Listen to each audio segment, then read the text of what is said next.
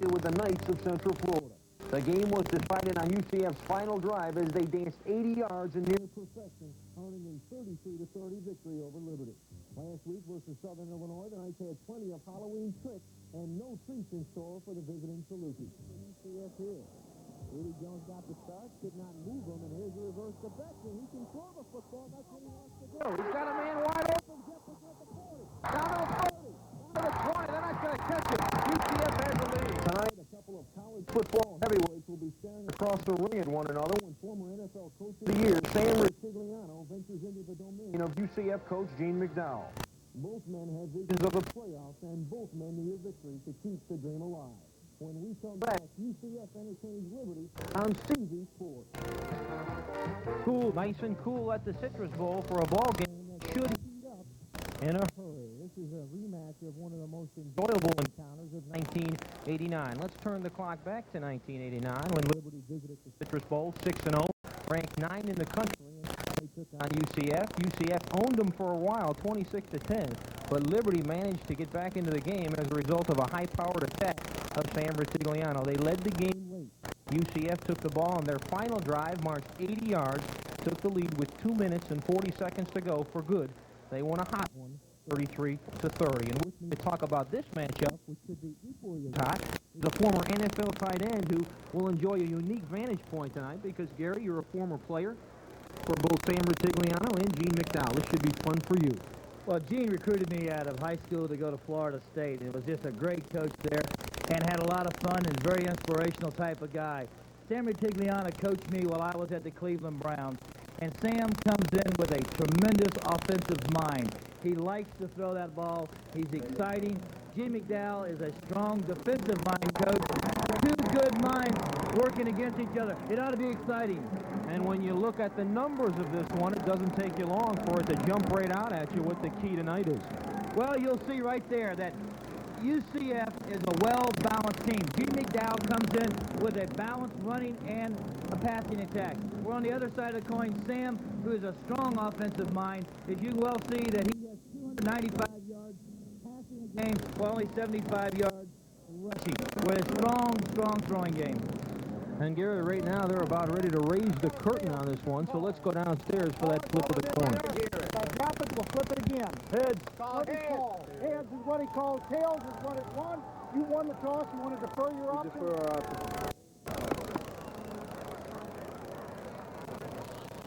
Okay, gentlemen, you have the option. Receiving the ball, which goal will you defend? I want to defend this goal here. If you'll come alongside me, white if you'll face me. White face me.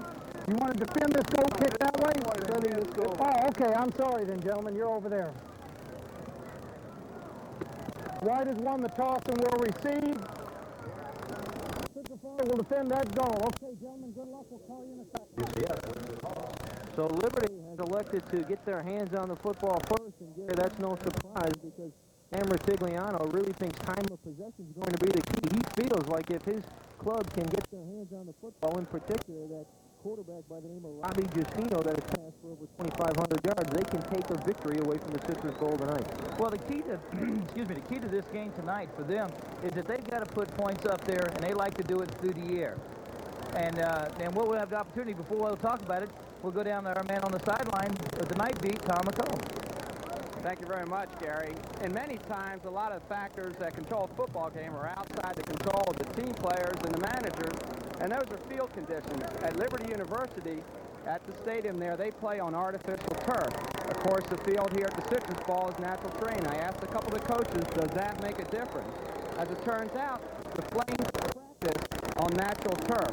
So they have an option. They can go either way. They feel equally comfortable. And it looks like tonight it's going to come down to the pure talent of these football players. It's going to be an exciting game. I'm looking forward to it. Gary, we're going to take it back upstairs to you. Okay, as we were talking again now, I enjoyed the opportunity to play on AstroTurf when I had the chance. And also I like the grass too. And I'm like Sam says, it really doesn't matter. When you come out here to play, you're just going to play your best, whatever it happens to be. Well, Sam Rutigliano knows what the keys to success for his club are, and he told us about them a little earlier in the day. So, I think tonight they're just going to, get 11 shovels and go after us. And if they can run the football, that's what they're going to do. So our number one goal, and it's no big secret, is to stop their high running attack. They do other things well, but we're going to have to stop their running game, and they're going to have to stop our passing game. And there lies really the key for both teams, you know, in order to open the door for success. So in the trenches, that's where this is going to be decided. And looking at the averages for that Liberty offense, who will touch the ball first, they rush just an average of 74 yards a game, Gary, but they pass for 295, as you alluded to a little earlier, and that tells you right from the start that Sam Restigliano likes to put it up. And one of the other things that really jump out at you, they've got at least 5 receivers with 25 catches or more, so they spread the wealth. That means that quarterback reads the field real well.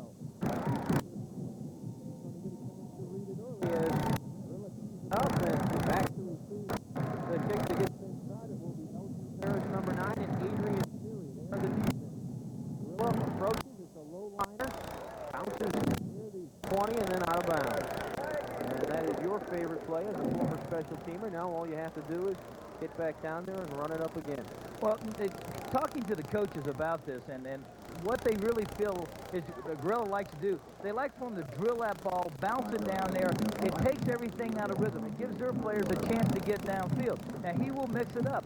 When he feels that he's got the wind with them and they move up, he likes to boom one. When everybody's back, they like for him to bounce it down there to give the special teams player a chance to get down fast. Now, that one was just a bad miscue. He just missed that one bad, and that thing went flying out of bounds too quick for him. LG Parrish has run back a punt for a touchdown of 66 yards, so he can fly. And Adrian Cherry is their key man. He's returned 17 kicks for an average of 25.7 a kick. His long on the year is 43. We will try this again, 5 yards back, Gorilla from his 30. The crowd still filing in. Just a pleasant night. We're happy to have you with us on CB Sports for live UCF football. Underway from the Citrus Bowl, a short kick taken up there at about the 40-yard line and snowed under after just a couple yards return. Kotar was down there along with Vic Taylor, Ariel Gibson, and a whole host of UCF tacklers. When we look at that starting offense, McDuffel, Payne, Hatcher, the center, Adams, and Payne. No relation. Justino, that quarterback, got some good running backs in the form of Kennard and Shelton.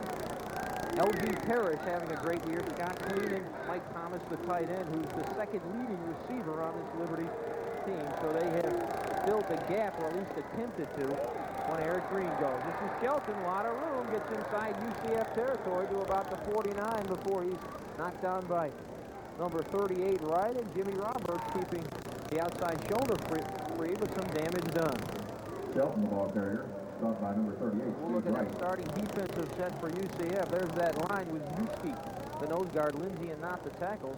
A quartet of linebackers that would be hard to equal anywhere. Jones, Stewart, Hamilton, and Patulski, a veteran defensive secondary. Irvin and Roberts, the corners. Buckley and Law, the safeties. Second down and 2 for Justino, the quarterback.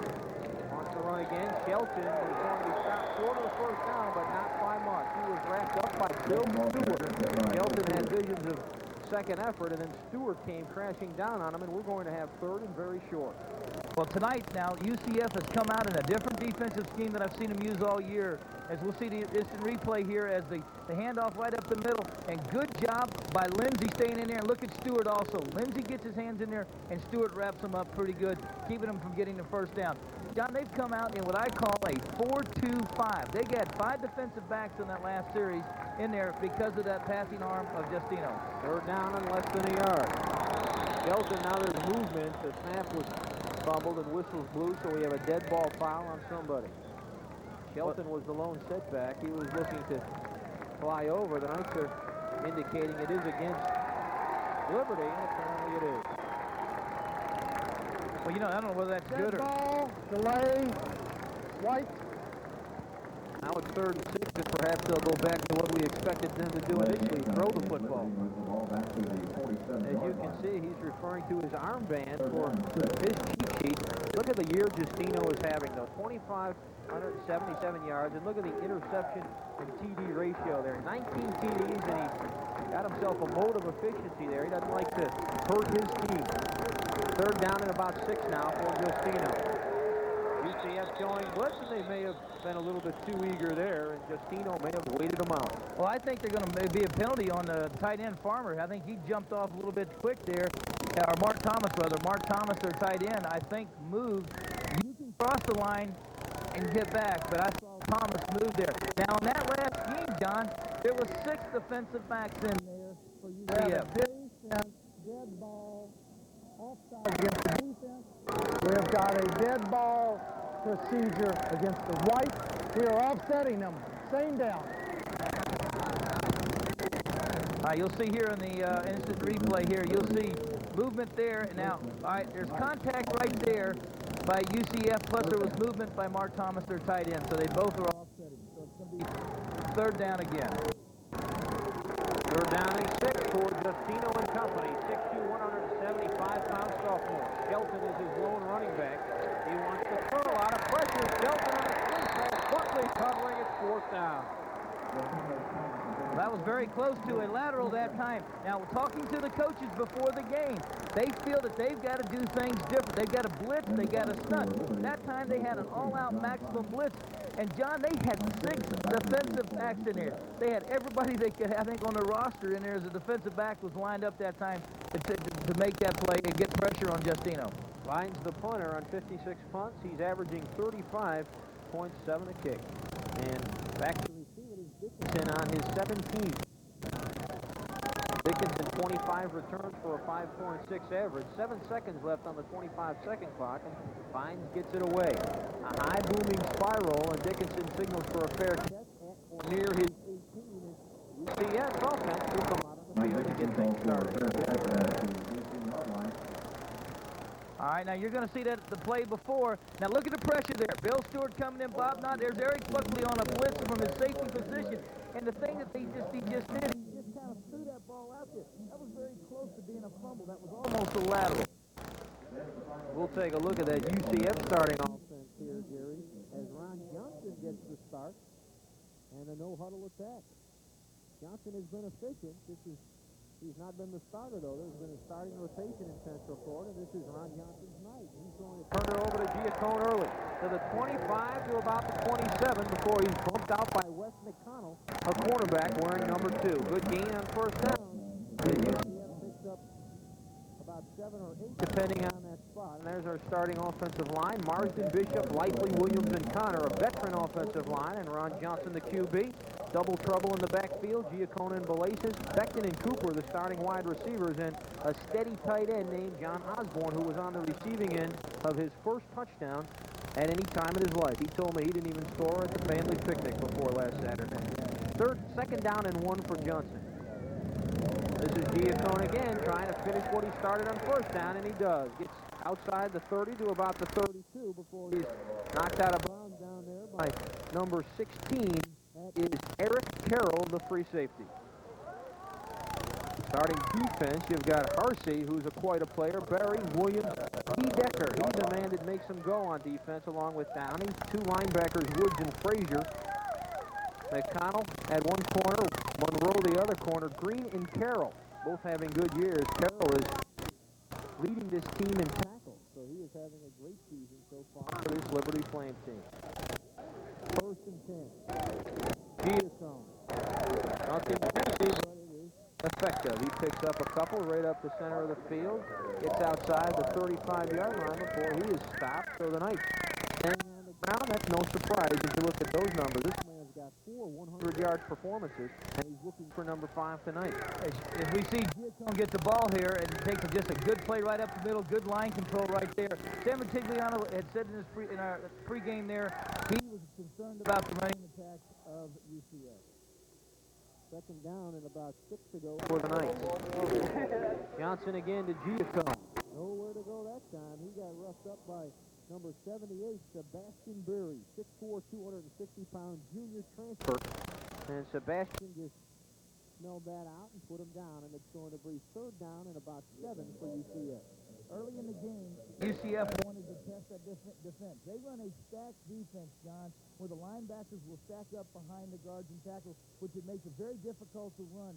As you're going to see Giacone right here, Good penetration. They got across that time, did a good job. And then you'll see some adjustments on this later in this game. Cooper at the bottom of your screen, Beckton at the top. Palacios and Billy English in the backfield. Not bad. Problem, gets out of trouble. Takes it himself. He's got a first down and more. 45, 40. And up at the 41. Ron Johnson with an egg with that solution. He was finally dragged down by number 8, Wayne Moore, cornerback, with second and third efforts produces results for number 15. Unbelievable run by Ron Johnson that time. They had a blitz that time coming from outside. Now you're going to see the blitz as it comes into your screen right here. I believe that's McConnell's going to come in. There he is. Wes McConnell comes in, has him. He's almost down. Now watch the athletic ability of Ron Johnson. A little stiff arm there.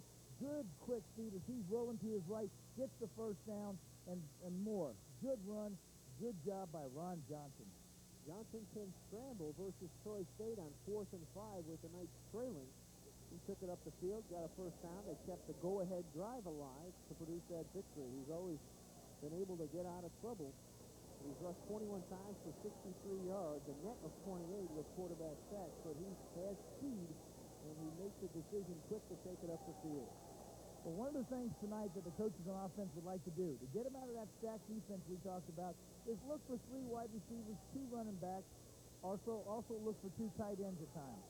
Beckton and Cooper are wide left with Cooper in the slot. Valasis and Giatone are the I-backs behind Ron Johnson. John Osborne the tight end. First down and 10. Right up the middle. A lot of room for Perry Valasis. He was dragged down by number 2, Wes McConnell, a cornerback, but Valasis on a quick hitter has those teams moving. Well, you know, I asked one of the coaches, I said, before the game, I said, I noticed that Eric Carroll and Wes McConnell are both leading tacklers on his team. Well, here's why right here. They're making a lot of tackles in the secondary, and when you get in there, you're going to make them. Plus, they do a lot of things with those guys. Those guys do a lot of, they play a lot of option teams in their conference. He's spotted at the 28. All dressed up and nowhere to go. He was dragged down by number 42, Larkin Hersey, who has 6 sacks. He's 6'2", 235 pounds, and he's from Panama City, Florida. So we would have liked to keep him in the Sunshine State, and Sam Sigliano got him up to Lynchburg, Virginia. One of the comments that Sam said he was real happy about his program as it's growing, as we watch the opportunity of Mark catch to get the ball. Look at the penetration there. Just good penetration is that. A lot of his young men from all over the country, from Florida, all over the country. They're recruiting all over the country. They're getting good athletes. Beckton and Cooper, the top of your screen. Valasis and Giatone behind Ron Johnson, who wants to set and fire to Beckton, and nobody there. A bit of a mix-up there. Beckton cut in, and Johnson was looking for him to go toward the sideline. You can see, as we look at top passes there, as we see Justino has 2,577 yards. But most important factor is look at the touchdown to interception ratio.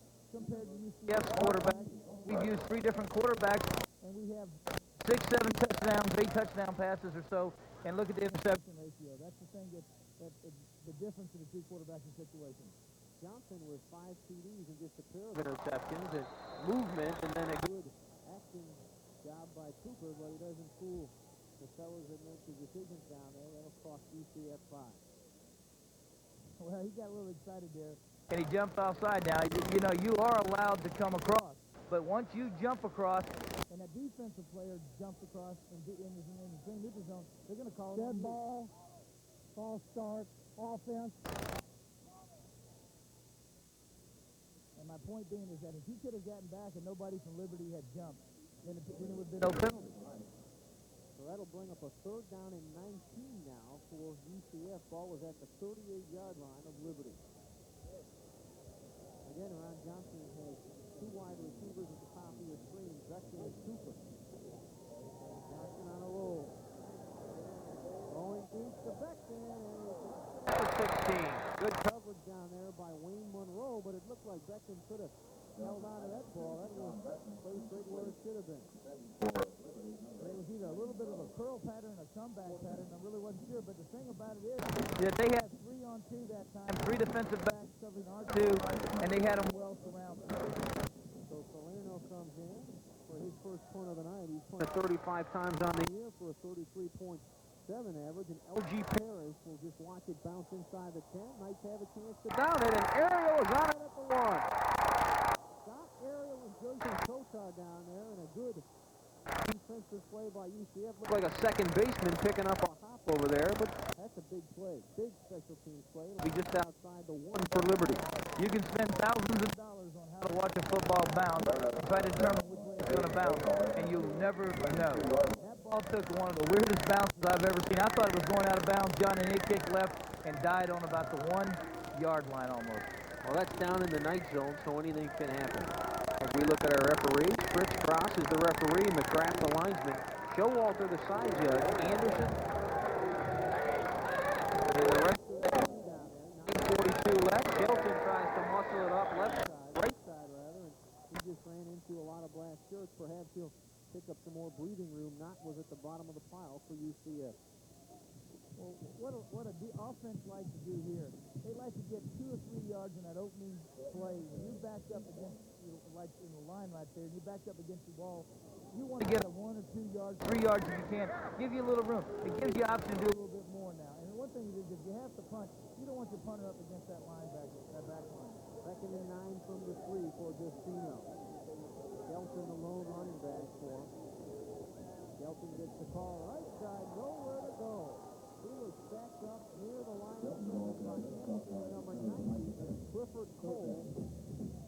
Also, Buckley and Knott in on the play. UCF is really slamming the door down in the trenches, and that'll bring up picked up 1 on that, so call it 3rd down and about 7 to go for the Liberty Flames as they have their back to the wall. Now, Nelson comes out of linebacker, and Rice comes in as defensive back. So we have 1, 2, 3, 4, 5 defensive backs in the ball game right now. 3 wide receivers, and they'll throw that tight end as well. Steele back. Now has to hurry over the middle. He's got his tight end, and it is a 1st down. He went to the 14-yard line with it to his tight end, Mike Thomas, who came in with 33 catches. That's 2nd on this team. He's got a 14.2 average as well as we look at the top defensive players for both of these clubs. Carroll and Frazier with 98 and 89 tackles respectively. And Hamilton and Stewart, those 2 steady inside linebackers, 83 and 74 tackles. So they've been busy in 1990. 1st and 10 after a clutch catch by tight end Mike Thomas and Justino. Mark that signal. 7:55 in the 1st quarter, no score. Justino on a play fake. Going deep down the far sideline. Roberts has the coverage, and it's incomplete. He was looking to hit number 88, Scott King, 6'1", 161-pound junior. He came in with 32 catches, but great coverage by number 3, Roberts, turned it away. The key to their offense tonight, John, will be their tight end, Mark Thomas. Mark is a 6'2", 227-pound tight end. He's a weapon out there. Like you said, he has 33 receptions. Now, we're going to watch the time. Look at the time Justino has. Plenty of time to step back and air the ball out. Got a good, strong arm also. Good cover by Jimmy Roberts, though, for UCF. Justino barking signal, 3 wide receivers once again. 2nd and 10 from his own 14. Short drop. Now stops and pops. He's going for an LG Paris, and it's knocked away by Roberts and Law. 4 black shirts, Roberts, Law, Buckley, and Wright. And if you're a defensive coach, that's what you want to see. Well, if you're the offensive coordinator for Sam Tigliano, you're saying, wait a minute, how did all those black shirts get over there on 1 receiver? That means somebody else wasn't running their routes properly because everybody picked up the 1 receiver. Now watch Justino here. Again, plenty of time to throw the ball. There's no outlet receiver, though. I'm surprised he did not pick up an out receiver. Look at the black jerseys there. Nice for blitzing both Kotowski and Stewart as well. 3rd and 10 for the 14. It was back at 6 again. Timing pattern. The timing wasn't there. Wright was running with him stride for stride, and it's incomplete. There was a blitz that time by UCF, and Paris was the hot receiver. He's the man that must pick up the blitz, must look quick and find the quarterback. That time, Paris did not pick up the blitz, and the quarterback did what he was supposed to do, throw it to the hot receiver, and the Paris just did not have a chance to get his head around. Fine getting too. You look at Dickinson's numbers. He's been a daredevil in recent weeks. He can catch it on the fly. He will. Spiral that has to send him back. Here's 42. Here he comes. Midfield, and he's bounced out right there 45 for the Flames. That is Tim Hahn, a reserve linebacker who came up. No introduction necessary. Now see a clip on tonight. They're going to call roughing the kicker, or they're going to call running into the kicker. And I'm not sure, John, whether it's a 15-yard penalty or a 5-yard penalty, as you see Mike Dickerson, a sure-handed return man for us. And the difference of the two penalties is one is 5 yards, one is an automatic first down. So we'll have to wait and see what the official says.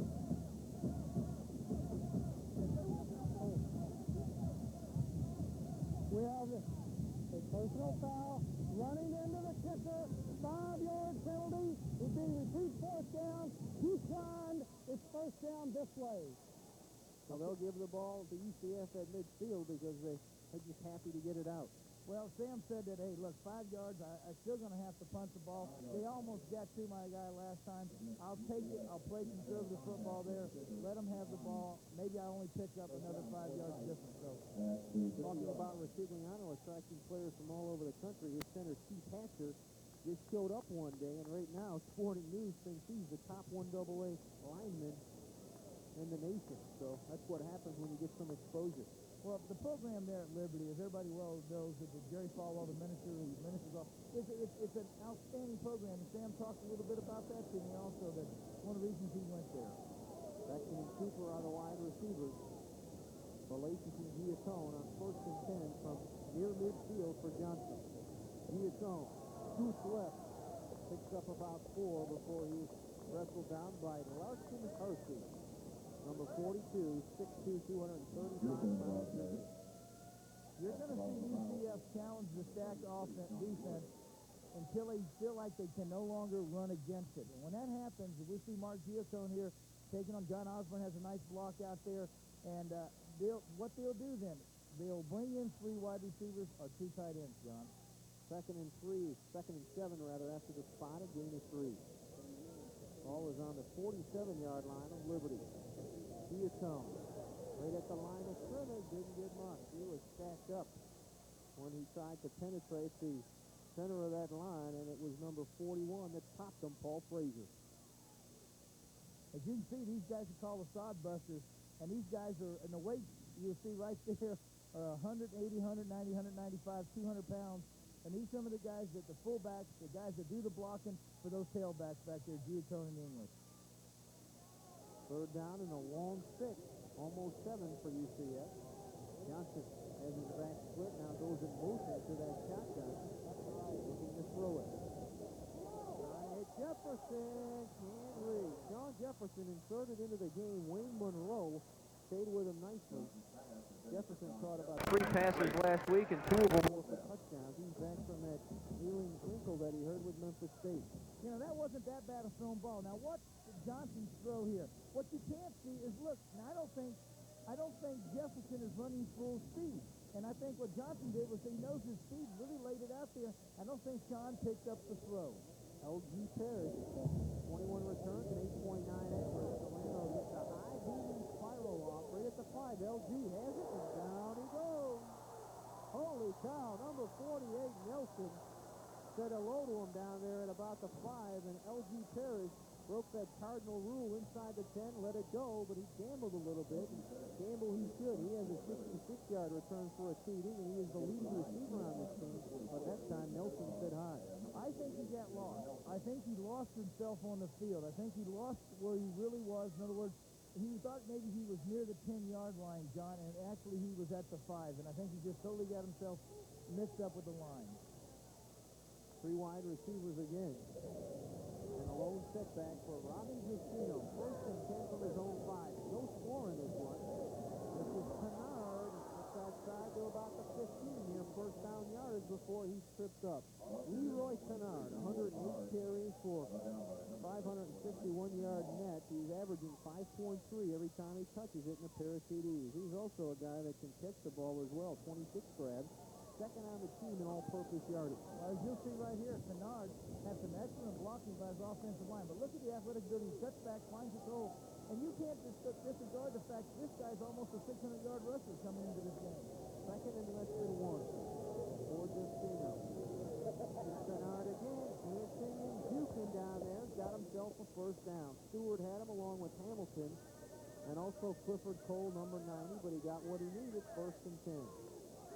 Good to see Clifford Cole back. The coaches really like this young man, and he was injured a couple of weeks ago, getting more and more time. As we see Bill Stewart there, another guy on the tackle. Bill Stewart's always going to be around the ball.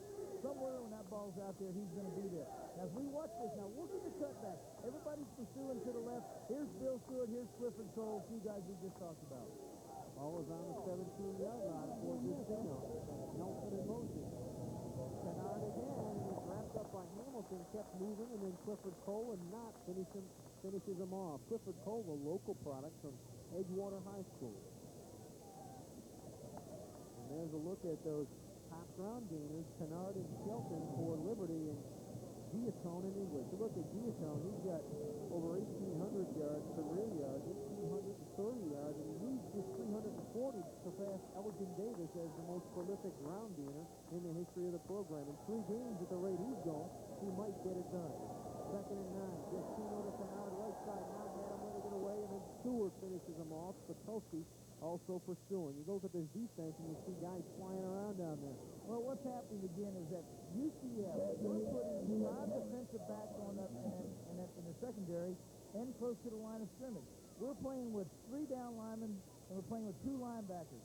Now, we say Kennard going over here. You see, there's Bill Stewart, there's Bob Patowski, there's Bob Knott. All 3 of these guys are right around there. We're going with it's actually like a 4-2-5.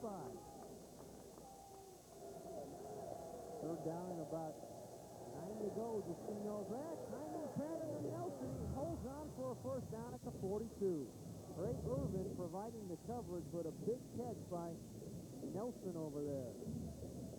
Well, Pat Nelson did a good job. I think he's another Floridian that's playing on this team. He has 27 receptions for 470 yards. That's just great concentration. Now watch the catch here. This is a great throw, great concentration. That's good coverage by Ray Irvin, but that ball just was threaded the needle right perfect. Well, we knew this was going to be an air raid tonight from Liberty, and the question is, can the UCF defense turn it away? First and 10 from the 42. No scoring, somewhat of a slugfest so far. Kennard, nowhere to go.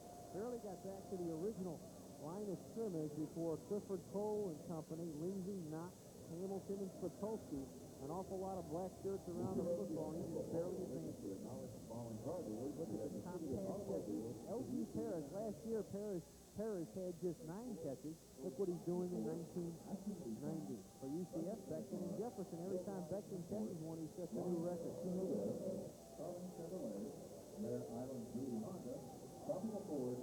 Kennard, a lot of running room. Wall wraps him up, and then he can help him his friend. Buckley finally rolls him over at about the 43-yard line. It looks like Kennard is coming up a little bit slow, and he's going to march off, holding that right arm. And move the chains first and 10 on the UCF 42-yard line. When I was watching the play, watch the way the line stretches everything out. Kennard cuts back, and he has got, see, we only have 2 linebackers. If the guards can get to the linebackers, John, they're going to spread them out, and it's going to be a good opportunity for the running backs to pick up 6-7 yards or a first down. Queen and Parrish are at the bottom of the screen. Justino to Shelton on a swing pass. Here comes Nelson. Rather, that's right that came up, number 38, to put him down. A short gain and a flag falls down there. Stanley Tigliano's got to be happy with the way things are going right now. He's been able to move the ball by the ground, with something he hasn't been able to do a lot during the season. And there's going to be a holding penalty against the Flames. You do get the feeling watching this one that Coach Tigliano said, hey, these guys are expecting an air raid. Let's take it up the field at them. Right, now here's a screen pass. They're trying to throw the little screen pass right here against the offense. Repeat the down. Good job that time by the defender of UCF smelling it out as we were able to get Eric Bucky. Steve Wright did a good job. Now, he's one of the defensive backs that's in there in replace of a linebacker, and Steve did a good job of smelling the screen. First and 20 just inside UCF territory. Nelson is at the top of your screen. 2 wide receivers are left in the lone setback. Justino, short drop, has problems with UCF drum, and Patulski almost picked it off. Took it out of the back pocket of Nelson and couldn't hold it. He's going to bring up a third down and 20 now second down and 20 now for the Flames. John, I had a great talk with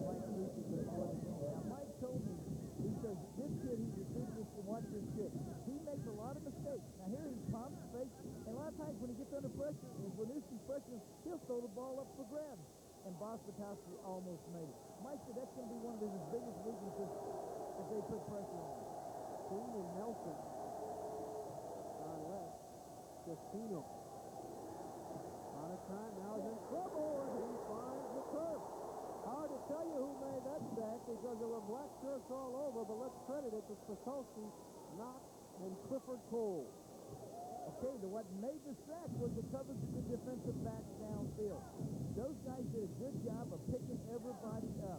Now, watch the protection he has now. He has plenty of time. There he is looking, he's looking. He's got to get rid of the ball. Now, here comes Bosfatowski, Bob Knott right there, and Clifford Cole. Did a good job of sandwiching him in. But that secondary did a good job of that. Third down and 21. Because of that short drop and a step up into the pocket, he only lost a yard on the play. Again, 3 wide receivers in a single setback, and you hear the Slippers ball crowd, and so does Justino. Out of trouble, and he's run down. That's Winuski that brought him down. It's 4th down, and there's a celebration down there as the defense turns him away. Lee Winuski, you see right there, he has 24 tackles, 2 sacks. That'll make his 3rd sack right there. There's a freshman that's getting better and better as the season goes along. Finds the punter. He's on his own 28. Dickinson back at his 21 awaiting the punt. 52 seconds left in the first quarter. What a battle we've got going. Low kick.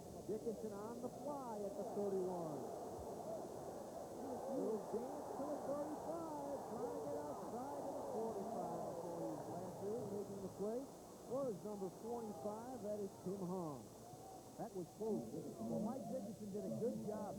The punt, and we're going to see it again, is that punt was a low line drive punt, and Mike gets it on the run. Now, what's the great move here? Finds his block. He's finding his block right there. He's working himself into position. He's working upfield and does a good job. So the Knights come without a huddle again. They huddle at the sideline and come right to the line of scrimmage. 1st and 10. Good field position on their own 45 to start things off here. With 36 seconds to go, first quarter, we're still scoreless. Johnson pumps, now trying to hit Beckton deep. Nobody bid on the fake, and there was good coverage down there by Wes McConnell, the cornerback, who came in with 85 tackles. He's 5th on the team in tackles, and he's also from Florida.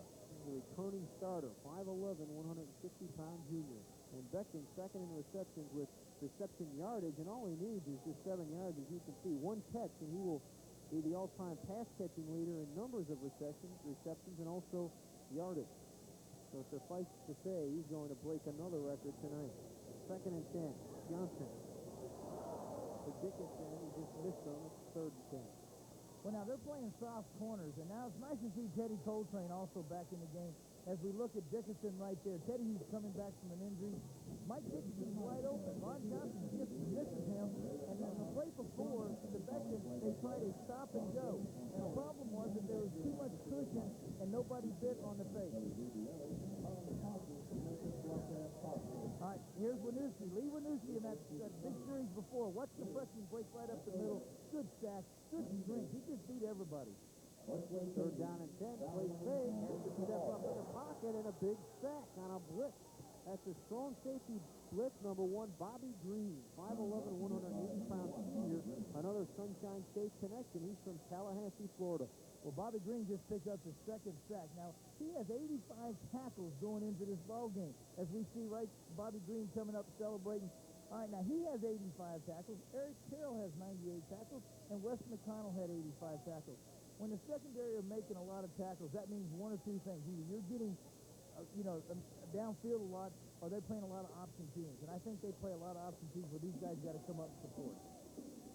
That's the end of the first quarter. Scoreless. It has been blow by blow tonight. Both clubs just slugging it out, and both defenses have been able to control the opposing opposition's powerful offense. Good redundant there. Look at this look down. Boy, he's got to feel like a general tonight. Well, the thing about it is it's been a great chess match the first quarter. Both these clubs have kind of, toying with each other, trying to find out which is the best offense, which is the best defense to put against each other. It's been a chess match, and nobody's yet to make a big move. The Knights have to punt the football. Both punters have been very active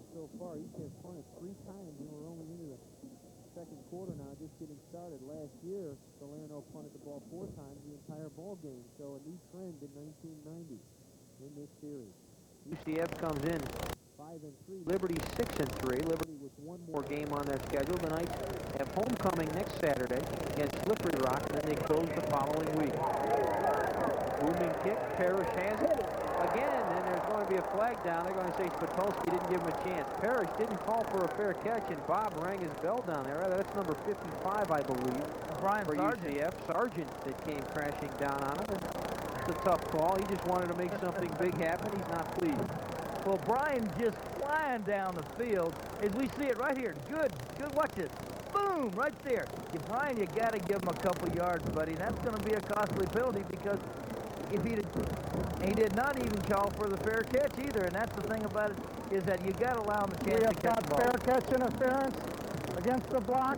I'm sorry, he did call. I guess he did call for the fair catch, and I didn't even see the hand movement. Boom, right there, and you got to allow him a chance to catch the ball. But now, one thing on that, the positive side on that, next time he may be looking upfield for Brian Sargent, and that may be helpful to us the next time we have to punt. So it's spotted at the Liberty 39, 1st and 10. Both teams have enjoyed some decent field position, although Liberty had 2 drives way back in their own end. 2 wide receivers and a setback. Tino back, a lot of time, can't find anybody. Now underneath, and nobody was there but number 56 and number 2, Ray Irvin, and this crowd at the Citrus Bowl, perhaps that was intentional. Well, I think it definitely was. I mean, there wasn't a receiver in that side, and I don't think the officials were really up on top of this. Now watch him. He has plenty of time here. Here's the secret to their success this year. They've been able to give him a lot of time. Now look, nobody. Now watch him throw the ball. Where do you see anybody? Bob Spitolski's the closest man there. That's definitely grounding the ball there. 2nd and 10, no huddle for Justino and company. Now he's going to give it to Shelton right side, who will get a couple. He drags some UCF tacklers forward for just a few. Making the play for the Knights as they unpile was number 91, Lindsay. First quarter stats, first down, 4-3 in favor of Liberty. But look at the passing yardage. The Knights are containing them. 33 yards for Liberty. The Knights expected to be successful on the ground. That's why we make mention of that 33 yards, which is subpar for Liberty. They like to go up top. And they're having problems tonight. This crowd is extremely loud for Justino. He's back. Underneath to his tight end. He's got a hookup and a first down. Buckley will drag out Mark Thomas. Buckley escorts him out of bounds. That's the 6'2", 227-pound junior tight end. Well, I don't care who they put up against this man tonight. If it's going to be a linebacker, it'll be a mismatch. Now, Buckley has a better chance here. Now, Justino's looking for him all the way. He's going right to him right there, and you'll see he's wide open. Buckley's the closest man to get to him, and somebody's going to have to help him. There's not many guys can cover this guy one-on-one. I think they're going to call for a measurement. Officials timeout as Buckley came up and really popped them. We talk about crowds. Last year when Liberty came to town, they played in front of 15,000 plus, and that was the record for them in terms of attendance that they've played in front of. So they're not used to the large crowd per se. And tonight they've got a pretty good crowd here at the Citrus Bowl making some noise. Well, they have a nice stadium there. I think it's only about 10 or 12,000 people. We're going down where Tom McCullion is walking the night beat. Thank you very much, John. We're down here. Looks like the best defensive player so far tonight. Russ Salerno punted a couple of right down there. One on the 1 on the 5-yard line. I don't know. I've been in a position to kick him, that close. But I got a different technique of relaxing, and it looks like it's working. I'm hitting the ball a lot better. And I don't know. It's the visualization thing that's been working for me tonight. Visualizing myself kicking before I go out, and it's really working really well. Both of them came off real good. Good luck to you the rest of the game. Thanks a lot. John will take you back upstairs to the action on the field. Well, they picked up the first down at the 49, and Shelton just carried for an air first down yardage. If he didn't pick it up, he's very close. They're going with 3 wide receivers, Queen, Parrish, and Pat Nelson in a lone setback as you get another look. What you're seeing is that they're attacking the two linebackers. There's Rick Hamilton, and look who's coming up making the tackle, Law and Buckley. What's happening is that we have two linebackers, we have 5 defensive backs. They're attacking the weakness would be that run at the two running backs, the two linebackers, rather. And it is 1st and 10 from the UCF 41. Justino again, a short drop over the middle, has that tight end again. Spikulski, along with help from his friends, drag him down at about the 26, but that tight end is a big target. Hamilton and Ray Irvin also helped out at 6'2", 227. Mark Thomas is a load. The thing they do so well, because this guy's a drop-back quarterback, he's 6'2", 175 pounds, he gets the tight end more involved in the ball game. He just drops straight back. Now watch a little curl pattern. Right there he is. And look, you got 2 linebackers trying to cover him. There's no way they're going to be able to do it in a zone like that. So 3 consecutive plays produce 3 first downs. Shelton looking for a 4th, this time tripped up by Hamilton, but falls forward for a gain of about 5 to about the 20-yard line, depending on where they spot this thing. We get the feeling that Liberty feels as though they're in a productive groove, and they've been going without a huddle on this sequence. That's because they don't want the defense to make any adjustments. They like what they see out there. They feel comfortable now that they can beat this front that they got out there right now. Nelson, Parrish, and Queen are the wide receivers, with Parrish and Queen at the top of your sprint screen. It's not easy to say. Justino to Shelton. Stewart came up, met him at about the 19. Wright was blitzing from the safety position. He got the first piece of him, but they advance it a couple yards, and that will bring up a 3rd down and about 5 situation for the Flames. John, you've played basketball before. This is like a mismatch. You want to try to get the ball to the guy in the mismatch. Right now, they feel that their offense has the advantage, and they're doing a good job of controlling the line of scrimmage and the 2 linebackers, Stewart and Hamilton, and they're running the ball real well. 3rd down and 5. Knight showing good. There they come. Justino reads it, and he makes an adjustment. Pat Nelson goes up, and he's got himself a touchdown. Wright had good coverage. Nelson just jumped up for the football and beat him to it and found the end zone. Great catch. Just a beautiful concentration. And you got to understand, when you work so well together as Nelson now, who came in this game at 27 receptions, he's already made a couple of... That's just a nice thrown ball. Now, Wright did a good job, but the problem was he had his back turned to the quarterback. He did not see the ball in the air. No one probably couldn't hear the ball, the call they made. Couldn't turn around and make that adjustment, and Nelson did and made a nice catch for the touchdown.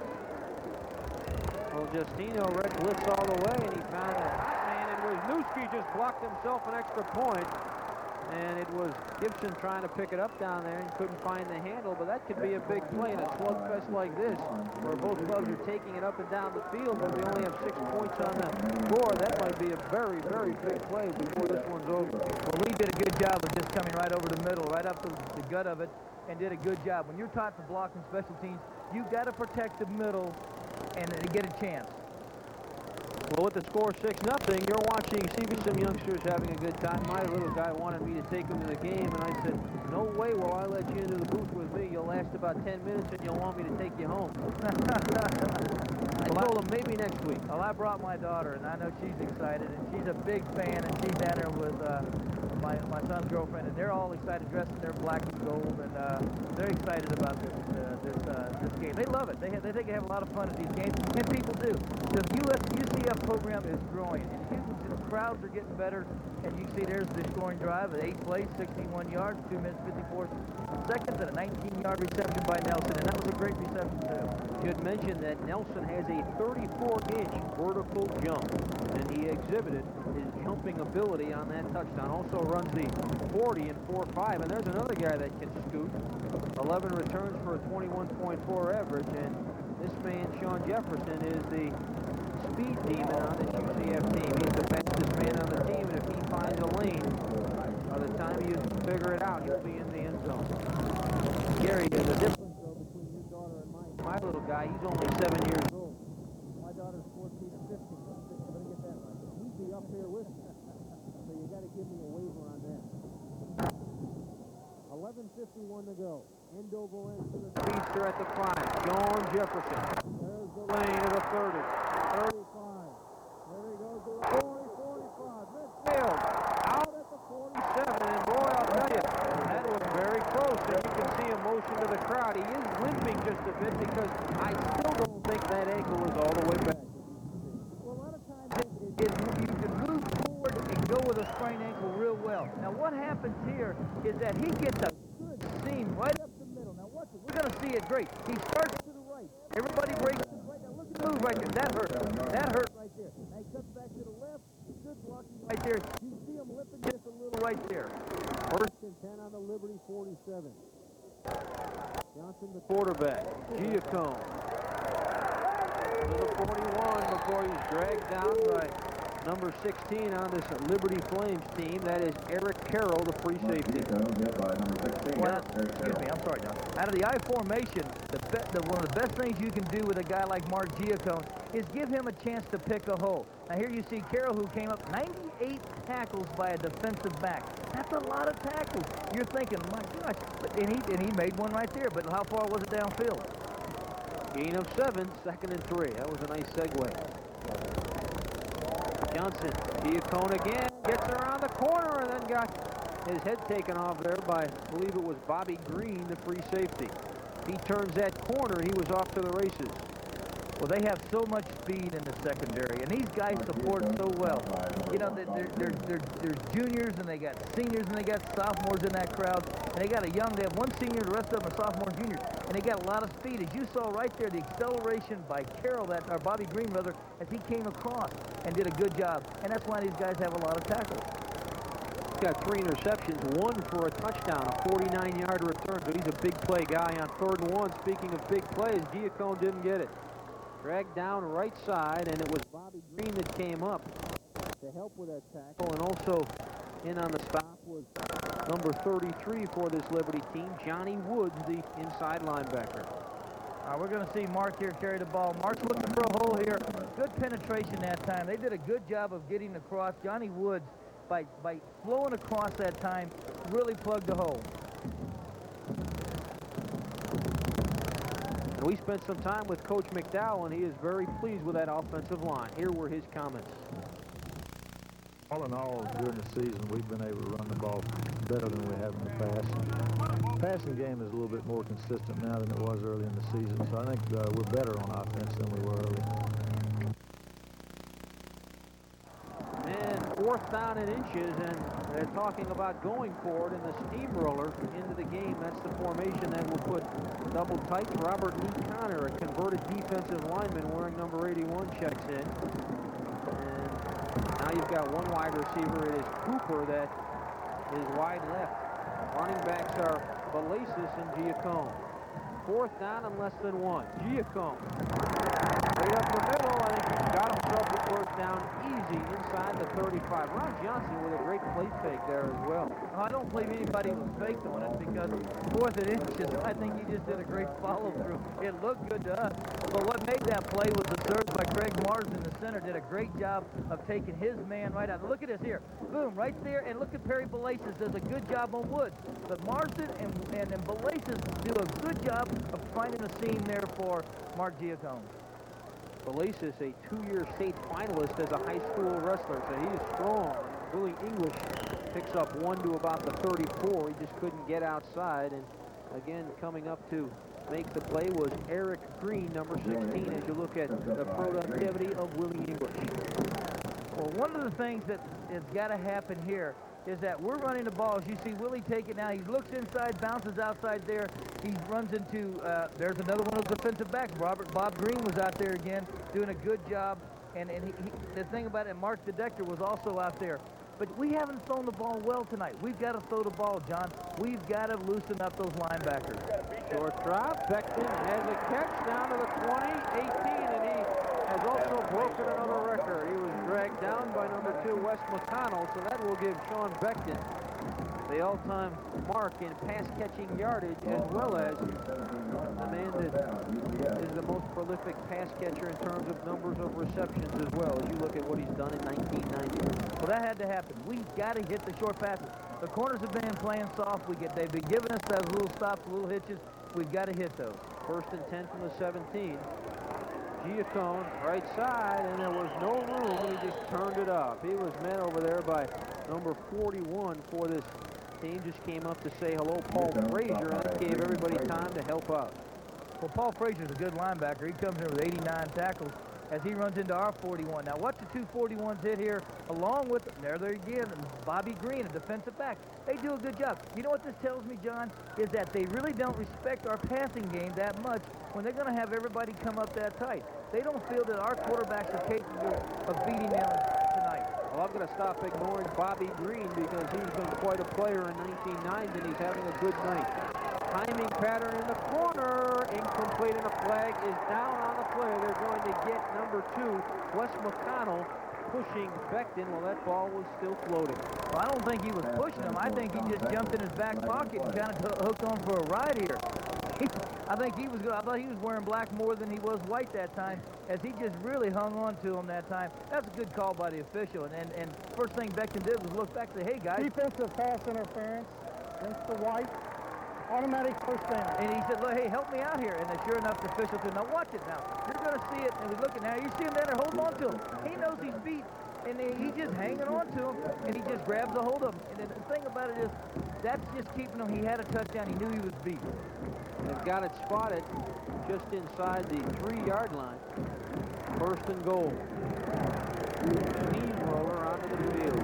Malacious and Giacone, double tight end for UCF. Toss, Giacone, got himself a lane, got himself a touchdown. He came in with 5 TDs, make it 6 for Mark Giacone. Well, they had the steamroller to left that time. That meant they had 5 linemen to the left of the center. Now, Mark takes the toss, and he could be anywhere from the sideline to Craig Marsden's block. Find a hole, and that's exactly what he did. We see it right there. There you go, Mark. Find yourself a hole. Get yourself your 6th touchdown. Throw a knee up there. Let them know you're there. Good job. So it's all tied up at 6 apiece, and Gorilla out of the hold of Ron Johnson makes good on the extra point, and UCF now has a lead 7-6 with 7:43 remaining in the first half. You're watching CB's Community Cable Channel, Channel 32. We'll be right back with more UCF football right after this. Enjoying UCF football, we thought this was going to be a hotly contested ball game, and boy, it sure has not disappointed us, Gary. What happened and what made that drive was the fact that they went to the air when they had to there. When they finally threw the ball, it loosened things up and allowed Mark Giacone to score a touchdown. These coaches are doing a good job, but the chess match is getting stronger and stronger. Is Sean Jefferson an impact player? It was his return that set it all off. Boy, we need him in the lineup. End over end, nearing the sidelines and out of bounds, so they'll mark it back 5. That's the second time that Franco Grilla has done that tonight. Well, he's not trying to kick that ball out of bounds like that. He's trying to make that ball bounce down there, bounce high in the air.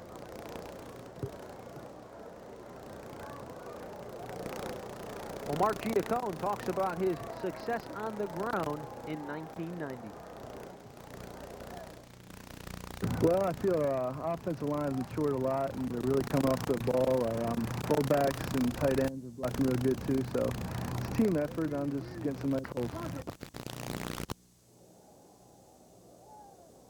Mark Giacone from Westfield, New Jersey. We mentioned that he is still within firing distance of that mark of 2,170 yards held by L.G. Davis. He's already second on the all-time career list. came in with 1,830 yards. Each 340 yards. He was rushing for over 100 yards frequently in 1990. He's got 4 100-yard-plus performances in his pocket. L.G. Parrish to the 20, 25, and wrapped up by number 25 of UCF down there, Jason Sams. And actually, that was Dion Cook that took that ball up, and we're going downstairs to Tom McCullion. Thanks again, John. We just saw you on tape talking about your prolific career, and of course, you just scored another touchdown. Well, before I say anything, see that sign over there? It says Giacone Goombas. I want to dedicate that touchdown to those guys over there in the handicap section. They've been great supporters of mine, so I want to give some credit to those guys. It's not only your teammates, but your supporters in the stands who really make you fly. Oh yeah, I got some great supporters, and it makes the game that much better. Well, good. Listen, good luck to you the rest of the game. All right, thanks. John, we'll go take it back upstairs to you. Geocone Goombas. That's a handicap section up there. A tribute to the guy that works hard, plays hard, and he's saying that, guys, I dedicate that touchdown to you. What a great guy. What a classy character fella he is. He just can't be, makes you feel good. On that last play there, we saw Robert Lindsay get his hands up. Offense, still first down. John did a good job of knocking down the pass, plus there was holding against him, as we just were told. But Robert Lindsay did a good job of getting his hands up and blocking the ball.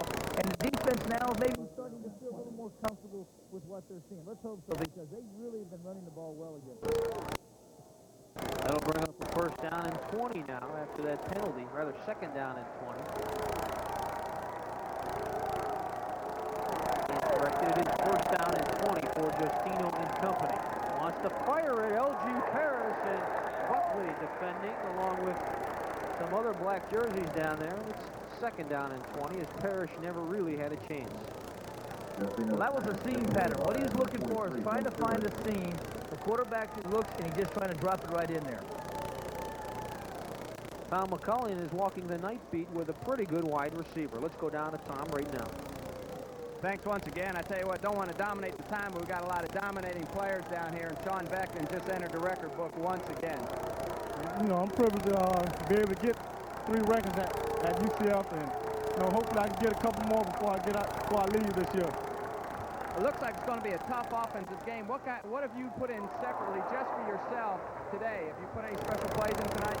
Not really. We just want to, you know, go out and establish a run and then throw play action pass, drop back pass, and, you know, I'll break some stuff. Okay, we're going to see a little sign later on that people are asking for some Beckman ball. You ready to put it up again? Sure. Let's go. Anytime. I'll talk to the coach. John, we're going to take it back up to you for some more action on the field. Well, the basic stuff is working so far. He calls it basic stuff. They've got a 7-6 lead, and they are playing Liberty straight up. And right now, the Flames are third down and 20. And look at Jimmy Robertson's numbers. He's steady. Steady, efficient, and consistent. Justino has pressure, dumps it off. Kennard, and nowhere to go at the 20. Snowed under by number 38 right and number 43, Bill Stewart, at fourth down. Now, you're going to ask yourself, John, why run a screen when you've got first and 20 or 22 yards to go, 20 yards to go? A lot of times that is just to give your quarterback some confidence, hope to get the ball upfield a little bit. It's hard. As you see right there, the screen pass out there, that's not designed really to pick up 20 yards. That's more or less try to give your quarterback a little bit of confidence there. Well, Vine's long punt on the air is 48. That's partially blocked. Out of bounds at the 24. Holy cow, Buckley was down there. Rather, Scott Ariel, I think, got a piece of it, number 10. Scott Ariel did a good job of penetrating across there. Got a hand on it, and another big break for the Knights as they get an opportunity. Hopefully they can capitalize on it. Good penetration by the special teams. Special teams have done a good job tonight. The last scoring drive, as we know, we saw Sean Jefferson give us good field position. Here, Ariel does a good job of blocking it, and the Knights offense has got excellent. There's Sam Tigliana, the head coach. Oh, buddy, now he's a little worried now. He sees the game swing a little bit toward the Knights. Well, in a slugfest like that, sometimes, or like this rather, sometimes it is special teams that really turns things around. Willie English, right side, is lassoed after a short gain down there by number 69 for the Liberty Flames. Just got him and wouldn't let him go. Wymath Williams, 5'9", 215-pound sophomore, returning starter. Well, we ran 2 tight ends that time as we watched Willie English. He's working over there. You have Derek Connor over there, and you have Robert Lee Connor on that same side. As we ran 2 tight ends that time. Now they're bringing out that type of scheme, and you're going to go back to their 2 wide receivers, 2 running backs. Second down and 9. You get the feeling at any time UCF's going to go up top for 6. 5:44 to go, first half, 7-6 UCF. Johnson back, he's going for Jefferson! Touchdown, UCF! Sean Jefferson caught 3 last week, 2 of them were touchdowns. When you say he's an impact player, it's the understatement of the year.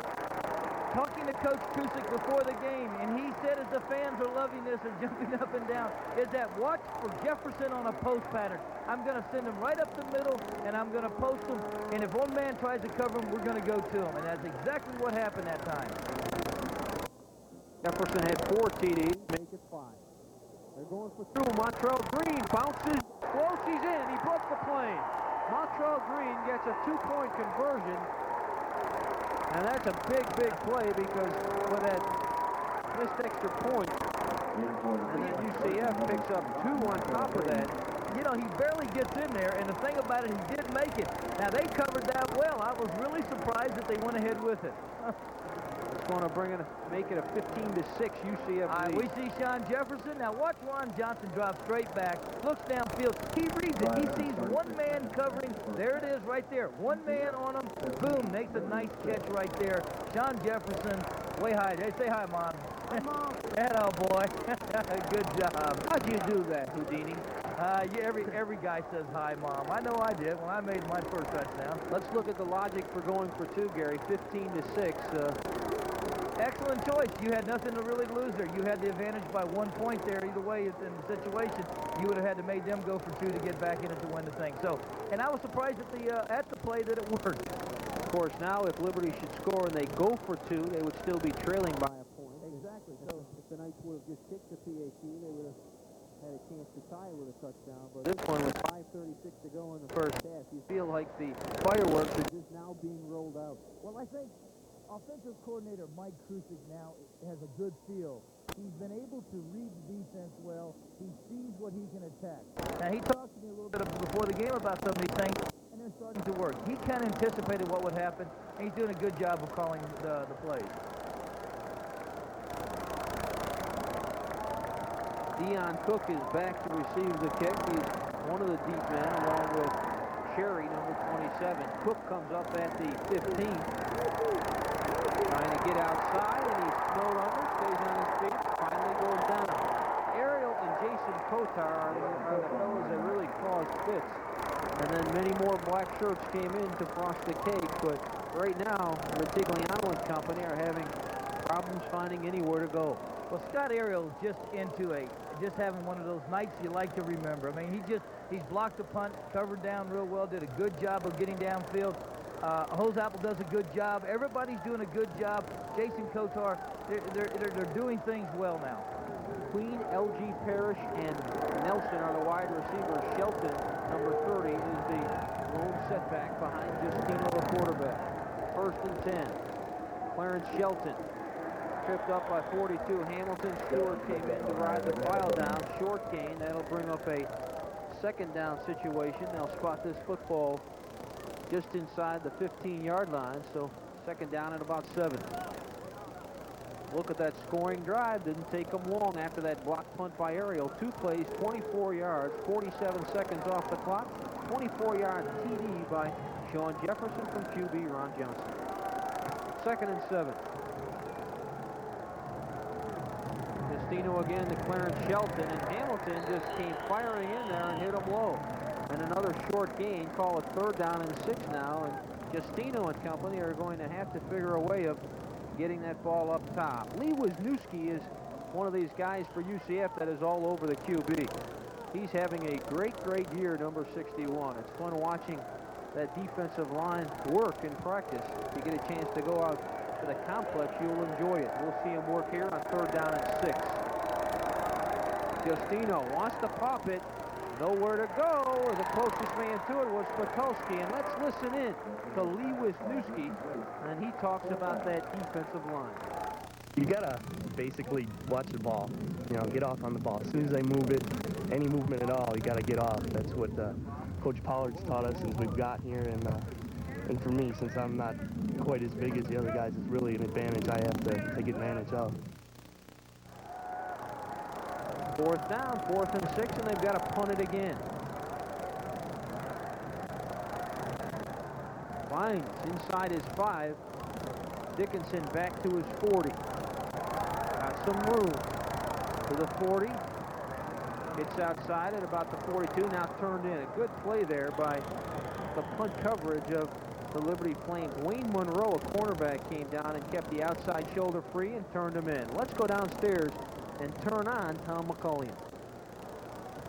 I don't think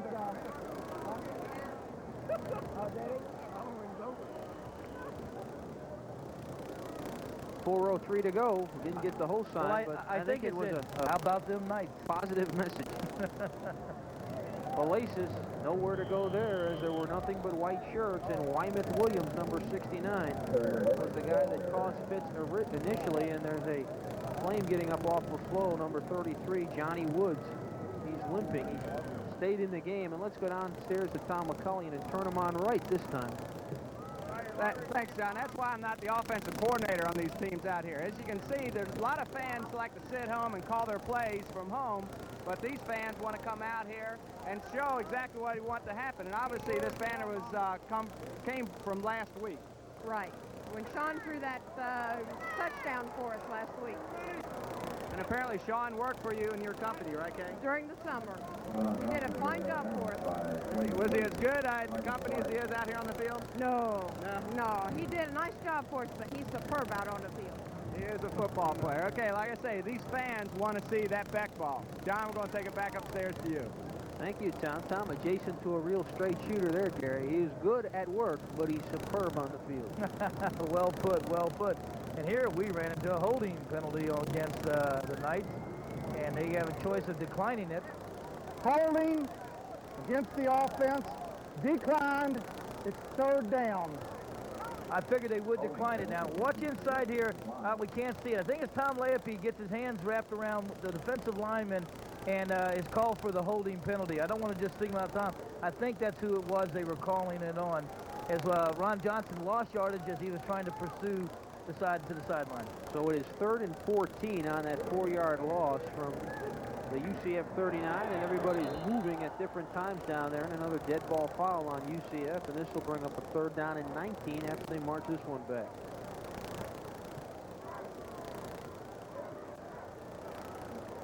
Dead ball. False start against the offense. Still third down. One of the things you don't want to happen to you right now is that you don't want to lose that momentum. You're ahead 15-6. There's 3 minutes and 19 seconds left, and all of a sudden you're falling apart. This is a big play right here.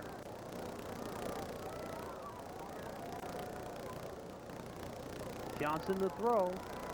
Looking for Jefferson, and that's off the hands of number 8, Wayne Monroe, the cornerback, nearly picked off. All right, that was a post pattern he had scored his touchdown on. And one of the things he did was he tried to bend it back to the middle, and Johnson threw the ball back to the sideline a little bit. Now watch Ron dropping straight back. There's no outlet receiver. He's going exactly to Sean Jefferson. Now watch how many defenders are there, though. You're going to see one guy on him, and that's the reason he went to him. L.G. Parrish is the deep man. He's at the 30. Salerno gets it away, a high short spiral. Takes a UCF bounce, and Sargent's just going to let it keep on bouncing. Down to about the 20 before Kotar. Is he usually in on those plays here?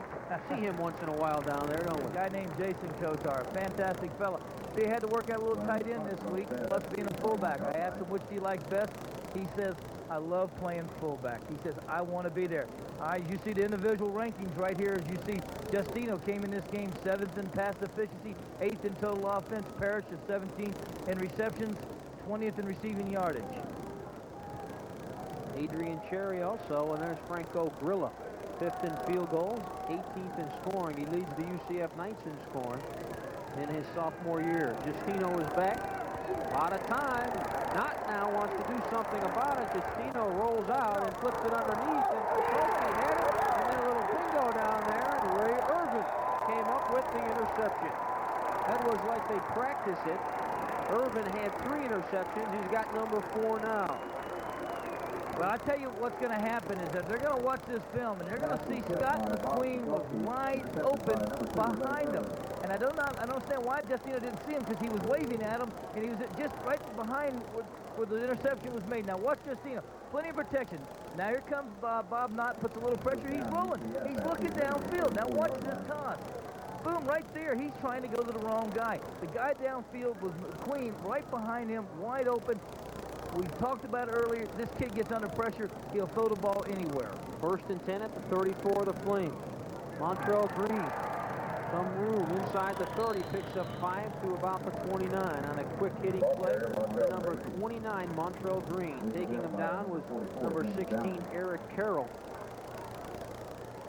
getting back to that interception by Ray Irvin, Ray did a good job of doing what he had to do. The secondary did a good job. They did a good job of covering their people, not allowing them to get open, and it forced that turnover.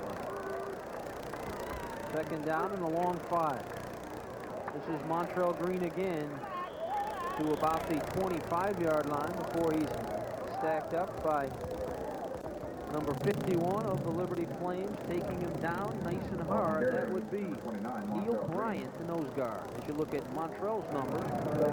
How would you like to have Montrell Green and Willie English being your backup? I mean, you really don't lose a whole lot right there when you bring those two guys in. Oasis and English now are the running backs for Johnson. This is Perry. Third and short. He needed just a yard, and he came close before he was bounced down by this Liberty defense. Carroll, number 16, and also number 41. Paul Frazier in on the play. The Laces loves to hit. Great blocker. He'd rather block, and he says, let me have the ball every now and then, but let me hit somebody. Makes a great fullback in the I formation. Well, this one's going to be very close. They'll have to measure it if Bishop comes over to take a close look for UCF. Well, you know, here's the NCAA 1 rankings coming in here, team rankings. Liberty is 7th in passing offense, 25th in scoring offense, 18th in field goal returns, and 29th in rushing defense, 26th in pass.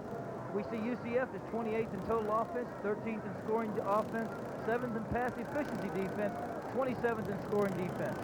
So what you're having tonight is you've got a good, solid defense versus a sound offense tonight. And they just got 10. It's 1st and 10 now from the 24-yard line. Just barely made it. Willie English inside the 20 to about the 17-yard line. Stacked up down there by number 60 for this Liberty Flames team. Bobby Walker, as some substitutes start coming in now for Sam Ratigliano. Well, they got 1 minute and 9 seconds, and the clock is ticking down here in the second quarter, so they can't take a lot of time. They've got about, you know, they got about 3 or 4 plays they can go here. Of course, they got their timeouts left too, so that's one of the benefits. They want to use as much as they can, but they can't run that ball every play. 2nd and 5, playing for the last shot is Ron Johnson and company. Trying to go over the middle, and flag called. He was looking for number 21 for UCF Dickinson, and they may have a defensive interference on Wes McConnell, number 2. All right, now what Wes did wrong there was that he did not allow Dickinson a chance to catch the ball. He went right through him before the ball got to Dickinson's hands, and that'll be the call. And that's a good call now. He's got to allow him a chance to catch the ball. Well, it's a big call, too, as you look at McConnell's numbers in 1990. They like to blitz the cornerbacks and the safeties. You see that McConnell had a pair of Defensive sacks. pass interference against the white, automatic first down. Again, that call was basically he did not allow him a chance to catch the ball. Ball at the 4-yard line, and there's 45 seconds to go in the first half. UCF leading at 15-6. And 7 points here would be just what the doctor ordered. Last year at the end of the first half, the Knights led 13-10. And they're looking for a larger margin in 1990.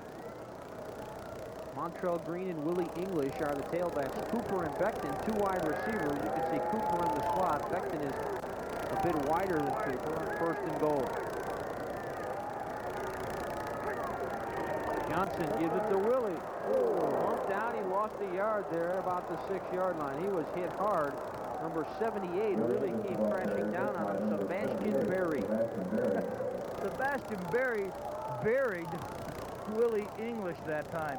He just did a good job of coming across. And now UCF needs to call timeout here because they got 31 seconds. They need to get the ball in the end zone for a touchdown. Well, they lost 2 on it, so 2nd and goal now from the 6-yard line. Well, you know, Willie English is the man they like to go to. Willie coming into this game had 7 touchdowns, and most of his touchdowns have been on those short scoring yards, like from the 5-yard line in. He's the man they like to give the ball to. He's strong, he's big, and he has the quick feet, and he seems to have the ability to dive when you have to get into the end zone. You look at Ron Johnson's numbers coming in. He had completed 59% of his passes for 416 yards. He had 5 touchdowns versus just a pair of interceptions. Of course, he's already thrown another touchdown tonight. You know, both these teams are outside the looking glass, looking in. They need to get inside that to be one of the Sweet 16 that gets to the playoffs. This is a vital, important ball game for both teams. Both teams need a win here to keep their hopes alive. So this is all these pollsters will be looking at this. They want to get inside the looking glass. They don't want to be outside looking in. And of course, every year is different. Last year, no team that made the tournament had more than 2 losses, but things are a little different in 1990. They both believe if they win the remainder of their games, they'll be there. And Jefferson couldn't reach on a toss to the left. He had Jefferson open momentarily, but it was just a bit too high, and it's going to bring up a 3rd and goal. So now time is really not a factor. With 26 seconds to go, you're either going to get it in or kick the field goal. Well, that was a good pass play. It was great coverage. It was a good route. They brought him in motion, took him down, made a little fake to the inside, broke outside. But Wes Connell did a good job. Now, Wes got called for the penalty, and to put him down here, and he really made a good play that time of keeping us from getting a touchdown. 10 seconds left on the 25-second clock, down to 7. Johnson gets the snap off, going to the end zone, wide open, and in and out of the hands of Sean Beckton, number 4. Sean had just turned, and he had him wide open, did Ron Johnson, and he could not haul it in. Folks, you will not see a better move than that was just put on there. And to have a man that wide open, Ron Johnson's got to be disappointed with himself. You just do not get a chance. Watch Ron Johnson. Now watch when he throws this ball. Look how wide open Sean Beckton is. Look at this. Look at the guy fall down. Oh, man, he'd love to have that one back right there. He made such a great move. He made a move like he was going to go back inside. The defender fell down. Bobby Green, I believe it was, fell flat down, and he was wide open, and Ron just put too much on it and sailed over his head. So the Knights lead at 15-6 with 21 seconds to go in the first half. 4th and goal, Franco Grillo will come on, who's 13 of 15 overall in the field goal department in 1990. You can see 21 rushing TDs for UCF this season. The old record set last year was 19. So ground control and the regulators have been out in force in 1990. Well, the passing game this year has been somewhat of a disappointment because you're not been able to drop straight back and throw the ball. You've had to rely too much on the sprint, and that's tough for an offense to get a passing game going on the sprint. This will be a 28-yard attempt, between 20 to 29 yards, between 20 and 29 yards, rather. Franco is 3 for 3, so he has been perfect from this distance.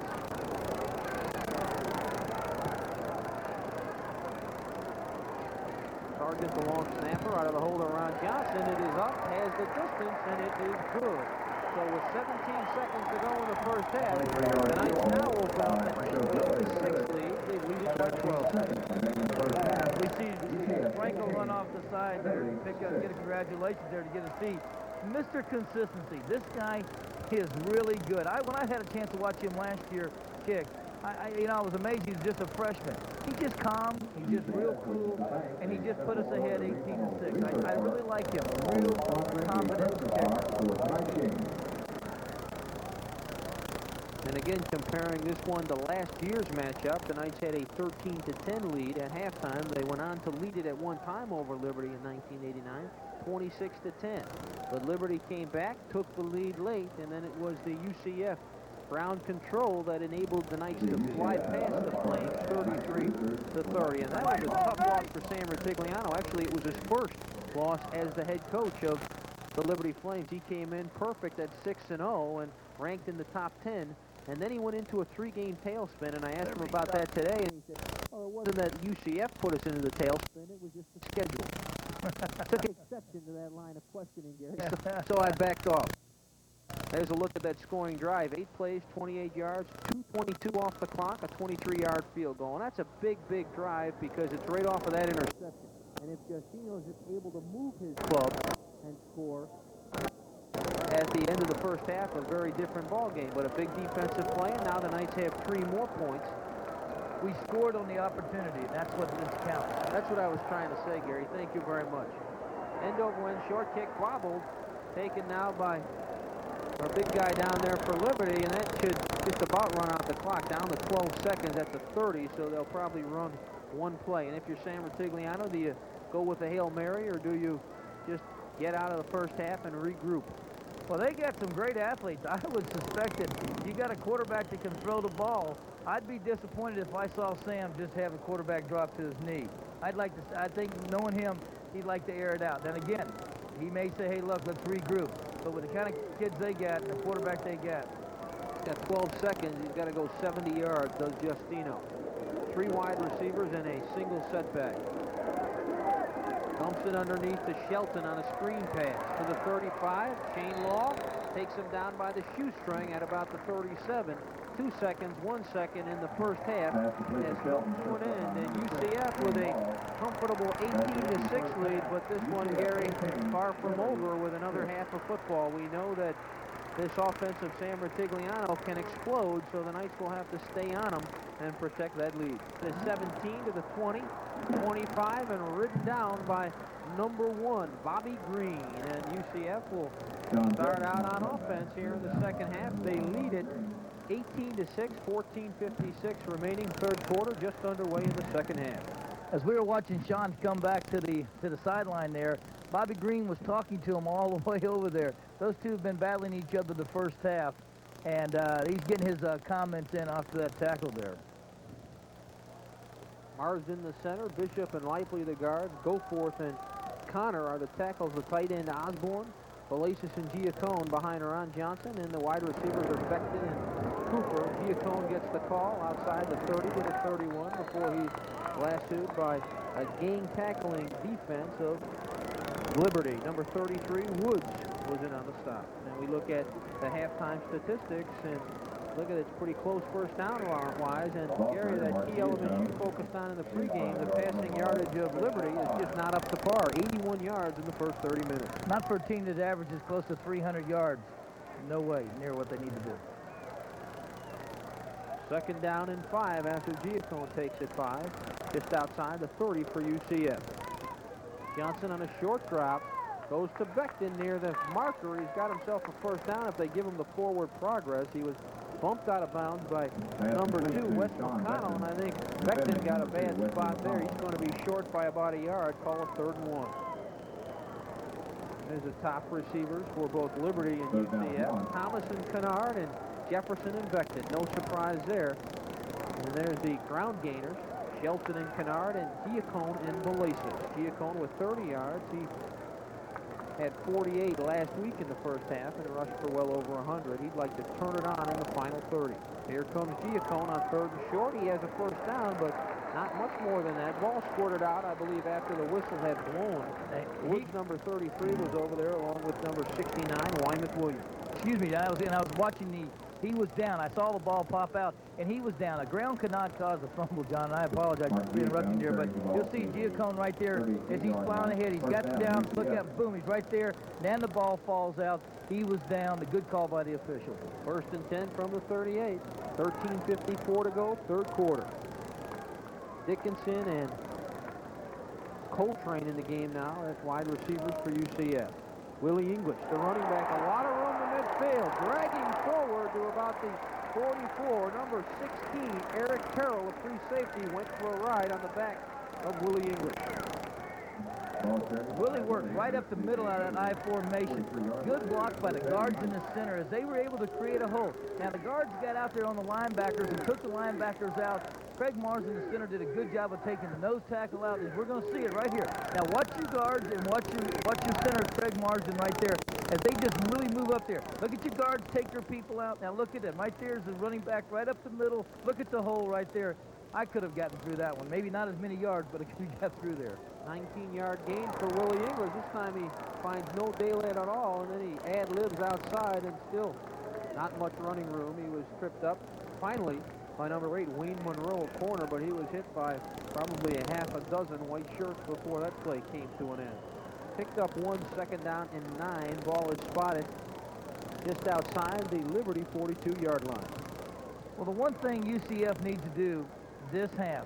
Now, in the first half, the quarterback, Ron Johnson, only had 2 completions and 10 attempts. He's got to get that number up around 6 or 7 completions this half to help sustain a drive. Coltrane and Dickinson are the wide receivers. That's Belasis on a quick hitter. A lot of room inside the 30 to about the 29-yard line before he is stacked up by number 1, Bobby Green, who brought him down. I love to see Perry Belasis carry the ball. He carries it the way he blocks. He's going to lay everything into it. It's just a short handoff on the front back of the I formation. He runs, he twists, he spins.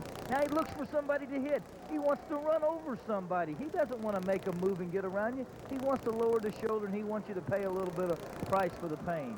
1st and 10, Dickinson and Coltrane, the wide receivers.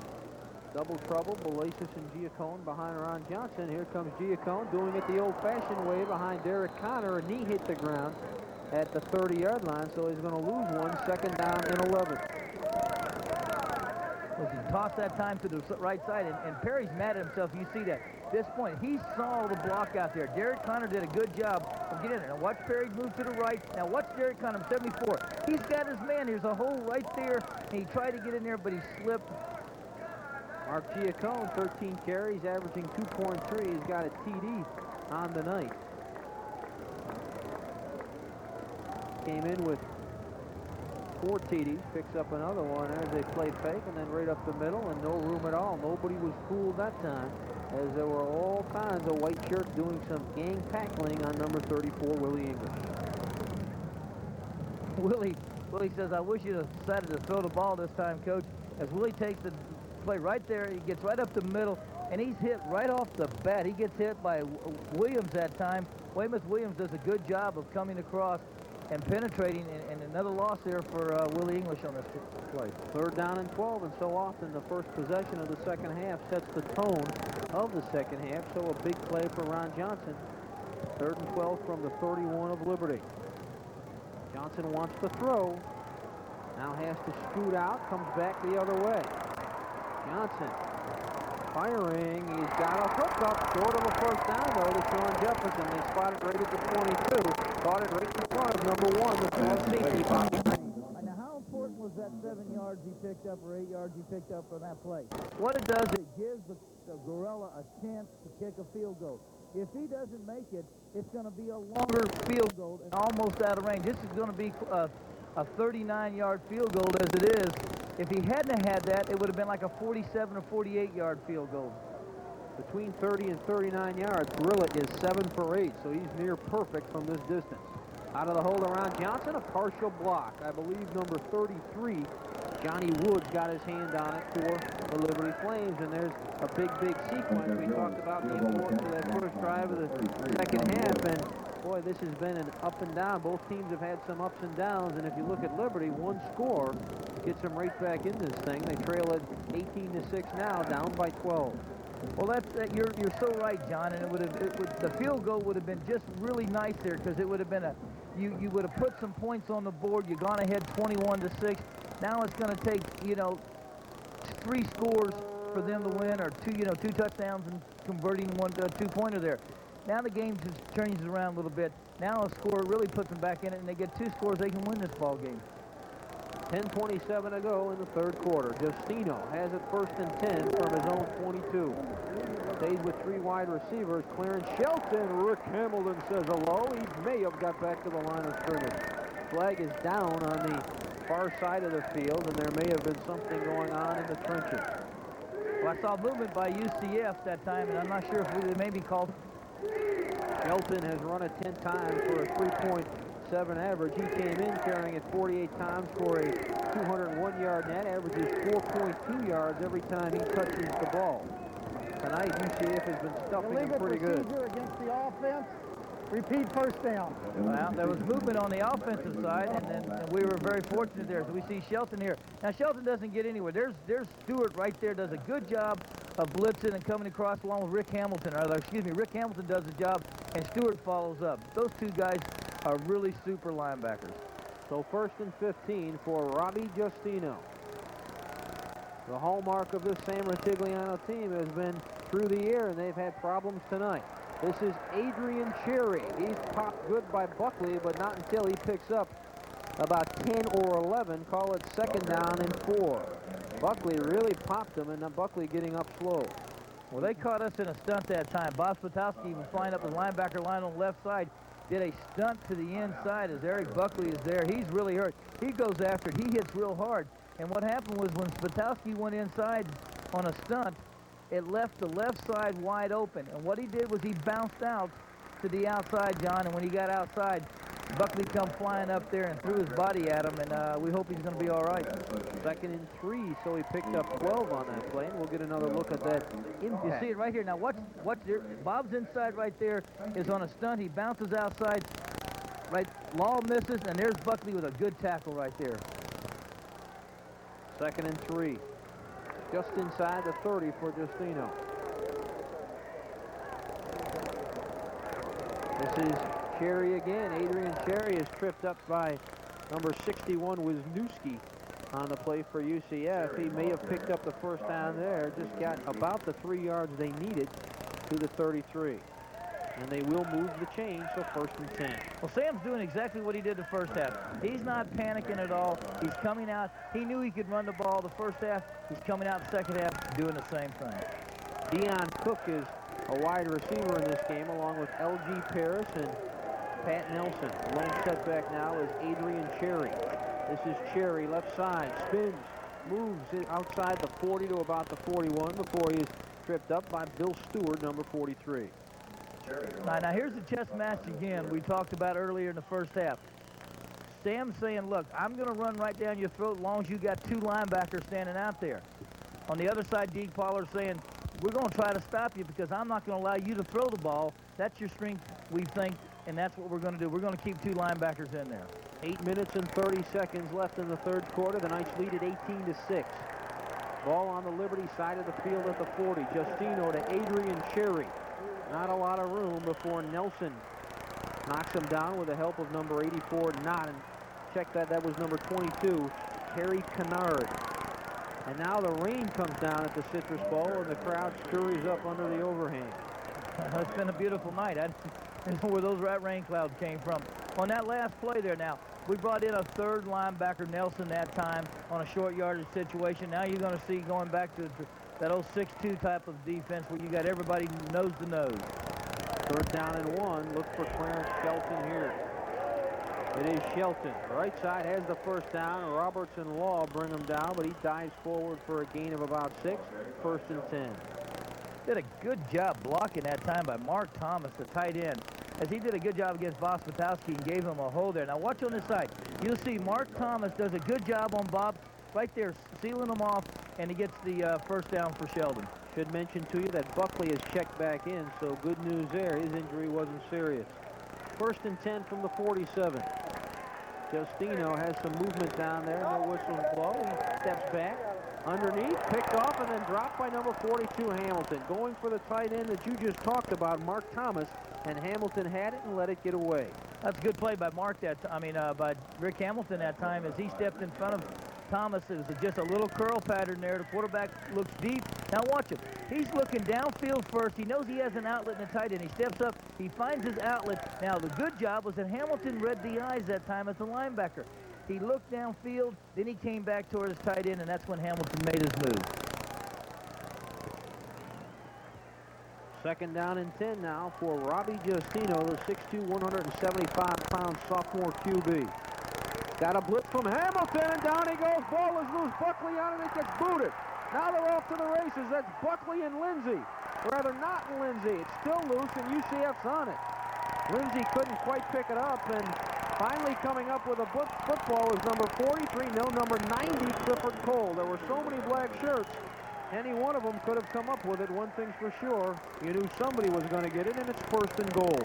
Well, if you're going to put pressure on a quarterback, you've got to stunt, you've got to blitz, you've got to do everything that you can to make things uneasy for him. We had a blitz that time, and we didn't get a chance to see it, but there's the ball. He's being kicked by Knott. There's Clifford Cole down there. There was Buckley that time.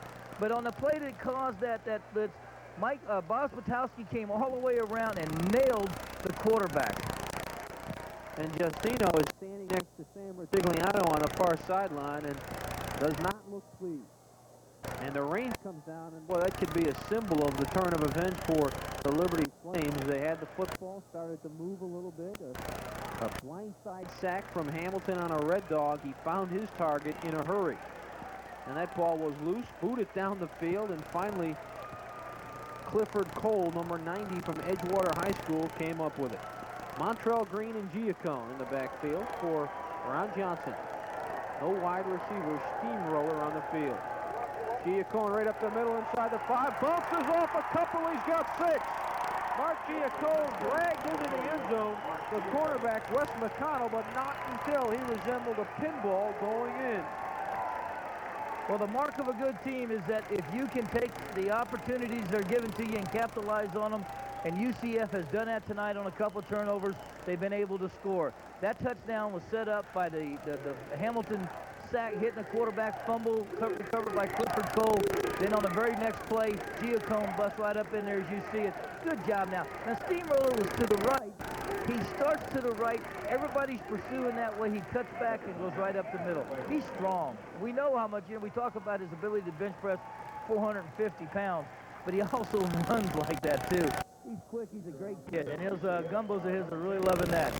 Got that low center of gravity, and it looks like Frazier is down on the play for Liberty. He's down sitting at the 5-yard line, and you look at Giacone's numbers. He has 2 TDs, came in with 5, so 7 touchdowns on the season for senior Mark Giacone. Well, what you don't want to do now is you cannot let up. You well aware of their ability to throw the ball, and they can get back into this game just as fast as they're out of it right now. The Knights had him down 26-10 last year, and Liberty fought back and took a lead. Now Liberty trails 24-10 with the extra point, or rather 24-6 with the extra point. It will be 25-6. Grilla. UCF with that shift. They've already converted on 1 2-point conversion. Montrell Green cashed in on the 2nd touchdown of the night for UCF. Sargent the long snapper. The holder is Ron Johnson. They get it up, and it's good. So with 7:02 remaining in the 3rd quarter, UCF leads it 25-6. Off the foot of Franco Grilla, and an energizing run by Mark Giacone. You're watching CB's Community Cable Channel, Channel 32. We'll be back with more. UCF flip the reign in Orlando and trailing 25-6. You know, Sam's got to be, he's so disappointed right now in the fact, not only because the score is 25-6, it's pouring down rain, but, you know, your offense are doing some things really well. I mean, they've played well enough to be in this ball game, but they've had some costly turnovers, and Mike Krusik and the offensive coordinator and the offensive team has done a heck of a job of capitalizing on them and putting points on the board. As we see, that scoring drive was just 1 play, 9 yards for 5 seconds by Mark Giacone. Deep men are Cherry and Cook. Cook is at the bottom of your screen. That's Adrian Cherry at the top, and that's Franco Grilla. Low kick taken right at the 30. To the 35 and down at about the 38-yard line, taken by number 80, David Bruiser. All right, now the difference now, John, is that you can no longer afford to try to grind the ball out. The 2 touchdowns would have probably won the game for you if UCF doesn't score. Now you've got to go to the air. You don't have the luxury of sitting back and trying to run the ball in. Now, he will balance it, but look for a little more passing. 1st and 10 from the 39-yard line for Justino. Club way behind here in the 3rd quarter. Clarence Shelton bounced at the line of scrimmage and may have picked up 1. He was hit by Bill Stewart, who really came up and plugged, or rather Hamilton, along with number 48, Nelson. They just came up, met pressure with pressure. Call it 2nd down and 9. Deke Pollard has done an excellent job with his defense tonight to this stage of the game. He's mixed it up, and he's put the 2 linebackers in there, and he says, look, I'm going to stay with them. I'm going to carry 5 defensive backs. I know you're going to throw sooner or later, and that has been his scheme. Now he's gone. Now he's got 3 linebackers in the game and just 4 defensive backs. So he's changing it around a little bit. Justino to Cherry, trying to turn the corner. He gets bumped out by Buckley at about the 43-yard line. They may have picked up a couple there. Call it 3rd down now, and about 7 to go for this Liberty Flames offense. Well, the thing they have in common, Deke Pollard and Sam Rutigliano, both of them coached at Cleveland. One was a head coach and one was an assistant coach who'd been there. So they both got some experience in the pros.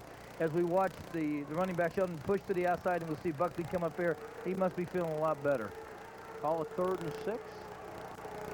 3 wide receivers and a single setback for Robbie Justino. The Knights showing blitz. Now they back off just a bit, but Spitulski may be coming, and he is.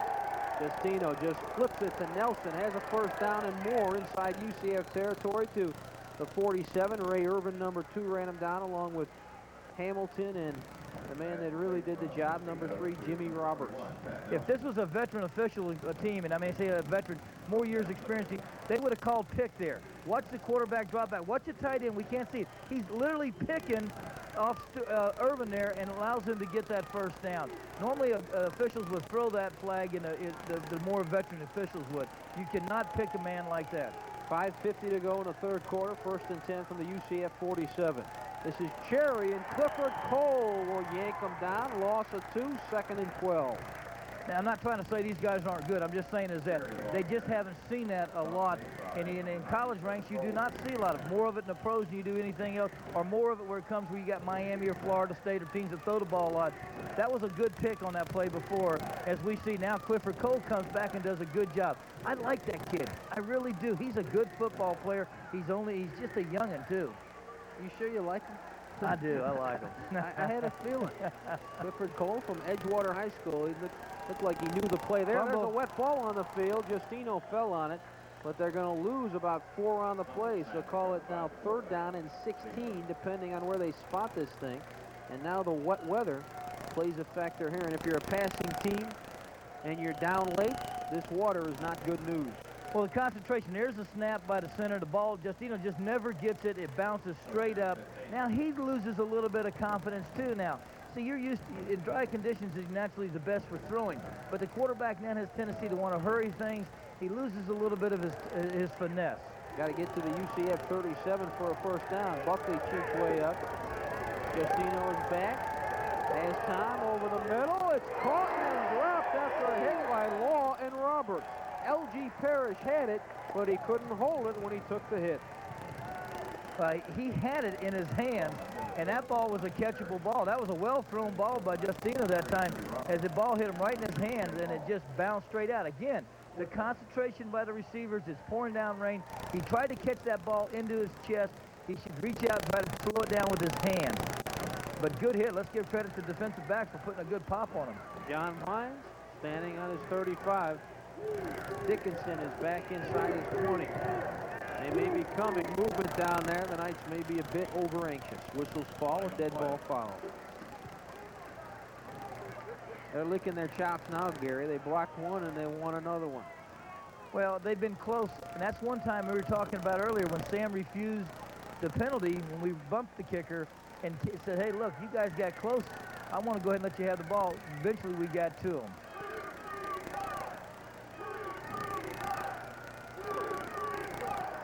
We've got a dead ball offsides against the defense. Still 4th down.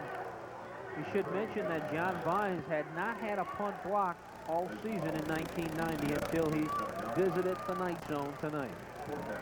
John, a young man from Jacksonville, Florida. 23 Florida players on this roster for Sam Rutigliano. He really believes, he's a firm believer that the climate keeps the kids out playing baseball. The bigger kids are out playing different sports. They're not home because they're snowed in, and he thinks that's why the talent is in the Sunshine State. And he's not shy about coming down here and getting his share of it up in Liberty. Gets it away this time. Dickinson moving right. Tries to field a wet football. Lost it and then found it at the 25. Heads up by Dickinson there.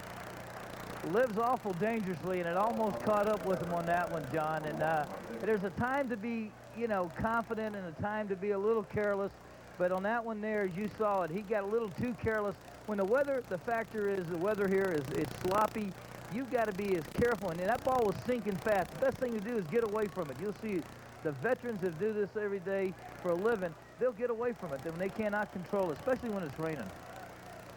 And Mike does do a good job. I mean, he has 3 returns tonight and he's usually real sound, sure-handed.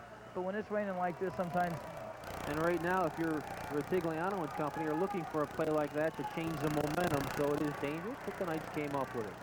First back through for the Knights is Montrell Green. He just bounced in for perhaps a gain of 1 before he ran into big number 78. What a name, Sebastian Berry. That's a good name for a guy that wears number 78, who's 6'4", 260. They ought to call him Sebastian.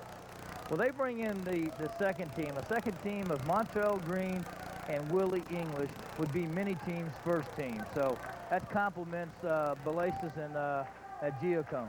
No wide receivers, steamroller. This is time to regulate.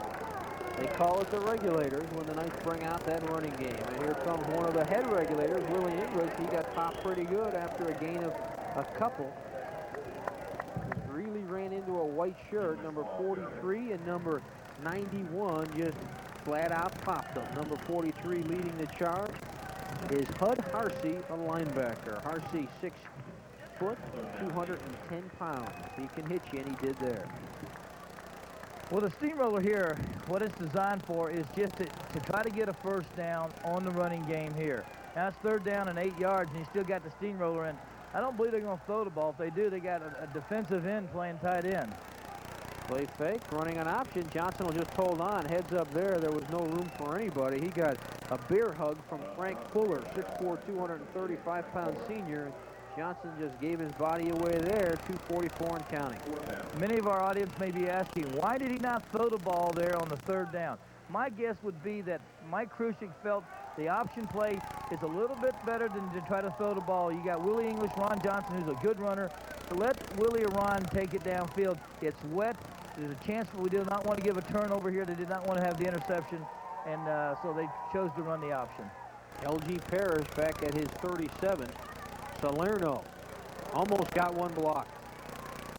Short kick takes a UCF bounce inside the 45, still rolling and finally down by Jason Kotar of UCF, and that will mean that Liberty's offense will come out 1st and 10 from their own 43. There is 2:06 to go, 3rd quarter. The Knights lead at 25-6, and there are some happy UCF fans getting a shower here at the Citrus Bowl tonight. Well, there's plenty of time left in this ball game. When you've got a whole quarter and 2 minutes and 6 seconds, and you've got an offense that can throw the ball and get it downfield, you're still in this ball game, and UCF realizes that, and they're going to be pinning their ears back there. They want to try to get to that quarterback. Nelson Parrish and Dion Cook are the wide receivers. Single setback is Kennard. There's a draw to Kennard. Good acting job, produces good results down to the 44 as Buckley dragged them down. Leroy Kennard, 5'11", 200-pound senior. He's a good one, averages 5.3 every time he touches the ball. In our CV game of the week, Seminole versus Lake Brantley. We invite you to tune in to Central Florida High School football. Air date for that one, November 5th at 6:30. 1st and 10, 44 of UCF for Justino and company.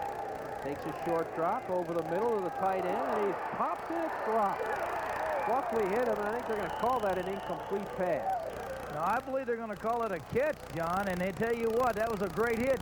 We had the opportunity to recover that ball, and as you see the tight end that came across and made the catch, we watch it here, coming across in replay, drops back, he finds his tight end right there in the middle. He has his both feet down, and Buckley does a good job, and that was Tim McCrate, I think it is, that caught that pass, and it was a fumble, and we just almost had the chance. But what a hit by Hamilton and Buckley. They did a great job of sandwiching him, that tight end in.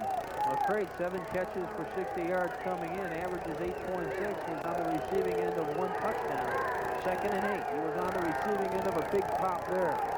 Justino fires it over the middle again, now to the right side. Buckley, closest man to the ball, trying to hit McCrate again. Let's go down where Tom McCullion is walking the night beat.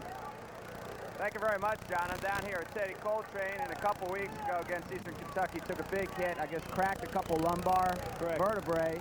The doctor said no more football, and you contested the call, and here you are tonight. Yeah, he released me on Tuesday, and he said if you want to go for it, you're back. And he said, see how it feels this week. It's been feeling pretty good, and coach will slowly start moving back in. Once again, I think it demonstrates it's not all physical. It's just that mental wish to play football that makes great players. Yeah, I want to be back by homecoming, and I'm back now, so I'm real happy. Well, great. Thank you very much. Good luck to you, and John, back upstairs to you. Kennard on a 3rd down and 8 on the receiving end of a pass. He's close to a 1st down before he's wrapped up by the UCF defense, number 22, Kennard. All right, now you watch the quarterback here, Justino. He's looking downfield. Now all of a sudden he knows where his outlet back is, and there he is right there. Boom, right to Kennard. Kennard then gets downfield and gets the first down. He looked, though, for the receiver downfield first. And Coach Sam Ritigliano, one of your former bosses, and you know, Gary, we spent some time with him this morning, and he had some choice words for Gary Paris. Let's listen in. This year's been like a roller coaster. We started down, and now we're going back up, and hopefully that we'll get a win here, hopefully, and continue going up and never look back. We had a couple of hard... I'm just trying to throw you a curve. Did it fool you? It sure did. A knuckleball, and I froze you at the plate on that one, didn't I? No telling. I was, Gary Paris looking for the fastball, and they threw him the chains up. He was thoroughly fooled with 37 seconds to go in the third quarter. So far, Liberty has been fooled, trailing 25-6. Sam was a great football coach. I mean, he did just wonderful job, and was a lot of fun to play for. I never forget when he called me in. A young tight end came in by the name of Ozzie Newsome, who was probably the greatest tight end ever played the game. And when I had to leave, and Sam did a great job of telling me I was headed to some other team. So he's a class guy. First down and 10 from the 33. Justino. 3 wide receivers to the left side and a lone setback in the form of Kennard. Back to pass. Has a blitz, and Spitolski has Justino. Bob Spitolski coming hard. Banged him down. Justino gets off the turf in a hurry. They've been going without a huddle for much of the second half and part of the first half. 21 seconds, clock is ticking after that loss, and now it's second down and long for Justino and company. Second and 13. You know, I was talking to Sam before the game, and I asked Sam, I said, Ozzie Newsome was a great player. How was Eric Green? Eric Green, who played last year, was the All-American tight end for him, said he was one of the biggest, best impact players that he's ever seen in the game. Coach Sheen McDowell called him the most dominant player he's seen on any level yesterday at the coach's breakfast. They got a young tight end that does a good job also, and look for him tonight to get in this game. And we talked to Coach Sam Ritigliano about one of his former players, Gary Paris. And Gary, we had some fun listening to Sam tell us about Mr. Paris.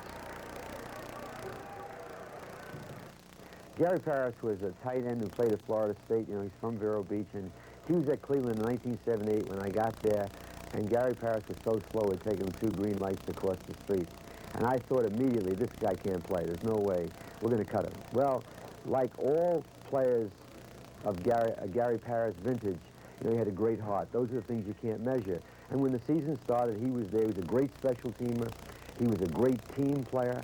And although he didn't have speed, and Ozzie Newsome was one of the other tight ends that we kept, you know, Gary would always make the great catch in the crowd. He was the kind of guy that you could always go to and depend upon. And, you know, until this day, you know, as a coach, you remember all the great qualities of Ozzie Newsome, who's going to go to the Hall of Fame. But more importantly, you remember the character of a Gary Paris because, you know, he shouldn't have been playing in the National Football League, and he did. The other thing that we did is, anytime we wanted to run out the clock, we threw the ball at Gary Paris. Thanks, Sam. Just when we had you relax, he nailed you there. Huh? But really, those are compliments that money can't buy, Gary, and it's got to make you feel good to hear those kinds of things. There's Justino running for his life down there, and Bob Knott catches him short of the first down, well short of the first down. Will bring up a third down and long. But really, that's got to make you feel good. And G.T. Parrish, your boy on this, along with Matt, who plays for this UCF team, they've got to feel good about having an old man that had a big heart like that. Well, I love the game. I wasn't the fastest thing in the world, as Sam will contest to that, but I was able to, you know, got a chance to play a lot of years, and because of guys like Sam Ritigliano that saw a little bit of a guy that We've got offsides against the defense, still second down. And we had fun talking to him about you. We're going to see right here. There's the movement right there. Rick Hamilton is, or really, Brother Stewart's up in the line there as a blitzing linebacker. He got a little excited there and jumped across the line of scrimmage, and it was really on a fake like he was going to blitz. Could not get back, so they got us for a 5-yard penalty there. You know, I think Sam, on that first cut that we went to him, I think he had his Halloween mask on because it is around Halloween. That's probably what happened. Second down and 8. 14-33 and counting. Justino on a draw play to Kennard, and Kennard is bumped good by number 13, Walter Gibson, into the game now. Came crashing down on him, and it's 3rd and long for Liberty. That's a sprint draw. Now, when you've got a team, watch the quarterback. He's sprinting back. Boom, right there. He hands the ball off to Kennard. Gibson does a good job of reading it, and Gibson's on some kind of a blitz there that time, or a stunt. He gets a delayed blitz, so nobody will pick him up. Does a good job of reading him the draw. 14:02 and counting left in this football game. 25-6, UCF in command. Robbie Justino trying to get something going for his club. Now he's on the run, and he's knocked down. Knott was the benefactor of Wisniewski's pursuit. Wisniewski ran Justino right into number 84, Bob Knott. Another sack and another punt will be coming up. Watch what if we ever get in that chance, and the pressure by Bob Knott and those guys do. Super job, as we see it right here. Now watch what happens when you flush a quarterback out of the pocket. Bob Spatowski, Wisniewski, and there's Knott right there coming up with Stewart. They flushed him out, and he really does not feel comfortable outside the pocket. Vines has been busy. He'll be punting once again to Dickinson, who's at the 10. 13-11 left in the football game. Vines gets it away. High spiral. Dickinson signals for a fair catch. It's a decoy, and it bounces in the end zone. So the Knights will pick it up at the 20, and their offense will come out on the field in control, 25-6, and we look for UCF now to continue to keep it on the ground as we look at our third quarter statistics. 5 first downs for Liberty, which is a bit misleading, 3 for UCF. Passing yardage, only 20 for Liberty, and they came in with under 100, so they're well below their average. And there's the time of possession, Liberty winning that, but they're just not getting anything done in terms of point production. Sam Ratigliano, you look at him, he felt as though time of possession would be key. If he could keep the ball in the hands of Robbie Justino, he felt he could score. Well, the Knights' defense has been extremely stingy tonight. And Ron Johnson and company have been steady. Giacone cuts it back against the grain and runs into some white shirts for a short gain. There's a flag down on the play. They're going to call holding against UCF, and that official pointed right toward Alex Goforth. Big old Alex that time just reached out and kind of hooked the guy there. And you know, Alex just trying to do his job as we watch Giacone right there. Holding, offense, repeat first down. There you see Alex sitting in the background. There's a flag going right up there next to Alex, and he knew he'd kind of hooked him there. And then Alex is a big old boy from Millsboro, Kentucky, and he's about 300 pounds and just a well of a nice kid. Well, he's a horse down on that offensive line, that's for sure. They call him the masher. He's on the strong side of the line of scrimmage, or strong side of that line for UCF. He's also big. And he's a great guy to talk to. Real friendly guy, except for Saturday nights. There's a draw to Giacone. Still on his feet. Giacone running low down to the 20 before number 1, Bobby Green, wrote him down. But Mark Giacone on second and third effort got it back to the original line of scrimmage. That'll bring up a 2nd and 10 now. A big gain for Giacone. Gets him out of a little trouble there. Well, he is the kind of guy that just loves to have fun. And when he's having fun is when he's toting the ball and he's got a chance to do something. This is a draw play. Does a good job of finding his hole right there. And he shakes the tackle right there. Keeps his balance downfield. Does a good job of picking up 10 yards. 2nd down and 9. So Giacone with a great gain for UCF there after the penalty. Here's Mark again, left side. Hurdles 1 to about the 26-yard line before he's brought down. Picks up 6. 3rd down and 3, making the defensive play, number 16, Eric Carroll. Mark kind of got his hands on his hips. There's no way he's coming out. And I'll tell you something else right now. Look to get his number again. He wants to tote the ball. He hurdles that. Mark has a tremendous instinct of getting the ball upfield and running north and south to get that yardage. Marsden, Lively, Bishop, Goforth, and Connor doing the job. You saw Derek Connor with a good block on that play. 3rd down, Giacone. Still on his feet, he's short of the 1st down, and whistles blow to stop his forward progress. He picked up a couple. He needed to get outside the 30 or at the 30 for the 1st down, and he ran into number 44 for this team, James Downey, an inside linebacker that just rejected him. And there you look at field position. UCF midfield, Liberty 23, and that's the key, especially in the first half. They started a few drives well inside their own 10, and that caused fits. Now the Knights have to punt with 10:42 left. Salerno comes in. LG Parrish is back. High spiral. Parrish looks at it, now signals for a fair catch and gets away from it, takes a UCF bounce. And it's maybe a fumble. I think that number 1, Bobby Green, touched that ball, and if UCF's on it, they may have possession. And it is UCF football. Number 7, Fowl, comes up with the football back from a knee injury. They thought he was going to be out a lot longer than he was. He came back a couple weeks back, and he comes up with a football. I think Sam Retigliano and his staff are going to argue a little bit about, did he have an opportunity to catch that ball? Was there interference on it before he, made contact? We watch it right here. Let's see. I don't see the contact. Well, now it's on the ground. There it is. There he hit it on the ground. That's the mistake he did there. He reached down there and knocked the ball out with his hand, and that's where they're going to call the fumble right there. I believe that's what they're going to do. Because up until then, on that instant replay, I did not see the contact at all. And Retigliano was furious on the far sideline down there. He was really arguing his case, but you can see he did not get the call. 1st and 10 for the Knights. Ball is on the 23 of Liberty. They lead it 25-6, and Gary, in the Southern Illinois game, you talked of Gene McDowell's desire to win big, to turn some heads on that committee regarding the rankings, and boy, he's got to be thinking much of the same here, because Liberty, one of the finest programs in the country, and right now the Knights are in charge 25-6, and they're poised to add to the total. Willie English inside the 20. Let's go down to the Knight zone where Tom McCullion is walking the Knight beat. Thanks, John. Walking the beat once again down here with Ron Thau, who picked up that fumble recovery, and you're back after 2 weeks injuring your leg. Yes, the ball just hit the man off the leg. I told the sergeant to pick it up. Tried to pick it up, fumbled it. It was right in my hands, looked up. I was fixing to score, but the guy got me. You're looking at the goal line the whole way. Yes, sir, I was.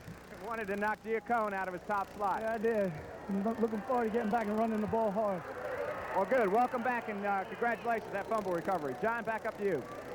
2nd down and 10, and a sack registered by number 42, Larkin Hersey. 6'2", 235. You'll see it. All right, now watch Larkin come all the way around. He beats the tight end, John Osborne, and just does a good job of getting outside and makes that sack there. Big John has had a great season, doing a great job, and that's one play he'd like to have back.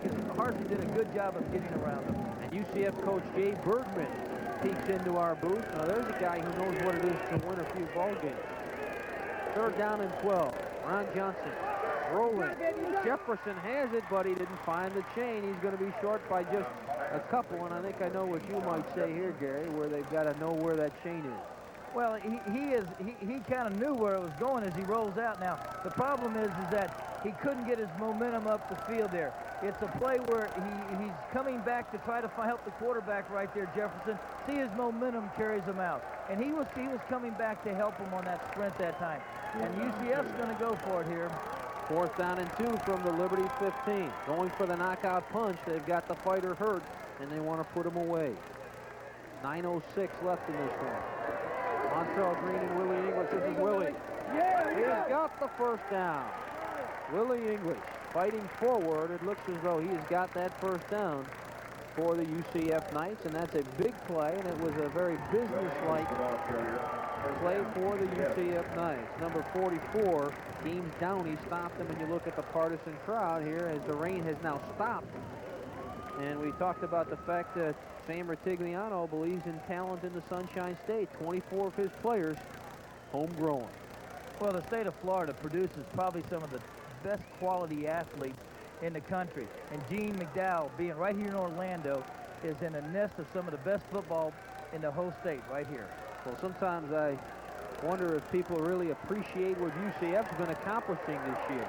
That ball batted away at the last second, was almost intercepted down there by number 8, Wayne Monroe. But you look at UCF, Gary, a team that was Division II. This is their first official year in 1AA, and they have 3 losses, 1 to Memphis State, a 1A program, 1 to Eastern Kentucky, and 1 to Georgia Southern, 2 perennial powerhouses, so they're getting it done. We almost bite the bullet right here. Is this ball, Monroe intercepts this ball, it goes all the way. That's a dangerously thrown ball. Now, getting back to your point is that this program is not that old. It started out Division III, moved up to Division II, 1 AA, and eventually will be a 1A program here. 2nd down and 10. Johnson to Willie English has to cut it off. He was tripped up by that Mad Hatter down there, number 1, Bobby Green, who just comes crashing in from his strong safety position. Took his legs right out from under him after a short gain. There's your scoring by quarters. Liberty, a fast starter, as you can see. And UCF likes to close strong. 79-38 in the 4th, which really sits well now. They've got a comfortable lead, and we're well into the 4th quarter. 8 minutes and 11 seconds. So if you're on the Sam Ratigliano side of things, you got to be concerned. You're watching CB's Community Cable Channel, Channel 32. We'll be back with more UCF football with the Knights in command, 25-6, right after this.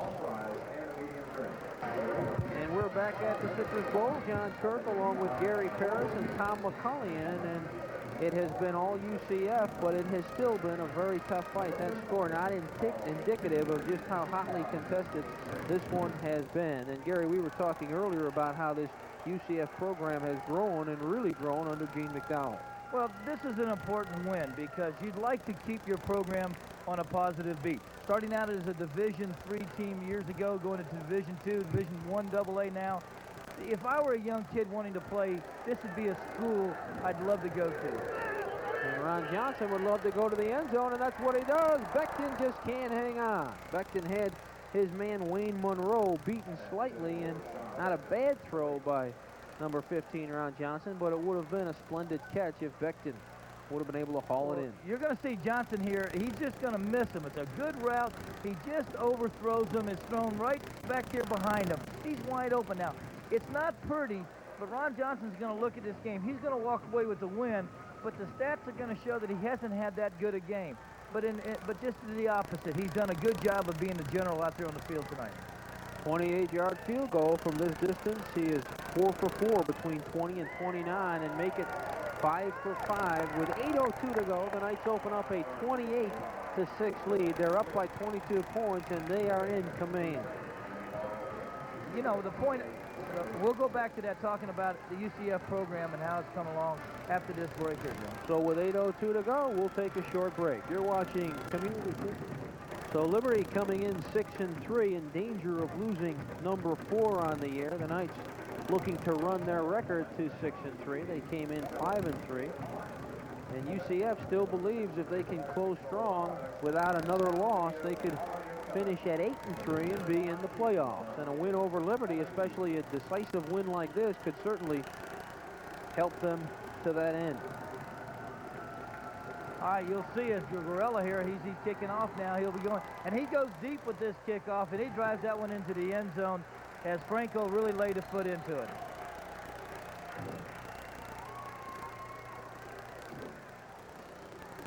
And I understand we did have some technical difficulties off the air for a brief time. We want to apologize to you, and we welcome you back to UCF football live from the Citrus Bowl. The Knights lead at 28-6 with 8:02 left in the 4th quarter, and you see Franco Grilla, a true sophomore. He played as a freshman along with guys like Willie Britton just came in, impact players, and you can't redshirt a guy like that. He can help you win today. Britton, English, and this kid last year have done a super job. What a trio of true freshmen that Gene McDowell exercised the option on last season.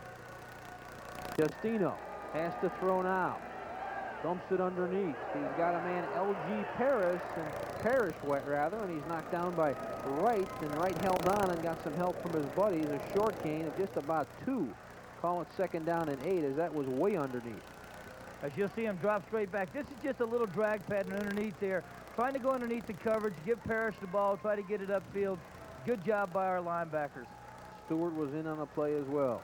Justino bounced it in front of his intended receiver, Queen, on that play, and it's 3rd down now. Rather, that's number 19, T.G. McWright, the reserve tight end, 6'2", 205-pound sophomore. And there's a look at that scoring drive, 8 plays covering 11 yards, 2 minutes and 21 seconds. So, boy, that was a what the doctor ordered. Talk about taking some time off the clock. Well, what you're seeing is we see Justino, the quarterback, looking at his wrist. Sam Retigliano's, they're pointing a number to him, and that play is written down on the wrist. He'll call that. Right now, I see a flustered quarterback that I really see in the starting to lose his poise here. 3rd down and 8 for Justino. Now whistles blow. Knott was coming in, and a dead ball foul. On that play before, though, he threw the ball short of McGrath, the tight end there. And the reason why is that his feet were moving all over the place, John. Dead ball, false start against the offense. So they're jumping down there. As you see it right here now. Well, this is the play right there was the false start by the offense that time. But my point being is that he's losing his poise here now. He's seeing this game slip away from him, and he's starting to panic. And I tell you the reason why is that the pressure that this defense has put on. Deke Pollard and his staff have done a super job of getting these kids ready to play tonight, and it shows out there. They felt like pressure was the key coming in, as Justino had established quite a groove of efficiency, completing over 60% of his passes and a good touchdown to interception ratio. But tonight it's been tough, and that's off the hands of L.G. Parrish as Wright was covering, and that ball may have been picked off if it took a bit of a different bounce. That was dangerous, and again, they'll be punting the ball. This will be John Vines coming out again. He has punted 56 times coming into tonight's ball game with an average of 35.7, and he has added at least a half a dozen punts or more to his total tonight. Dickinson is back on his 47. The Knights will be looking for a block. They've already gotten one tonight, first on the air for Vines. Here come the black shirts. He got it away that time without a problem. Maybe playing for the run back, and it bounces out of bounds inside the Flames territory at the 46, and the Knights will set up shop. 1st and 10 from the Liberty 46. And we're going downstairs to Tom McCullion, who's standing by with a UCF great wide receiver named Arnell Spencer. You're right, John. I'm down here with one of the greats, Arnell Spencer. And you've been down here just about every game, and I'm watching you talking to the receivers, Sean Beckton and Jefferson, the rest of them. Do you like what you see so far? Oh, yes, most definitely. They have good work habits, and when they come to play, they come to play. As you see, Sean Jefferson is about 95%, scored almost 2 touchdowns, and Sean Beckton goes without saying. Great athlete. And I understand we may all have an opportunity to see you again back in a football uniform, maybe on this very field. Yeah, I hope so. Have an opportunity to play with the New World League coming out, and just working out, trying to stay in shape, catching about 100, 200 balls every day. You know, I'm going to do what I have to do to try to make it. And those tryouts are coming up in the next week or so, correct? All right, they have camps throughout the United States. They started today, started up in Montreal, and by the 18th of November, they'll be in Orlando. In January, they have the big camp with 1,500 players here in the stadium. Great. Good luck to you, and I think we're going to see you back here. Good luck to you. John, take it back upstairs to you. Thank you, Tom. Arnell Spencer, one of the all-time great wide receivers at UCF, a big guy who could move and had a great pair of hands. What a great performance he had 2 years ago in his last game versus Eastern Kentucky up at Hanger Field. He caught a couple of touchdowns and one very exciting TD toward the end of the half. The Knights had a 28-7 lead in that one and just let Roy Kidd and company get back in it. But Arnell seemed to always be there when the whistle blew, and it's nice to see him out on the sideline with Tom McCullion. 5:59 left in this football game, 28-6. It's 3rd down and 7 to go for Johnson on a bicycle. Stops. That is John Osborne, has a 1st down at the 31-yard line. Osborne showing good hands. He caught himself his first touchdown last week. He was excited about that. Well, Ozzie that time just was a bootleg to the right, and Ozzie was a drag receiver coming across. And you'd like to see John Osborne get more involved in this offense. 2 years ago, he caught 31 passes. And the problem with the drop-back passing quarterback, you can get to the tight end. When the quarterbacks that you have that are 5'10 and 5'11, it's hard to find your tight end. You always look into the sideline, and he becomes a lost weapon. 1st and 10 just outside the Flames 30 for Johnson. Dickinson and Coltrane are his wide receivers. Belasis carrying inside the 25 to the 24. Wrapped up by number 43, Hud Harsey, 6'10", 210-pound junior, rather 6'1", 210-pound junior. And we talked about John Osborne's touchdown. Now, that was the first touchdown catch he ever made. He didn't even catch one at the family picnic. We'll hear from John right now. Coach McDowell thought it'd be good if we threw the 48 halfback pass, which is a sweep play pitch. And I release into a corner out in the end zone, and he just tosses it up in the air and prays it comes down in my hands. It was up there a long time, too. 2nd down and 4. Valasis is loose.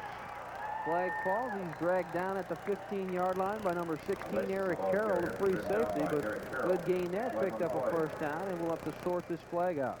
Well, it's most likely going to be holding when the guy in the middle throws that flag. And you hate to see it because he had a nice game, Perry did. He had the 1st down, and it's going to be holding. Oh, you hate to see that. Now, we'll see the play here. And it's Alex Goforth. I think he's calling on Big Alex there. As Alex has got his hands all, I think Alex is actually mauling the guy and tackling him. Against the offense. Repeat the down. Well, Hud Harsey got to know Alex Goforth, I think, a little better than he would have liked to there, because Alex comes in 6'3", 280 pounds, and he's only a junior. There's a look at the coaching history. John Jonas got it all started as a volunteer coach back in '79. Then came Sammy Weir and Lou Saban, who coached with Sam Ratigliano at the University of Maryland. Jerry Anderson is an interim coach, and then Gene McDowell, who's turned the program around, both on and off the field. 2nd down and 14. Johnson calling signals. Ball's on the 34-yard line of Liberty. Johnson going up top, looking for Dickinson, and missed him.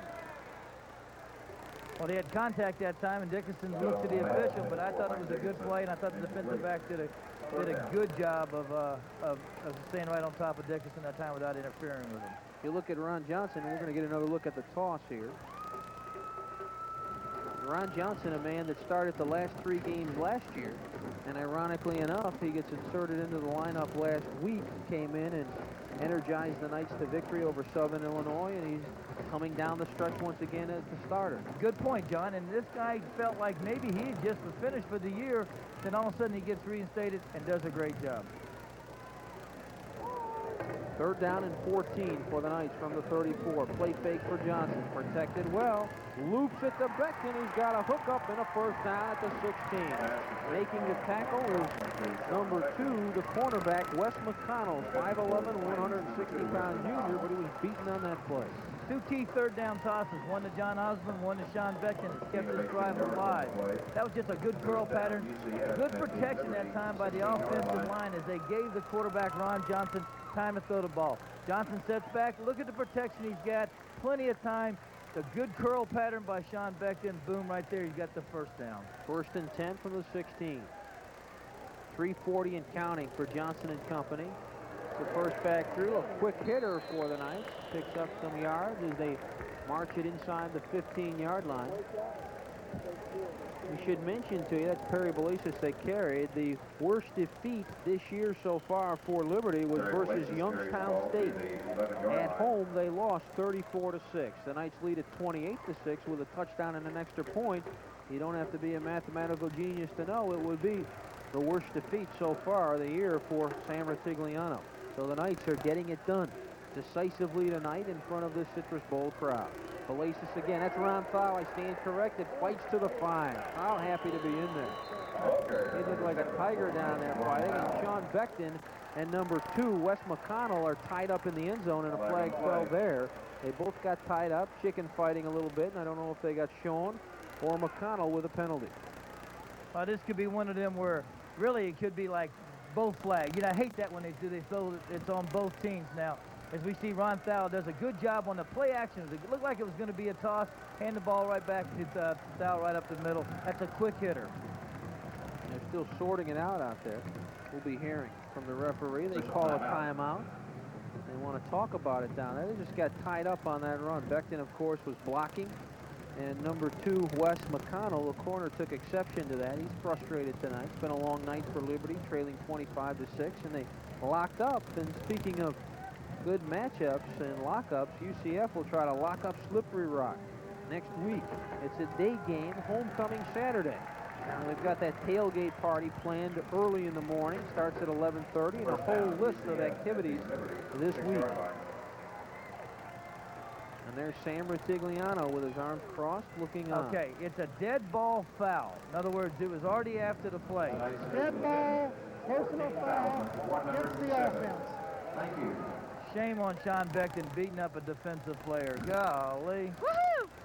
It's outside the 20 to the 21 now, and it'll be first down and goal from the 21. So the Knights have a long way to go to get it in. 2:50 to go in the ball game. They're in command, 28-6. It's a costly penalty, but it's a kind of penalty where how often you see a guy like Sean Beckton, who's played here all his career.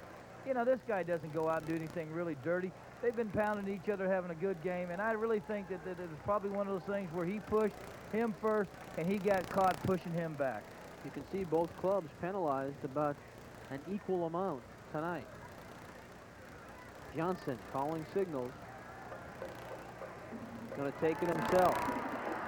It's outside to the 20, falls forward to the 16-yard line as, again, number 16, Eric Carroll, wrote him down. Ron Johnson was looking downfield. He was going to try to find Jefferson in a post pattern again. And what happened was he had pressure right up the middle, and he fades right, and he has to go outside there. Does a good job of getting outside.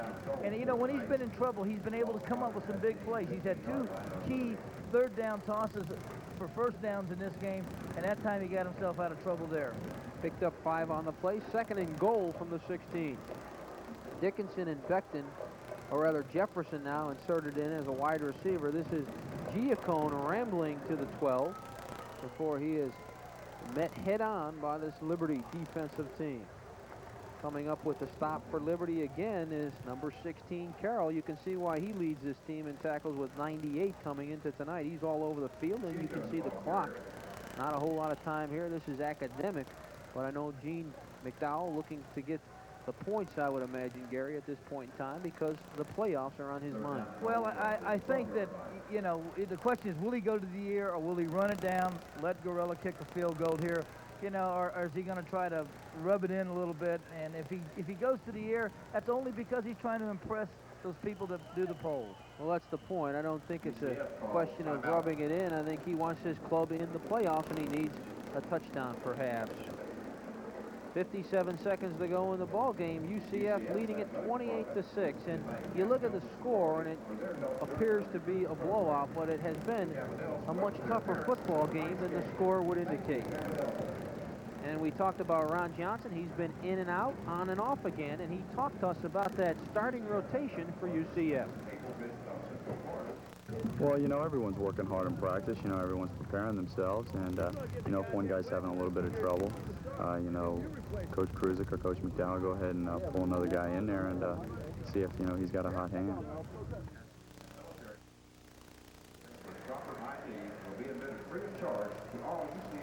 You take a look at the turnovers. Liberty turned it over 3 times. UCF, boy, you turn the clock back a couple of weeks. They turned it over 5 times versus Georgia Southern. What an improvement. Well, that was a good point, and Anoth exactly took the words out of my mouth.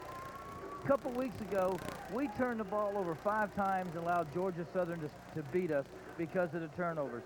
Here tonight, Liberty has turned it over 3 times, and we've capitalized on all 3 of those turnovers. I think you said that well, when you should take advantage of those opportunities, cash in on them, and they've done that tonight. Johnson rolling, firing to the end zone, and I think we might have contact. They're going to say no. He was looking to hit Jefferson, and number 1, Bobby Green. You look at Green, he provided the coverage, and just good sound defense, and it's 4th and goal from the 12, and Gorilla comes out. That was good coverage that time, and the contact was very close, but I thought he did a good job. It's a tough thrown ball. It didn't make Jefferson doesn't make the moves that Sean Beckton does. And Sean Beckton is a natural, gifted athlete, has real good movement in there. Jefferson doesn't quite have the same kind of movement. When you watch Beckton run, he's wide open a lot of times. 4 for 4 from inside the 30, and he misses this one to make it 4 for 5. With 47 seconds to go, just missed left. You're watching CB's Community Cable Channel, Channel 32. We'll be back with more UCF football with the Knights in control, 28-6. Shane Law had an interception, but I think it's coming back. Number 6, Shane Law for UCF. Well, Shane says he caught it, and you watch Justino drop straight back there. He's looking downfield, has plenty of protection, throwing. Now watch Shane Law come right up there. That's close, but it looks like it did skip right in there, John. 2nd and 10, picked it up on the hop. Justino over the middle. Complete. Hamilton brings down the tight end, number 19, T.J. McWright. You can see 29 seconds, so all this is academic. The Knights will run their record to 6-3 with 2 games left. Homecoming Saturday next week versus Slippery Rock. Justino back again. Underneath the L.G. Parrish, and Law batted it away. They're going to say incomplete. 14 seconds to go. Shane did a good job of just staying right on top of him that time and just stripping the ball out. Any good defensive back that's taught, that learns well and is taught, and he's only a freshman, he does a good job. He reaches over and knocks that ball out. And this is an impressive win for UCF. I'm impressed with it because this is a game they had to win, and this is not a bad ball club. 4th down and 1 for Justino. Incomplete, so with 9 seconds to go, the Knights will be, and there's some chicken fighting going on there again. Nelson, number 48, just raises his hands and doesn't want any part of it. With 9 seconds to go, there's no purpose to that. Crowd starts to file out. UCF will just have to take a snap and kneel. All right, if I'm not mistaken now, earlier in the season, this team, Liberty, beat Southwest Texas, who is ranked in the top 20. They beat them with a 35-22 win, Liberty did, and Southwest Texas is rated in the top 20 teams in the Division I AA. So then UCF comes along and puts a good sound whipping on Liberty. So these are the things that these posters, that when they put this together, that they had tried to justify the Sweet 16. So these are kind of things that you like to see happen. Dead ball, personal foul against the Black. 1st and 25. Well, the only common opponent was versus Samford, and you can see that Liberty came up with a 37-10 win there, Gary. And for UCF, the Knights beat them 37-16. So pretty comparable scores there. So this thing had every indication it was going to be very, very close, and it was closer than the score would indicate. But 28-6, it could put UCF right in the thick of it for the 16-game postseason tournament.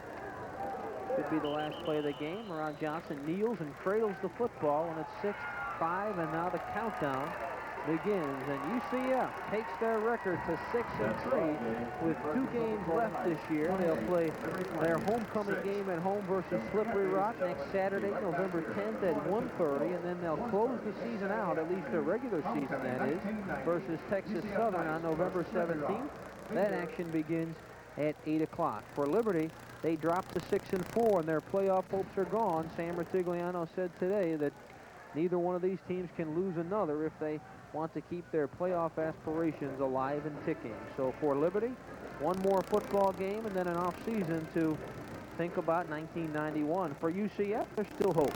Well, the coach right now will probably go back to Liberty, Virginia, and he'll sit down and he'll say, okay, now look, let's start recruiting. You know, our season's over with, basically. We're not in the playoff picture.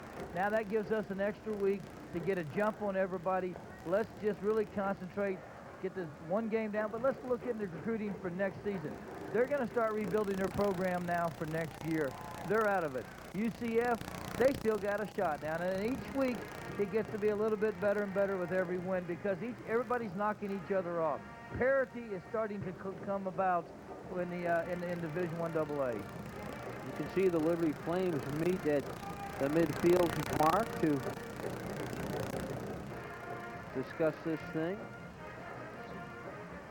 Well, it's again going back to the point that why are these teams? It's going to be more and more difficult, you know, to go undefeated. A team like Eastern Kentucky or Youngstown, these teams like that, it's tougher to go because there's the parity of getting those good athletes. When you limit the scholarships, they're all starting to take its toll.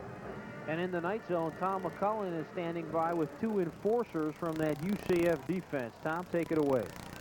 Thank you very much, John. I don't think anybody's surprised that the offense scored 28 points here, but I think what the real surprise is that we were able to hold them to 6, and I think I got a couple of the journeymen that pulled it off down here. Lee Wisniewski, who blocked that extra point, and then Bob Spitulski, who was able to get in there a couple of sacks and just really messed them up there, and I think you guys played a great game. Thanks. We came into the game thinking the quarterback was young, so we tried to confuse him with a lot of coverages and stuff, and it seemed to work. You know, he told me after the game that he was pretty confused. He didn't know whether we were in man or zone coverage a couple of times, and you know, I think it really confused him. Well, they came in they were going to show a lot of views, a lot of different looks on the offense. Were you guys prepared to handle that? Yeah. Well, we knew if we stopped the running game, we could put some pressure on the quarterback. And then once we backed them up into the passing game, we knew we were going to put pressure on them, and we did. We got a lot of sacks tonight, a lot of hurries, and as it showed, we won the ball game. Like I said, I think you guys look really good, and you had a great job. Congratulations, and good luck to you the rest of the season. John, we're going to take it back upstairs, and in a minute, we're going to have Kruzak for you here on CVTV. Thank you, Tom. So we look forward to chatting with Mike Kruzak, the offensive coordinator for the UCF Knights, a fellow that played for the Steelers and the Washington Redskins, and I think he's got a couple of rings that a lot of guys would want on their finger. He backed up Terry Bradshaw during the glory years in Pittsburgh, and Mike Kruzak is down with Tom McCullion right now. Let's listen in. Thanks. We're down here again, like I said, with Mike Kruzak. And Mike, I think you got to be happy the way the offense played tonight. Well, we had some consistency today. I finally had a quarterback go 4 quarters and not have to pull him out. I thought Ron did a pretty good job. Liberty had a pretty good plan. They wanted to come get him with blitz early in the football game, and were fairly successful early, but we got our rhythm a little bit, and he had some big plays during the game. We talked earlier before the game about their speed and maybe some of the things that they would throw at you defensively, and you just exuded all kinds of confidence, saying that anything they had, you guys could handle. I feel that way every week. That's just my personality, but I think that you know, you have to improvise during the ball game, and you have to make changes based on what they're giving you. I didn't anticipate as much blitz as they gave us. I anticipated more zone, and some of the pass plays that we did hit were against blitz, and our guys did a good job picking it up. We've got to take better advantage of some of the situations in scoring territory. As you saw, we blew an opportunity in the first half and only got 3, and here late in the fourth quarter. You know, a championship team's got to take advantage of all the opportunities they get to score, and I think we have that capability, and I'm real pleased. And since you said your confidence, what's your confidence we're going to see you guys in the polls and maybe in the championship hunt? Unfortunately, we have nothing to say about that. The only thing we can do is go out and play the best we can and win the football game, and the pollsters make up their mind as to who deserves to be there. I honestly feel that based on our schedule and what we've done against great football teams, we deserve to be in the top 20 or top 16 teams, and it's not over till it's over. We've still got 2 football games, and hopefully go out and win each one of those one at a time, and they make up their mind at the end of the year that we deserve to be there. Okay, congratulations, Coach. Another great win. We'll look for you next week. John and Gary, we're going to take it back upstairs to you. Thank you, Tom. As we look at the final stats, 14 first downs for Liberty, 15 for UCF. And the passing yardage, 112 yards, and that was the telling factor in this one, as Liberty came in averaging near 300 a game, UCF yielding an average of about 119. I think the Knights won that game inside the game, and that probably was the key.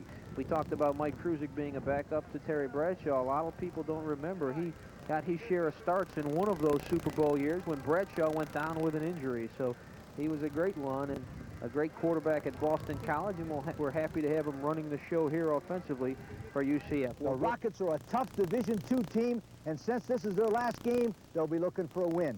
But the Knights are ready for homecoming 1990. So stay tuned for the best in college football. Slippery Rock versus UCF here on CV Sports.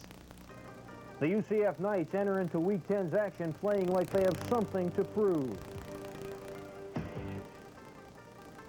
Central Florida is still looking for their first ever top 20 ranking on the 1AA level, and they have been looking to tap out a message to the NCAA. That message reads something like this: we are ready for the playoffs. The Knights have employed a 1-2 punch. While the offense explodes, the defense grows stingy. The victims of this playoff saga, UCF's recent opponents. If the UCF program was a stock, they would be on everyone's recommended buy list. And tonight, Central Florida looks to add a piece of the rock to their portfolio on a homecoming Saturday versus Slippery Rock, here on CV Sports.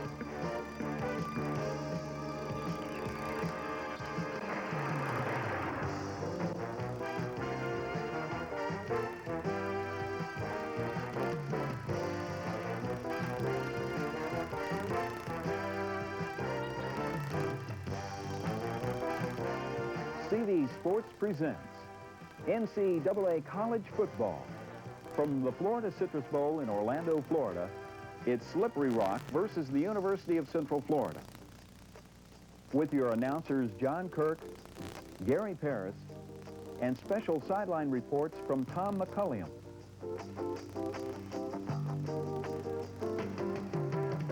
Beautiful conditions here at the Citrus Bowl. Last night, some rain, even a tornado in the Central Florida area, but boy, we couldn't ask for more pleasant homecoming conditions here at the Citrus Bowl. Well, for an opponent, Slippery Rock, and if Notre Dame is America's premium college football team, Slippery Rock is everyone's favorite on lead. So says the New York Daily News, and today Slippery Rock has upset on their mind. They're just happy to be here, but they'd love to go home crashing the UCF homecoming party. And with me to talk about this matchup, our color commentator, former NFL tight end, Gary Paris.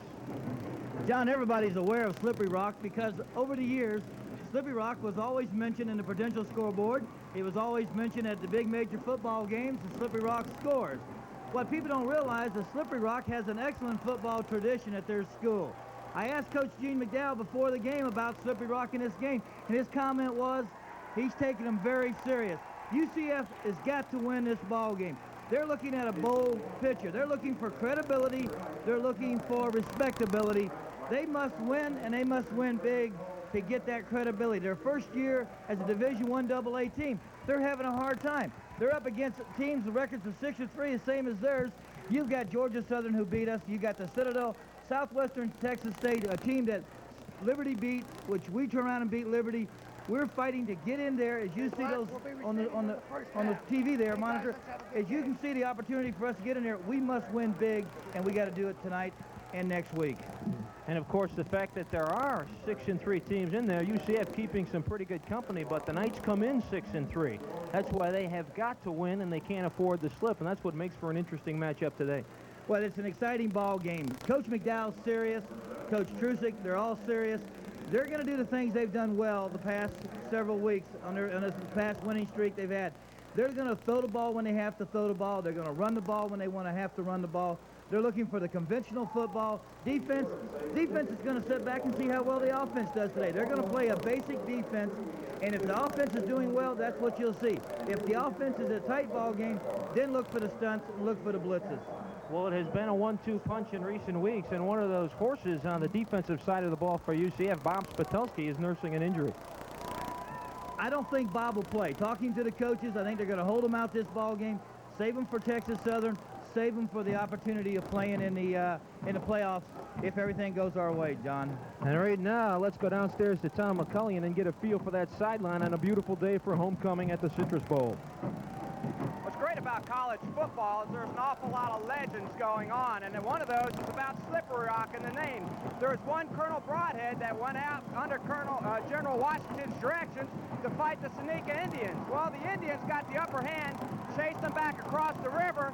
The soldiers got across fine, but the Indians slipped with their moccasins, and that river was Huicha-Chacapaca River, or as they called it, Slippery Rock.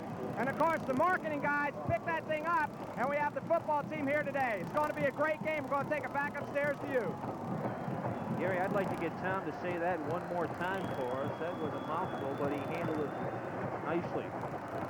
And UCF will get their hands in the football. That's Sean Jefferson, the speedster from Jacksonville. He's got his white pants on today, as do the entire UCF team. They've been dressed in black at home all season long, and now they mix it up just a bit. And there's a look at what Jefferson has done as a return man. He's dangerous, averaging 22.5. He's long on the year, his 48 yards. He sprained an ankle versus Memphis State a few weeks back, and he's back at 100%. Here he comes, out to the 15, outside of the 20. Stops and stutters to about the 22, where he is snowed under, and that's where UCF will put it in play, 1st and 10, and we'll look at that starting cast of performers. Ron Johnson getting another start at quarterback, and he'll have a big offensive line. Marsden, Bishop, Lively, Goforth, and Connor. They're a veteran bunch in front of him. Giacone and Belaces, double trouble behind Johnson. Beckton and Cooper, speedy wide receivers, and a solid tight end named John Osborne. They take the field after huddling on the sideline, and they'll be facing a defense that would love to come in and make some big things happen. They've got upset on their mind. They want to take a victory back to Western Pennsylvania with them. On 1st and 10, just outside the 20, we're underway on homecoming Saturday. There's a reverse. This is Beckton, has a lot of wheels to the 25, still on his feet at the 30, out to the 40, midfield, one man to beat. He goes down at the 38-yard line, knocked down by Tony Robinson, number 2. But Sean Jefferson opens this thing up with a bang. Sean Jefferson did an excellent job on reverse. Give credit, though, to Mike Krusek, the offensive coordinator. As we'll see the reverse here now. Just a good play action there. Hands off. You've got everybody thinking toss to the right side or hand off to the right side. Beckton comes around the left. Got good speed. The free safety does his job. He's the only man there that can come over and make that play and does a good job. Gain of about 35 on the play for the Knights there, so they start things off in explosive fashion. No surprise there. They've got the guns, and they're aiming them early. 1st and 10, just underway. Giacone. A lot of room inside the 30, 20, 10, touchdown, Mark Giacone. And after proposing on the scoreboard in our pregame show, Giacone, the first time he touches the ball, he goes in for a touchdown. So far, so good on that wedding arrangement he's made. Well, you know, last game we saw he had his Goombas there. Tonight he has, or this afternoon he has Libby Miller there, his fiancée, who is standing up cheering strong right now because, again, like you said, Mark proposed to his fiancée, proposed to his girlfriend to ask him to marry right before the game, and did an excellent job on touchdown and also getting a yes. Well, it took him 51 seconds to open up a 6-0 lead, and Grillo, out of the hold of Ron Johnson, can make it 7-0 here, and it is perfect. So the Knights strike like lightning early, and they score a touchdown on 2 plays. They went 78 yards. There's Mark Giacone. Let's watch him work. You're going to see excellent couple guards pulling there. You've got Bishop, and you've got Connor out there doing a good job. Tight end John Osborne, and you got Cooper, the wide receiver, doing an excellent job. Everybody had a man. Look at the hole, look at the seam, and look at Mark Giacone run. We talked about a veteran offensive line, and so far those guys are batting 1,000 as well.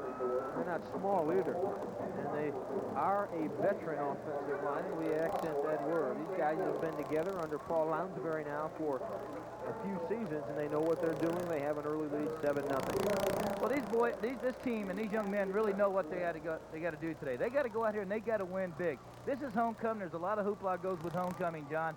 But the factor they've got to do is their coach is taking this serious, and he's not letting them slide any at all. He's going to go out here and he's put them through a hard week's work. They practiced long. They're out here to win this ball game and win it big. Herb Lippincott, number 1, is back to receive the kick, along with one of his buddies, Oliver Guthier, a speedy wide receiver who we will see a lot of. He leads this team in reception. Well, one of the things that the coaches are really concerned about a lot of times is you hate to see almost an easy score come so fast because the complacence starts to set in. Guarantee those coaches down on the sideline saying, hey, look, this is a better football team than that. We've had a couple big plays here. He won't allow that complacement to set in. Well, UCF has been bitten before on homecoming. They are 5-5 in homecomings, and I'm sure they want to avoid any ill fate today on a beautiful day. This one's taken at the 27, some room to the 40, and out to about the 42-yard line. Taken by number 44, Craig Jewett, a fullback, and he did the right thing on a short kick, advanced it from north to south, and they'll set up shop and find field position themselves. UCFvsLiberty. We'll be looking at that starting offense momentarily as well. You can see that offensive line. Humphreys Lang, Geist the center, Linder, and Coomer. Linhart, the quarterback, he didn't start the season, but he started the last 3 games. Opolsky, a key to that running attack, and 1st and 10 from the 42-yard line. 14:05 left first quarter, just underway. The Knights have a 7-0 lead. That is Opolsky, some room before he is tripped up. He was last viewed on the far side near the midfield mark, and Not a bad gain on first down. He was knocked down over there by that solid UCF defense. Lindsey, Colin, Knott, the down linemen, the quartet of linebackers, pretty doggone good. Nelson, Stewart, Hamilton, and Spatulski, who's out hurt. Irvin, Buckley, Roberts, and Law will be the secondary men today. And we'll watch to see if Spatulski does play, but in his absence, it will be Scott Ariel, number 10. Second down and 2, just inside, or right at the midfield mark. And Opolsky again. This time he is knocked down by Clifford Cole. And we're going downstairs where Tom McCullion is standing by with a former UCF coach. Thank you very much. We're down here with ex-UCF coach and favorite son, Rick Stockdale. Thanks, and welcome to Homecoming 1990, Rick. I'm glad to be here, and things are good, and good to see everybody, and it's good to be back here for a day. I understand you may be shopping here in G. McDowell's backyard. Carry some people back up to Clemson with you. It's against NCAA rules to say anything about who you're recruiting or anything, but I'm down here really recruiting, and there's some good athletes in this area, and Clemson would be real fortunate to get anybody out of here. With McDowell's move up to Division I, 2A, and then ultimately 1A, I think it's going to be tough to fight down here with these other teams you got.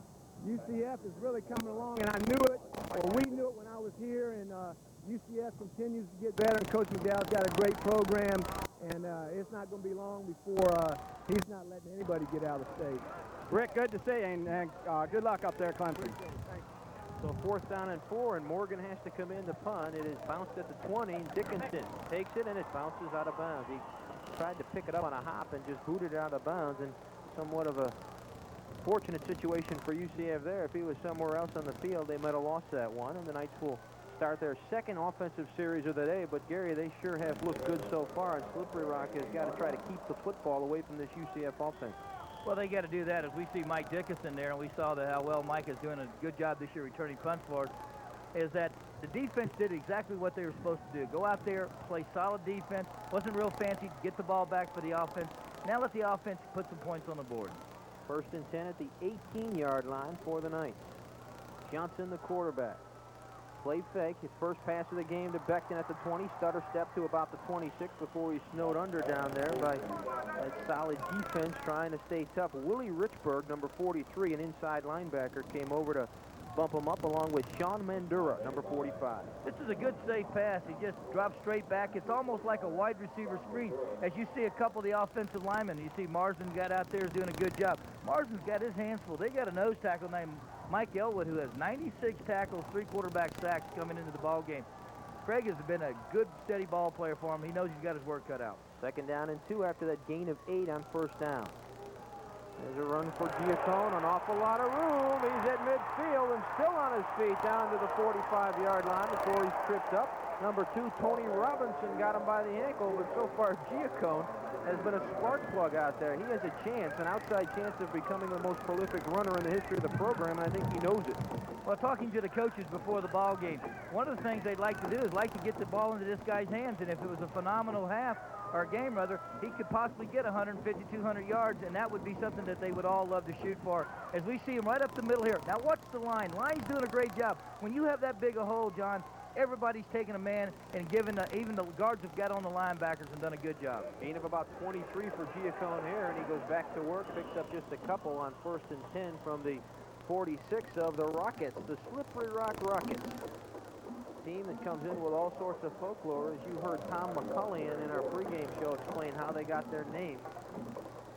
I guess those Indians were wearing the kind of moccasins you wear when you go to the supermarket or out to get the mail. Every dad has moccasins. Huh?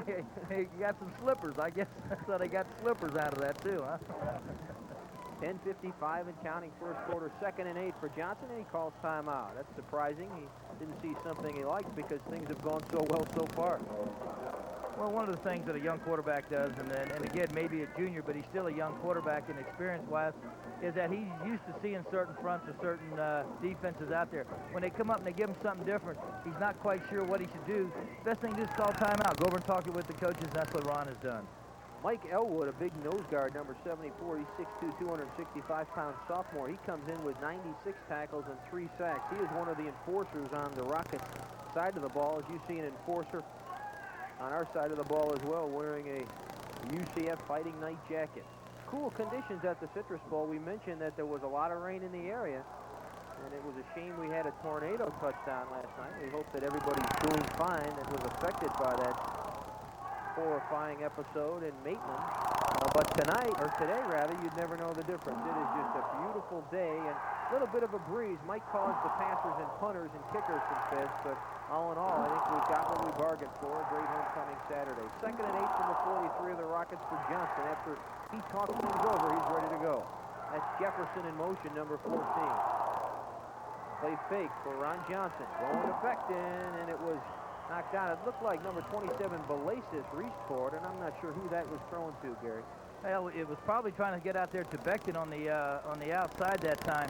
But Ron himself had a good play action, just dropped straight back, just underthrew his man that time. Of course, Becton falls down. Doesn't help any. Now, we're going to watch Ron here. Watch him through the play action up the middle to Giacone. That is to freeze the linebackers. Drops straight back. Now he throws the ball. And, again, there's Becton. He had fallen down. It was a short thrown ball anyway. And that's a longer throw. And I don't know how loose he is really yet, but he's got to make those kind of throws to be effective. 3rd and 8, Becton and Jefferson are to the left side, and Dickinson split wide right. Wants to throw for it, and into a crowd, and intercepted by number 30 for this team. That's LaJuan Hughes. 5'9", 170-pound freshman. He came in with 3 picks, adds another. He's got 4 on the season. LaJuan Hughes, number 30. Well, that ball was just thrown behind Becton, the wide receiver that time. It wasn't a really sharp pass, and the last 2 balls I've seen him throw. We're going to watch Ron Johnson drop straight back here. I'm not sure Ron's really loose yet. It's a cooler day than they're normally used to seeing. That ball comes out real wobbly there. And look, and he's right behind him. It's not real sharp. Becton tries to reach back with one hand, tries to grab it. A great interception, though, by the defensive back. Ariel and Nelson are the outside linebackers. Sapolsky is sitting out this ball game with an injury, and they hand off for just a couple. It is number 20 carrying that ball, Scott Apolsky, 5'10", 190-pound senior. He is not only a good ball carrier, average 5.5 every time he touches it. He's got 950 yards on the year, but he's also caught the ball 19 times, so he is a big weapon for this Rockets team. You'd like to have especially in the tailback position. Their tailbacks do an excellent job of running and catching. They're a double-dimension tailback. They're not just single-dimension. They have the ability to catch and run. You look at those impressive numbers, 11 TDs. Linhart wants to throw, going deep, working on Jimmy Roberts over there is number 4, Oliver Gather, and Roberts with chalkboard coverage there will bring up a 3rd down and 8 from the 25. Now I want to say something going back to what you're talking about the quarterbacks a little bit, John. Now again, our quarterback, Johnson, is throwing into a strong wind. There is a strong wind out there you had mentioned earlier. Their quarterback, Linhart, has the wind with him, and that's going to make the throwing a little easier for him. That is a strong wind out there today. It is gusting up there around 15, 20 miles. So out there, you're looking at him, number 4. He's got 27 catches for a 12.4 average. They run it on 3rd down and 8. It's going to be Apolsky, and he fought his way near 1st down yardage. I think he's got it. A good play fake. It was Law and Ray Irvin that finally brought him down, and they will move the chains. There's an example of 2nd and 3rd effort. Well, it was a good call. Our linebackers dropped straight back in kind of a draw play in a way. Our linebackers were dropping back, and this kid is a good runner. He closes in on 1,000 yards. Anytime you can rush for 1,000 yards, whether it's Division II or Division I AA, you get yourself a good running back, and this young man is capable of doing some good things with the ball. Linhart, the quarterback, completes 50% of the time. He completed 48 of 96 tosses for 494 yards, 3 TDs and 4 interceptions. His long pass is just 28 yards, so his mission is just go out and not hurt his team as a Polsky. Has not hurt his team so far today. He's been a hustler, goes left side and picks up a reasonable gain on 1st down, depending on the spot. Give him 2, call it 2nd down and 8. You're going to see just a toss to the left this time. He's just looking for a hole there. You see everybody coming up there. You see Nelson finally wrestles him down, but he's picking out a hole. His job there is to get from. Now we see Ron Johnson warming up. I kind of agree with the coaches. Get him warmed up. I didn't think he looked real loose throwing the ball the last 2 times. It might be windy, but he could probably, like a good fighter, has to break a sweat in the dressing room for the first time. He probably needs a little shadow boxing on the sideline. No time. He got popped after he unloaded it. Hamilton just came crashing down on him, number 42, and that pass falls helplessly incomplete. Well, you heard of bookends. Now, we have a pair of middle linebacker bookends. Stewart and Hamilton do a good job. But what's right up the middle? There's a blitz on. Now, you see the bookends come right up the middle, 42, 43, right there. There's Hamilton, and then there's Stewart right there. They do a good job. They do an excellent job of a middle linebacker's job is to go from tackle to tackle, and he has to stop everything inside tackle to tackle. Plus, he has to have the ability to scrape and help the outside linebackers. And we've got a couple of good ones right there. 3rd down and 9 from the 35. You saw Linhart's rushing numbers. He rushed for 97 yards with a shuttle pass to a Polster. Got a 1st down and more. Down to the UCF 40. Or rather, the Rockets 48, knocked down by number 3, Jimmy Roberts. They tried that on the last series, and there was a mishap, fell incomplete. Well, now I see why Scott Opolsky's got 19 receptions. He's had 2 shots at the little shuttle pass there in the first quarter here, and to success. Now watch it. He drops straight back. Looks like it's going to be a draw. He gets it right there to shuttle pass. Linemen do a good job of stringing off to the linebackers in the defensive line. 1st and 10 from their own 48-yard line. Linhart wants to throw. Now he'll roll. Down to the UCF 45, picks up 7, and knocked down by number 84, Knott, and Buckley, number 11, came over to introduce himself. Nice gain on 1st down. Call it 2nd down and 2. Excellent play action fake. He does a great job of faking the play action right up the middle. Now watch it right there. Everybody thinks Oldby's got the ball. He's rolling outside. If his wide receiver is open, he's going to throw it. What happened here, we lose containment there to the outside, and the linebacker did not scrape and help out. 2nd and 2 from the UCF 44. SlipperyRock, an NCAA Division II team. They play in the Pennsylvania Conference. A 4-2 in conference play, and coming off a big 36-7 win last week over Clarion, and they are coached by George Mihalik. He is in his 3rd year, and he lettered himself for this team. He's a quarterback back in '72. He led him to a conference championship, so an offensive orientation, and right now his offense has a 1st and 10 at the UCF 40. How many coaches you know are called Dr. George Mihalik? That's true. He's got his doctorate, I think, from Virginia. West Virginia. West Virginia. See, we're a good team. I remembered part of it, and you helped me out there. 1st and 10. 6:57 and counting 1st quarter. Linhart, the quarterback, wants to do something with it, has trouble, now ad-libs. He's got himself a gain of about 7 or 8 before he's wrestled out of bounds by number 43, Stewart, and number 3, Jimmy Roberts. Well, Linhart is a quarterback that has come into the role just recently. They had another quarterback named Podiak, who was their leading passer at almost 1,000 yards passing. Now, you see he's ad-libbing. He's trying to roll to his left, look for somebody to throw. All the pursuit went that way. He does a good job of getting downfield. You gotta learn how to slide a little bit better than that. You're gonna have some problems there. Got the numbers on steady Jimmy Roberts, a cornerback who seems to always be in position. 2nd and 2 from the UCF 32. Linhart with a long count, and he's got his first back through, getting popped. Kevin Craig, the fullback, 5'11", 220 pounds, was rejected almost as soon as he touched it by number 84, Bob Knott. Craig's the kind of guy that's just very similar to our Perry Belasis. You give him the ball every now and then to keep him honest, and he does a good job of getting the blocks, the key blocks for the running back out there, Scott Overstreet. But he does a good job himself. He comes in with a couple 100 yards rushing, I think, himself. Guthier will go wide left, and George McClusick is at the bottom of your screen. They like to throw their tight end as well. Their tight end, Rob Kinney, is 2nd in receptions on this team. 3rd down and 2. Play fake. Hamilton after him, and whistles blow. Dead ball foul. That's Lindsey and Hamilton that were just eyeing Linhart. Dead ball. Delay of game. SlipperyRock. 5 yards. 25-second clock had expired on the previous play. They took it right down to the line and just barely got the play off, so that'll hurt them. Okay, we're not going to be able to see it from here, this angle, but what you're saying, there you go. Look who was blitzing on that play.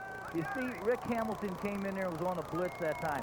The coaches were going to play conventional football and see how well their defense did. What's happening, this team is showing a little bit more success than they maybe anticipated. Now you're going to see the stunts and the blitzes coming in. Now instead of 3rd down and 2, it's 3rd and 7. Linhart Shuttle pass again. Opolsky. Stewart had him by the ankles, and after a short gain, Opolsky finds the ground, and that'll bring up a 4th down. And in a situation like this, if you're on the Slippery Rock sideline, do you go for it? You're out of field goal range. You probably don't want to punt to these guys. Do you play them straight? We'll see it right here again. Now the quarterback drops straight back. Oh, this is the penalty play before there. But what happens on that shuttle pass is that the quarterback will drop straight back, and he makes it look like a draw. Now when the linebacker frees, then he tosses the ball like a little forward pitch to the running back. Yeah, you got to go for it, as we see as obvious here. What do you got to lose? 4th down and 4 from the 34. Linhart back to pass. A lot of pressure now, trying to hit Goff there. No, that's his big tight end down to the 20. Has a lane touchdown. Slippery Rock. That is Rob Hinney, number 87. He came in with 25 catches, averaging 13.2 every time he touches it. He just had 3 TDs, and now he's got 4 touchdowns in 1990, and they have silenced the crowd, and they're about ready to tie it up. Okay, what happened here is that there was like almost a pick. Both men were wide open. Our 2 men ran into each other.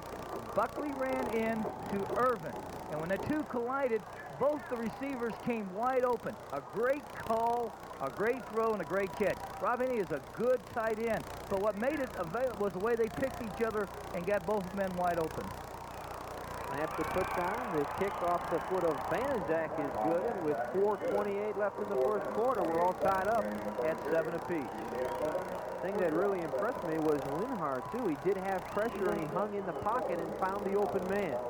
Johnny had both men wide open, but he found the right guy. Well, we're all tied up at 7 apiece. We'll take a short break. You're watching this bowl, deadlocked at 7 apiece. The Knights will get their hands on the football for the 3rd time. The first time they touched it on 2 plays, they went 78 yards and picked themselves up a big touchdown and really electrified the crowd. But after an interception by Tony Robinson, number 2, Slippery Rock put together a drive of their own, and on a 4th and 4, they find the end zone to a pass from Linhart to Rob Hinney, the tight end, and we're tied up at 7. The deep man is Pat Stewart for UCF, number 32, and he awaits it at about the 7, and here we go. Out to the 20, looking for a lane at the 25, flag on the play, out to the 35, stutter step to the 40, out to the 41. Good run back by Pat Stewart, but it may come back when you see those flags fall on the kickoff. It's usually something bad. It is a hold against UCF. They'll march it back. Well, Pat Stewart did a good job, and now you notice Jefferson was in there the very first time we had the kickoff, and they took him out and put Pat Stewart in there. I think Jefferson still has it when we watch Pat Holding. Stewart. Look at the acceleration. Central Florida, be a first down. Jefferson's ankle's still bothering him. Pat's healthy. Look at the cuts. Look at the moves. This young man's exciting, and he is going to be a premium return man, and is now and will be even get better. Stewart has returned 15 prior to today's action for a 19.3 average. His long was 39, and he's still looking for his first touchdown on a kickoff return. He has scored in the conventional offense, but he wants to take it the distance. And it's 1st and 10 for UCF from their own 14. This is Willie English, his first carry of the day, out to about the 21. He falls forward for a good gain after running into some white shirts over there. Willie's the kind of back, even when you hit him, he falls forward for a reasonable gain. Well, this is one of our favorite plays, the toss to the right or to the left. Willie English does a good job of finding out John Osborne, a tight end. The whole key to that is the block of the tight end. If tight end knocks his man out, we see English comes in for 446 yards rushing. He goes to the inside. If he goes inside with the block, he goes outside. He feeds the tight end. Excuse me, Gary. 2nd down and 3. Here's Willie English. Has a first down and more to about the 27-yard line. And he was dragged down there by number 27 came up to meet him from this team. That is Robert Culp, 5'11", 170-pound junior. 4th in tackles with 70, and he's got 4 interceptions as a free safety. So he likes to roam back there, and he can make big plays happen. 1st down and 10 from the 28. 3:31 to go, first quarter, 7-7 tie on a homecoming Saturday from the Citrus Bowl. First back is Montrell Green, who is checked in, and he picked up just 1 before he was snowed under down there by number 3 for this club, who just came up charging. That will be Kevin McWilliams, the defensive end. UCF uses 2 series of running backs. They have their starters, Valasis and Giacone, Then they bring in Montrell Green and Willie English, their second team, B team, whatever you want to call them. But they do an excellent job of giving getting credibility and respectability back there. Didn't give him any gain on that. Second down and 10 for 28. Willie will try it left side. Out pretty hard at the 30, but stays on his feet and picks up just a couple more. He was popped hard by Robert Culp coming up from the free safety position and picked up just a couple. That's going to bring up a third down situation for the Knights. Call it third down and about 7 to go for UCF. All right, now here again, a toss to the left. Willie English is keying. Now he's got Montrell Green out there. There's John Osborne right out there blocking. See, he keys the tight end block. Wherever the tight end takes it, he's going to go opposite of what the tight end's doing. Third down and 6 now after the spot from the 32. Johnson to throw. Montrell Green hit at the 39-yard line by number 30. Came up to say hello to him, Lawan Hughes, and he should have the first down. They're going to call for a measurement, but if he didn't get it, he's awful close. But a good hit by Hughes. Well, their team hits real good. Now, the way their defense is set up, their inside men do a lot of tackling. They make a lot of tackles. Their nose guard and everything's pretty big. Now, we're going to watch the instant replay here. That's just a fake and hits the back coming right out. Montrell Green's got good hands. He just does a little play-action fake to Willie, spins out and hits Montrell Green, and it's close to a first down. But the way their defense is set up, so that their linemen do an excellent job of tackling. They play in the gap. They shoot right across. They don't play heads up a lot. They play the gap, and they'll slant. And he did pick up the first down, so UCF takes the football and keeps the football. 1:57, clock is stopped in the first quarter. They've got the ball on their own 38-yard line. Good crowd here at the Citrus Bowl. Ron Johnson, the starting quarterback for UCF. 5'11", 160-pound junior. Got Dickinson and Beckton as his wide receivers. Willie English carries right side, and number 74, Mike Elwood, the nose guard, rode him down after a pickup of maybe 2. Elwood does a good job of just, again, he'll line up almost heads up with the center, and then he slants. Everything is designed. A lot of times he'll slant to the wide side of the field with the linebackers covering to the backside. As you'll see it right here, does a good job of getting across there. Now here comes Elwood right there. See, Elwood was lined up on Marsden, and he just slid right across there, and he slanted right into the play. They give him 3 on the play, second down and 7.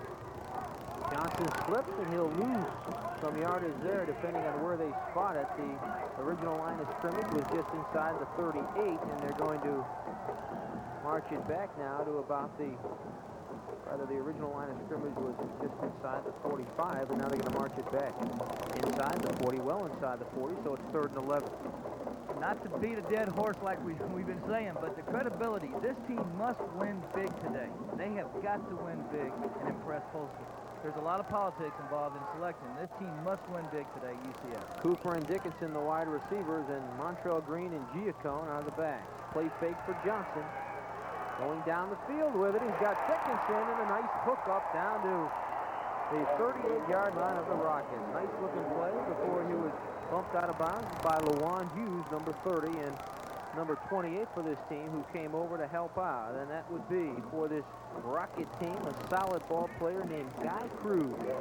Well, they got to, and again, UCF has got to put a lot of points on the board. Getting back to that point again is that they can't stay close to this team. They're going to have to come up with some big plays. That was a nice thrown ball, nice catch by Dixon. But the thing my point I'm making, John, is that we must beat this team somewhere around 40 to 50 points for us to get any kind of respectability on those pollsters.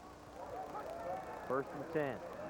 Montrell Green picks up a couple, and a guy who picked up a couple catches during his career at UCF is standing next to Tom McCullion on the sideline. Let's visit with the ex-Buffalo Bill and Houston Oiler, Bernard Ford. Obviously an air of excitement down here on the field. One of those things, seeing a lot of old friends, and not real old, but at least 3 years since we've seen him fly this field, and that's Bernard Ford. Welcome to Homecoming 1990. Thanks a lot. It's good to be here. It's really good to be here. It's good to see. I tell you, what is the big difference between playing on this field at the college level and the big jump to the pros, playing with the Oilers? The biggest difference I had to say it is the level of competition. Week in and week out, you don't have a team that not quite as good as you, or you don't have a guy that's not quite as less talented than you are, and there's a whole lot of talent spread out across the whole league and across the board on every team, and you really have to be able to play every game because you're going to face a hell of a guy who can play ball.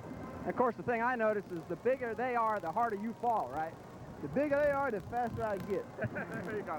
Hey, good to see you. Thank you. Welcome back. And, John, we're going to take it back upstairs to you for the action.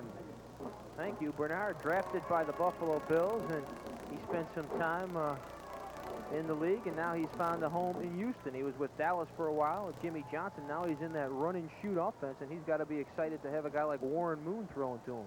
Well, he's right about one thing, John. The competition is bigger and faster than what you normally would see at every day in a college level, and that's why only a few can make it. I like the way he said, the bigger they are, the faster he gets. That says it all. On 2nd down and 5, the ball is on the Rockets 37. The Knights now start second quarter action with this brisk wind at their back, and that might help Ron Johnson. He's going to try it out right from the start here. And he may take it himself. Now he'll flip it underneath, and a short gain. He went to number 34, Willie English, who was abruptly met by Terry Jordan, number 91, and they picked up every bit of that gain, and that will bring up a 3rd down and short situation for UCF. Well, the rollout was to the right, and he had Osborne down the field, but he just couldn't quite find Ozzie. The tight end was wide open, as we see right here. He's just rolling that, dropping straight back. Now he'll slide to his right here. Now he's looking for a receiver down there, and he sees Willie and tosses it to Willie right there, but a little bit farther down, John Osborne was open, but is under a lot of pressure, and he just found the quickest receiver he could. Willie had 1 catch coming in for 3 yards, so that's his 2nd catch of the season. Nice fake there. They've got a 1st down. Handed off to that first back through Montrell Green, and he picks up a big 1st down, and was brought down by Gordon once again, number 91, 6'2", 220-pound senior. And we look at today's top rushers, or rather this season's top rushers, and there's no surprise. Opolsky, 958 yards, and Carson, 422, that big up bat you compared to Belasis. And then, of course, Giacone having a banner year at 660 yards, and Willie English, not bad either at 446. Giacone about to eclipse the 2,000 career mark. He would be only the 2nd man in the history of the program to do it. It would be just he and Elgin Davis. Here comes Beckton. Down to the 15-10, and ridden out of bounds just inside the 10 is number 4, Sean Beckton. Flags are down on the play, and it was number 23, Joe Dahlstrand, a cornerback, 5'11", 170-pound senior with 31 tackles that escorted him out. Holding, Central Florida. They're going to call, as we see right there, it was holding. They're going to be called against UCF. Now, you'll watch it here. Now, watch out to just a screen pass out there. You got Derek Connor out there, and I believe Tom Leapy out there. And I think they're calling it on Leapy right there. He's got his hands all over the man, and that's the call the official made. But that's a wide receiver screen pass where you have 2 offensive linemen helping the wide receiver. Rundown of the first half stats. UCF 6-4 in 1st down yardage. The Knights on the ground, 130 yards. So I think maybe the regulators came to play today. That's what they've nicknamed themselves, that running back crew back there. They regulate and they control and direct. This is Willie English doing some regulating. And pretty good gain there for number 34, Willie English, before Terry Jordan with 98 tackles coming in. He's 1st on the team in tackles. He wears number 91, 6'2", 220-pound senior, wrote him down. He's a good linebacker. As we can see that 98 tackles. That's a lot of tackles. He does a good job. He's an inside linebacker. Again, inside linebackers, their main area is from tackle to tackle. And anything in there, they're supposed to stop. 2nd and 5 for the Knights. Beckton and Dickinson, the wide receivers. Check that. That's Coltrane into the game. Now here's reverse to Beckton. Got some room down to the 20, down to the 15 before he is knocked down and spun around down there by number 27, Robert Culp, the free safety. Well, they got the 1st down on it. Now, what they would have had a bigger play. The play took a little longer to develop by the lineman downfield. And the problem is Beckton's got too much speed, and he got on the blockers too quick, didn't allow the blocks to set up for him there. 12:53 to go in the 2nd quarter. All tied up at 7 apiece. Ball is spotted just outside the 15 now of the Rockets. The Knights are pounding on the door. Dickinson and Coltrane are Wide right, Montrell Green and Willie English in an I formation behind Ron Johnson, and Willie has the call. Skipping outside, Willie dragging and turns nothing into something big. A 6-yard gain, and a late flag came down there as well.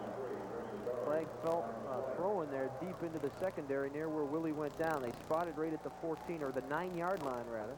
We'll see what the call's all about. Dead ball, personal foul, Slippery Rock.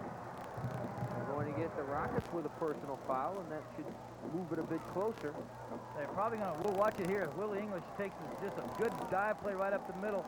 Derek Connor does a good job. Good job on his own. Good stiff arm there. There's Coltrane trying to get somebody. And what's a late hit right there? See, I think they're going to call that spearing there on the last hit. The man went in with his helmet, and you cannot do that. As we see the top receivers for these clubs there, in their yardage there, you got Gaither has 336 yards, and Haney, the tight end, comes in with 330 yards. Beckton for us with 512, and Jefferson 473. First and goal from the 4 for Ron Johnson, Montrell Green, and Willie English. This is Willie. Lot of room, Willie's gone. Willie English, number 34, just walked on in. With 12:11 to go in the first half, the Knights now have a 13-7 lead. Well, you know, if I'm going to score my eighth touchdown after working like you know what to get 7, it's nice to go untouched. They had the steamroller in that time. It was set up to the left. Everybody did an excellent job, and all he did, he went right in untouched. Ryan Sargent, the long snapper, Ron Johnson, the hold, and that's Franco Grillo. He could have been playing flag football and made it in there. They couldn't have got to his flags on that play. That offensive line of Marsden, Lightly, Bishop, Goforth, and Connor getting it done along with that tight end set that they bring in on the steamroller. 12:11 to go, first half. The Knights lead it 14-7. You're watching CBS Community Cable Channel, Channel 32. UCF and homecoming. It's an exciting combination here at the Citrus Bowl today. The fans are out in force, and they're enjoying themselves. They had the tailgate party after a week of festivities that culminate right here during the game at the Citrus Bowl. Long kick, nobody wants it. That's anybody's ball down there. They better jump on that thing. Now they're going to call it a touchback. Gary, tell me about that. I thought that's a free ball until somebody downs it. In pro football, it's a free ball all the way through. In high school and college ball, now in high school, once it breaks the plane, you can't return it. In college, if you do not try to return the ball once it hits the end zone, then it's a dead ball. Now here comes the touchdown. Look at Willie English here. Look at the block he had. Look at everybody taken out. The steamroller did a good job that time. They brought in another Robert Lee Connor, another tight end, big tight end, 6'5", 270. He just took out 2 guys. First and 10 from the 20-yard line. Scooting right up the middle is number 20, Scott Opolsky, 5'10", 190-pound senior, and he just scooted out of there for reasonable gain on first down. Now we're going downstairs to Tom McCullion. As you look at that scoring drive, he's got Mark Giacone standing by. Obviously, the Knights are playing the Rock tonight, but we also got our own little Rock of Gibraltar here playing against them. And Mark, I'll tell you what, I think some of your players are going to say you got hit a couple of times too many these last couple of games, because I think you did something earlier that maybe surprised us all. Yeah, well, a lot of guys gave me hell for it, but she's been, my fiance has been real supportive of me, through this last couple of years, and she's worth it. So I wanted to make it something she'll never forget. Well, that was nice, and what we're talking about, of course, is Mark presented his fiancee, Libby, with it looked like a small piece of rock myself, but it looked pretty, and it was nice. Yeah, it was a nice diamond, and, like I said, she deserved it, and I'm very happy. Very happy she said yes to it. Coming in this game, you needed 130 yards to go ahead and move to the top of the list. How far do you think you're away, and you going to go tonight, or are you going to wait till next week? Well, I'm going to go as far as I can tonight. As far as my line will take me, so we'll see what happens. Okay, congratulations on both counts. John, we'll take it back upstairs to you. Nice job. As you can see, Oliver Guthier making a catch near the 30-yard line. Irvin providing the coverage, and they're going to give him the grab on it. That should bring up a third down and very short situation for the Rockets. And boy, Mark Giacone really going out of the limb in the pregame. He had it lit up on the scoreboard to ask his girlfriend if she would provide him with the ultimate honor, and they're going to get married sometime in the future. Mark's a very popular young man here in the Orlando area. He's a young man that has taken an opportunity and has done the most with it. His support of the especially handicapped children and all, they call them his Goombas and all, and I think that's just a great, it says a lot for Mark Giacone. And then to ask his girlfriend to marry him in front of this crowd is another big moment. Now we're going to see this pass here. I didn't think it was a catch, but I'm going to watch it do like you are. As you see Gaither rolling out there, let's see if he catches that ball. See, I think the ball pops out right there. See, I don't think he has control of it. And I think that's an incomplete pass, and they gave him a favorable mark on that, and that was definitely an incomplete pass. Now, this is where I think the Bishops are running it real quick. We see Paul Lounsbury talking to the offensive line, the line coach there, saying, hey, look, you're doing things good. Let's try to listen a little bit. He's telling them to get your hands out there, give the quarterback a little bit of protection. Joe Ryder, the referee, James Ina, the linesman, Mr. Frederickson, the side judge, Ted Ruda, the back judge, Bill Baumeister, the umpire, Dave Small, the line judge, and Wilson Cozier, the field judge. And the reason that was such a big play, it's going to bring up a 4th and very short, but they'll still punt the football. Morgan stands back at his 15, gets it away. Dickinson, low liner, tries to come over, and it bounces out of bounds at the UCF 38-yard line, and the Knights have a 1st and 10 with 10:05 left in the first half. They have a lead as well, 14-7. Well, the thing now, UCF, take advantage of your good field position here. Do what you're doing best. They've been running the ball. There's 10 minutes left in the second quarter here. Do what you've been doing best. That is running and mixing up your passing game, and try to get right back, another score as fast as you can. Coltrane and Beckton are the wide receivers. As you look at Gene McDowell, and the wave sails through the Citrus Bowl on 1st and 10. Palacios and Giacone behind Ron Johnson. Giacone gets the call. Skips left side. No room. He's hit right at the line of scrimmage. And number 91, Terry Jordan, was sitting down with his back to the play, but he felt the pressure and just pushed back and got some help from his buddies. 2nd down and 9. They give him a yard. All right, we're going to see Mark Giacone here. Now, Mark Giacone is back here with Perry Palacios. These are your starters back in the ball game. Now, you may ask yourself, why is he, did he set out that last series? Well, you've got some talented backs, and a lot of times the coach likes to get all his backs involved early in a ball game in case somebody gets injured. You can see the waves flashing through the Citrus Bowl. 2nd and 9 from the 39 for Johnson. He's going to throw on a play fake. A lot of time. Over the middle, it's picked off at the 45 midfield, 45-40, and bounced down hard by Bishop and Palacios right at the 39-yard line, and a flag is down on the play. Big hit there, but a big interception by number 34 for this team. That is Drew Miller, 5'11", 200-pound junior, and that's a big play. Well, if I was Coach Krusek up here in the press box area looking down out there, I'd say, well, who in the world was he throwing to? There wasn't a black shirt nowhere near that pass. It was almost like, now watch it. There's nobody near where this interception's made. Not a man, nowhere near a black shirt there. I don't know what Ron Johnson was seeing, or maybe the ball slipped, I'm not sure. But the only guy that was even more near was 20 yards downfield, and that was Beckton, and he was covered real well, too, as we see the good licks put on right here. Johnson had a piece of that, number 15, and Bishop, they may want to try to convert Bishop, those defensive coaches, because he really laid the hat on him as well, and Miller is still down. As you can see, there was a mark-off. They're going to bring it back to the Rockets' 47-yard line, so an illegal block on the return. You can see the blimp. Looks like there's some turbulence up there. Oh, no, that wasn't a real blimp, Gary. I was wrong.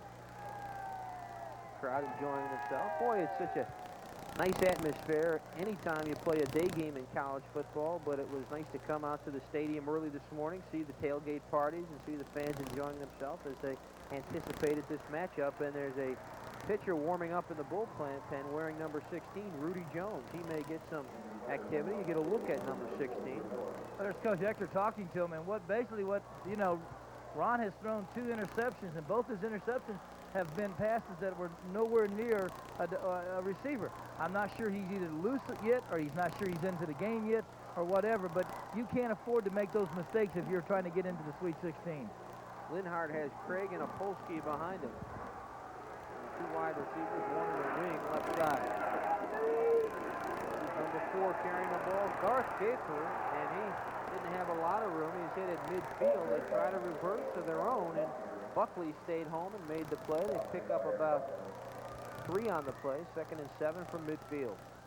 All right, you're going to see it come right here to the fake right there, hand the ball off to Gaither right there, and there's the good job by Eric Jones staying out there. Now there's Buckley right there. Now Jones forced him inside. Now, and Buckley did a good job of coming up and making the tackle. Gaither and Merchant are both split left with Gaither in the slot. Zapolsky with it, right side, and number 43, Stewart, spins him around on the 33.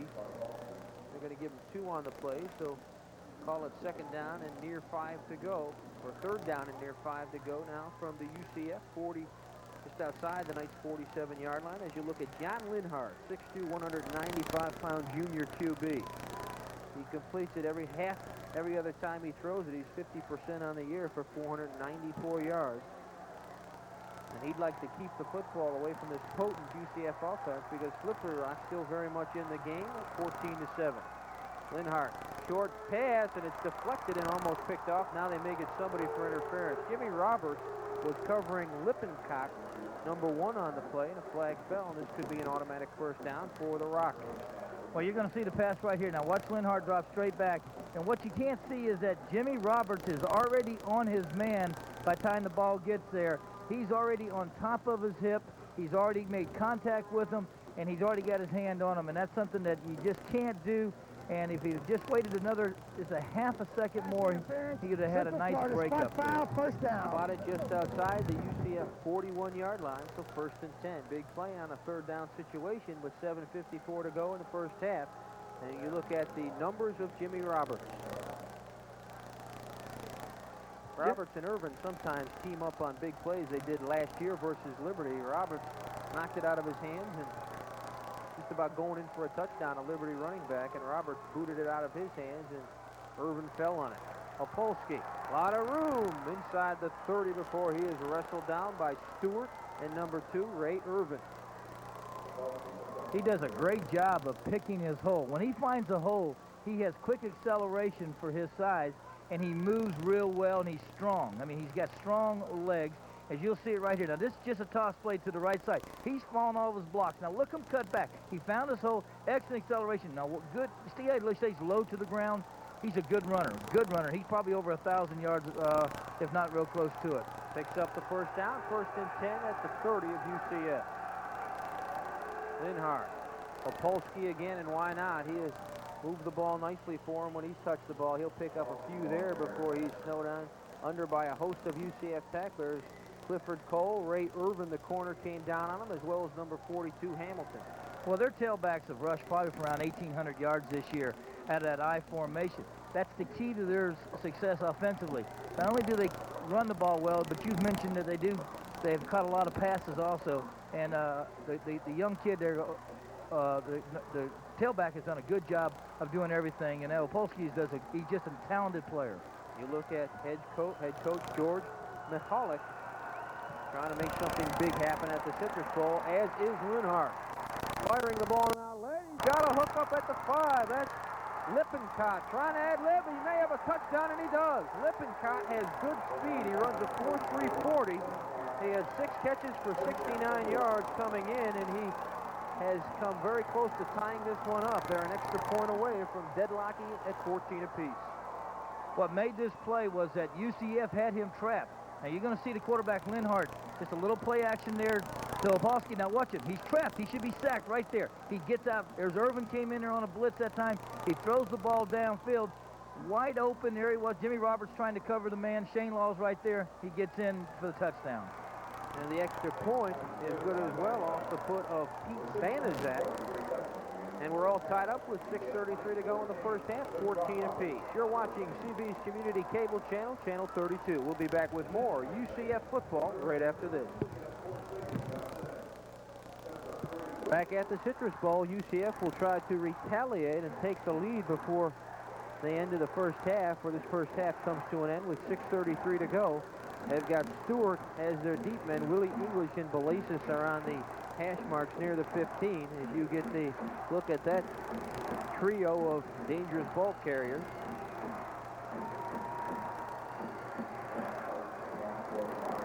Pete Banaszak looks to tee it up. Actually, that's Dan Howard. He does the kicking sometimes, the kickoff duties, and it is Stewart at the 25, 30, out to the 36, 37-yard line. Another flag is down on the play back, so we may have another penalty on UCF on that return play. That's hurt them in the past tonight, or today rather. So used to these night games at the Citrus Bowl. Great afternoon for football, and this could hurt that return by Stewart. Well, you don't want to shoot yourself in the foot, and it seems like that's what we've been doing. We've had 2 interceptions. Both times the Rockets have capitalized on that and gone in for touchdowns. Now we get ourselves in excellent field position again, and then we're called for a clipping call, which is going to take it back to about the 12-yard line, John. So each time now we've been shooting ourselves in the foot now, and we've been hurt by it.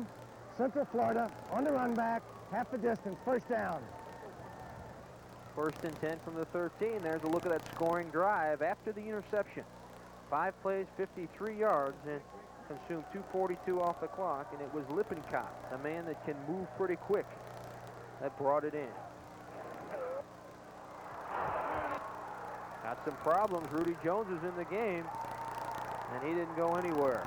Lost some yards. Looked like some confusion down there. There were nothing but white shirts leading that charge, and that didn't look good. Raymond Hart, number 48, smelled it out. 6'3", 210-pound freshman, and you get the feeling, though, the Knights can bust one at any time with the horses they have back there. Well, you've got a new quarterback in there. You've got Rudy Jones in there. There's going to be a little bit of confusion there. Rudy's got to get his rhythm. One of the things the coaches really wanted before this, this game was to hope that Ron Johnson would play consistently like he did against Liberty, and that he would give them a sound game. So far, he hasn't been able to do that. Second down and 16. Jones lost 6. Here comes Rudy. Takes it himself. Gets back to the original line of scrimmage, and he fumbled the ball, and the Knights are on it. Rudy Jones lost the handle, and Osborne fell on the ball. Let's go downstairs where Tom McCullion is standing by. Hey, John, I tell you what, homecoming's always fun. There's a lot of things to enjoy. There's a lot of things to remember. Like this homecoming, I remember this beautiful day. And Libby Smith, is there anything that you'll remember from today? Miller, I'm That's okay. Yeah, I was proposed to today. From? Mark Giacone. Okay, and you've been dating, I guess, a couple of years. Right, about a year and a half. Is there anything out there that you really cheer for? Do you like seeing them break those big runs off? Oh, I love it. I love watching him knock them, go right through them, knock them down. And that's what I hear up in the stands, just screeching away, right? Just for him, just for Mark. Just like that. Libby, Miller, thank you very much. Take it back upstairs to you. Gain of about 30 after that pitch and catch from Rudy Jones to Sean Beckton. That'll march the ball outside the 40 to about the 41. Rudy does a good job. Now he rifles this ball, and that is a well-thrown ball. Now, what made it open there by Beckton, he ran a post flag. Look how wide open he is. His man there was turned completely around by him. This man has quick feet. First and 10 from the 41. 4:34 first half action.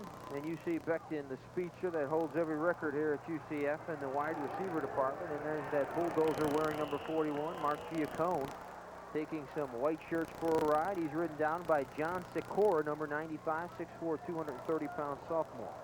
You know what impressed me about Sean Beckton now, and I've seen a lot of good receivers in the pros and in the college ranks, haven't played at Florida State. We see Giacone here on his carry. He's just a good workhorse. Is that Sean Beckton has quick feet, John. He can get open. He has solid hands. I mean, they call it good, soft, solid hand. He catches everything near him, and he's got quick feet. Terry Jordan, the inside linebacker, also had a piece of that tackle, number 91. 2nd and 4. Whistles blow, dead ball foul. Time may have expired on the 25-second clock for Rudy Jones. There are a couple of scouts here today that from a couple of teams in NFL, and one of the guys they're looking at is Sean Beckton. Delay of game, 5 yards, Central Florida. Still second down. Talking to a scout of the Buffalo Bills, I asked him who he was looking at, and I mentioned Sean Beckton, and he said everybody's looking at Sean Beckton, so that was no scoop, but a scout from the Giants and the Bills up in the booth. Well, they're having 2 fantastic years there from the state of New York, those 2 teams. The Giants and the 49ers encounter this week as created some excitement out in Candlestick Park. Don't want to miss that one. 3:26 and counting first half. Rudy Jones stops and fires. He tried to hit Cooper, and it's picked off. Picked off by number 30 again, carrying the ball down to the 45 and knocked down at about the 47-yard line. Making another interception is Lawan Hughes. He came in with 3 interceptions, had 1 already on the day. That's his second today. 5'9", 170-pound freshman. He has a nose for the ball because he always seems to be there. Well, if this keeps up, does that mean we'll get to see Travis Peoples maybe before it's over with? That's a possibility. All right, now watch Rudy drop straight back here. Little play action to Mark Giacone. Rolls out to his left, and he's looking downfield. And there's the ball just overthrown. Now, he had the right receiver in Cooper. Cooper's wide open. He just is overthrown. That's been his biggest problem all year, John. He's found the right man. And your words may be prophetic as Travis Peoples now warming up in the bullpen. Opolsky carrying right side, hit at the line of scrimmage by number 48, David Nelson. They gain maybe 1. Call it 2nd down and 9 near midfield for Slippery Rock. Well, one of the things that Rudy has, he has a great ability to find the right receiver. That's one of the hardest talents you can get in a quarterback. But the next thing you have to do is you got to get the ball to him, and that's been his biggest problem, is getting the ball to him. 2:46 left first half. All tied up at 14 apiece. Merchant and Gaither are split wide left. This is Opolsky. Some room right side, and he's tripped up after a reasonable gain. Call it 3rd down now for this Slippery Rock team in a long 5, maybe 6. I like this kid, Opolsky. He looks like one of those guys that probably comes from the coal miner side of his family up there in Pennsylvania, and he's a hard worker. His family's been playing ball all his life. Just a hard-nosed kid, and he just lowers his head there, finds a hole. He gets tripped up there by one of the ball players, and I didn't get the number of our guy that tripped him up, but he's just a hard-nosed kid. Lippincott is wide left, and Gaither is wide right, and now Gaither goes in motion. Play fake, Linhart on the run, a lot of pressure, gets out of trouble, but not this time. He's banged down by Hamilton, number 42. All right, defense does a better job that time of containing and getting a sack. What's happened in the past, John, he's been able to, after the last couple interceptions, he's been able to ad-lib, get outside. Now he's trying to buy time here. But look, there's Nelson out there, there's Lee Winooski out there, there's Hamilton right there, and finally Hamilton gets him. They contained him, wouldn't allow him to get a chance to run. Just too many guys to avoid, and that'll bring up a punting situation. Dickinson is back on his 20. You see the numbers on Hamilton. Well, UCF's going to call timeout. They want to talk about it here. They weren't sure. They weren't quite ready yet to get the punting team in. They send their punting team. The Rockets send it in real quick. UCF said, let's call timeout here. Set up return. If you're Gene McDowell, what's the message at halftime, assuming this score remains 14 apiece? Well, I think the one thing is that we're not playing up to our capabilities. We've gone through 2 quarterbacks now. The problem is that the 2 quarterbacks are not getting you the leadership, or they're not getting the big plays that you need out there. He's going to try to keep them in this ball game, not to get discouraged, but he's got to tell them that, hey, guys, look, we're playing for the season every week, and this week is the most important game. And we will look forward, or we are looking forward to Tom McCullion's interview with head coach Gene McDowell at halftime. Tom usually is successful in running him down to get his thoughts and views on the action that took place in the first half and what we might see in the second half. So we look forward to that. And that's Bob Shackelford, the defensive line coach for UCF. Well, they're counting the people. They want to make sure they don't have 12 guys out there. They want to make sure they have the right people in there.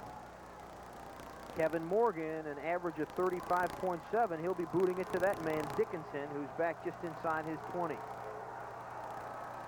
Lights are coming. He gets it away, a low kick. Dickinson on the hop, picks it up shoulder high to the 35. Out to the 45, midfield, a sidestep, and fumbles it out of bounds after taking a good lick down there from number 26, who really came up to say hello, Hitchcock, a tailback.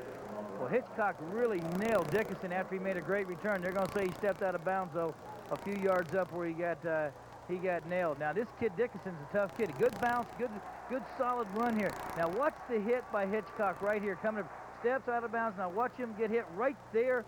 He gets nailed right there. He's a tough kid. He'll be okay, though. Dickinson being attended to down there. Just a good pop. The Knights have it 1st and 10 now from their own 48-yard line. The quarterback is Rudy Jones, working from the shotgun, and he's got 5 wide receivers, so the Knights opening it up here. Jones steps up. He'll take it himself.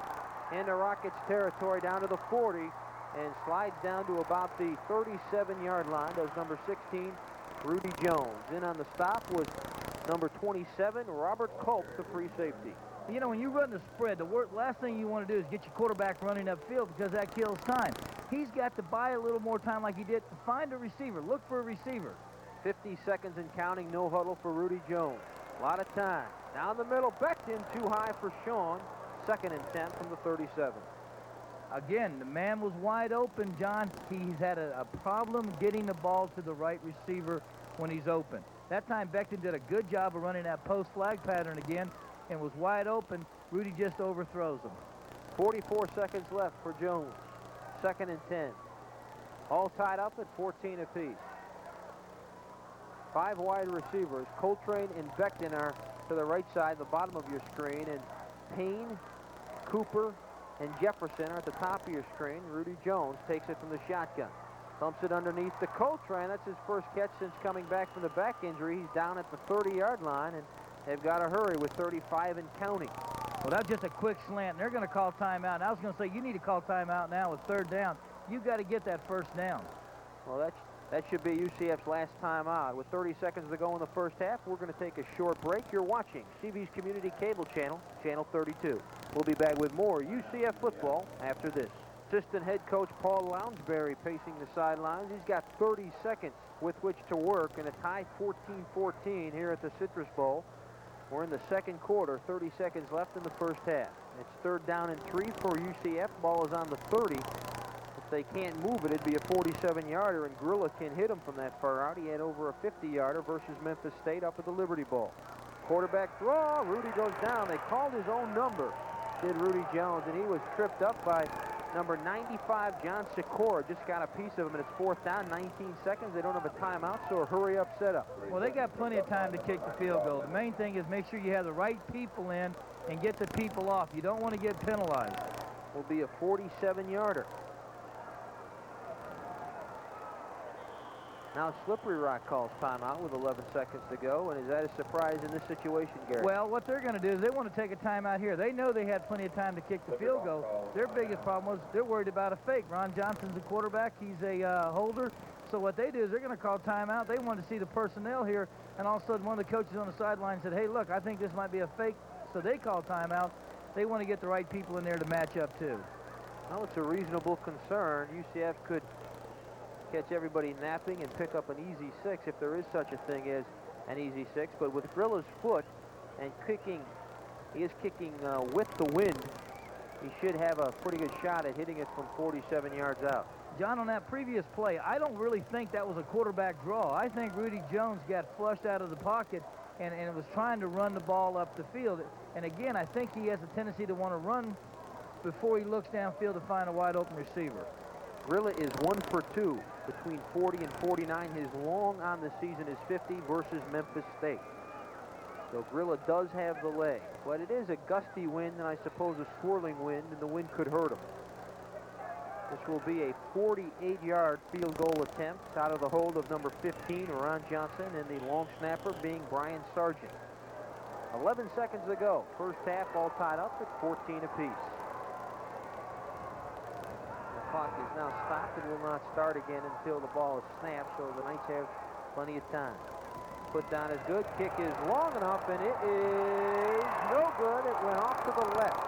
Just barely had the distance, and you had to wait because it was close. It just missed left, and we will no doubt be all tied up when this thing is over in the first half. Well, it's not a first half that Coach McDowell wanted. Now, he was concerned, like I talked to you, we said in our pregame. He's taking this team very seriously. This team has come down here to play football. They're a very good football club in the division they play in. They're 4-2 in their conference that they're involved in. They may be 4 or 5-1, but I'm going to tell you something right now. They play a tough, competitive schedule for Division II. It's a good team, has a lot of respect. A lot of tradition. 5 teams have gone undefeated since the inception of the program. This club played in Fenway Park back in 1937 versus Boston College. Should be the last play of the first half, and it will be.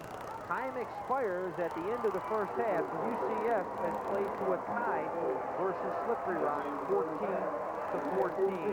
And it has been one of those days, Gary, you mentioned, but there's a lot of time left, and UCF can come on strong in 30 minutes. We saw that last week versus your old coach, Sam Ratigliano. They really exploded in the second half. Well, they're going to have to. Now, one of the things that, you're thinking right now is playoffs. You've got to get into playoffs. You've got to impress a lot of people.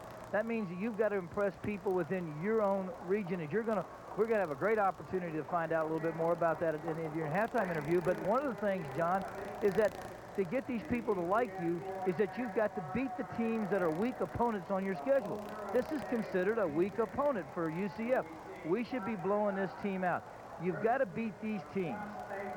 Well, speaking about the playoffs, we'll have an interview for you with Gil Peterson, the Director of Athletics of Western Illinois and the Chairman of the Central Voting Committee in the country. So he's the delegate from the central part of the country, and we'll talk to him about the playoff situation in general in Division I AA. And, of course, the question everybody's interested in, what are UCF's chances, assuming they are able to finish strong? That should be fun, and I hope you enjoy that. It is homecoming at the Citrus Bowl, so we look forward to a lot of homecoming festivities. And you being a former Seminole, was homecoming special to you, Gary, back then?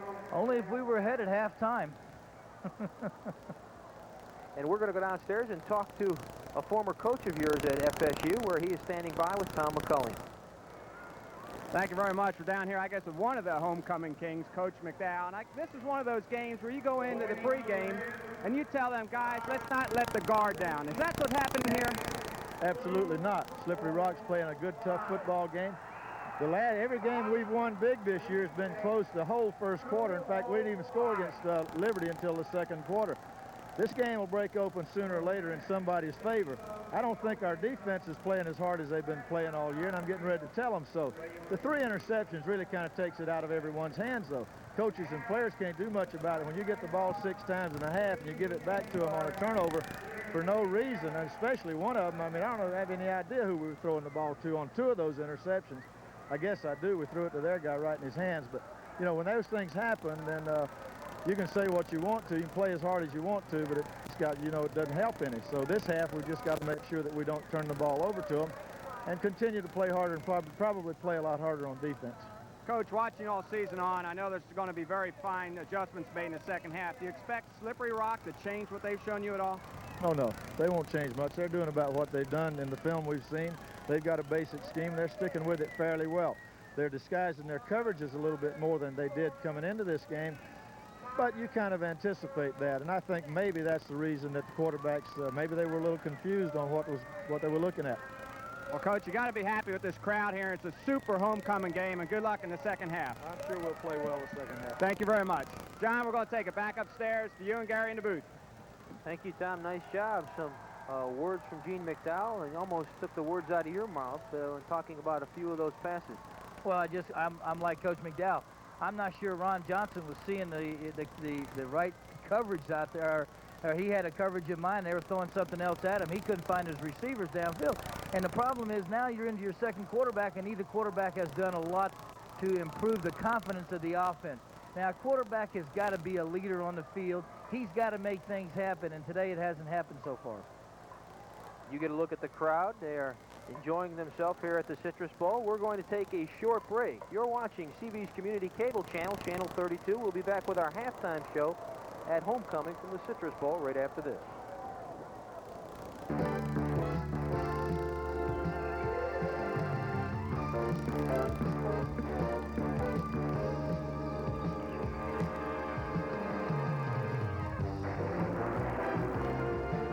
CB Sports welcomes you to the UCF Halftime Report. And now, here are John Kirk and Gary Parrish.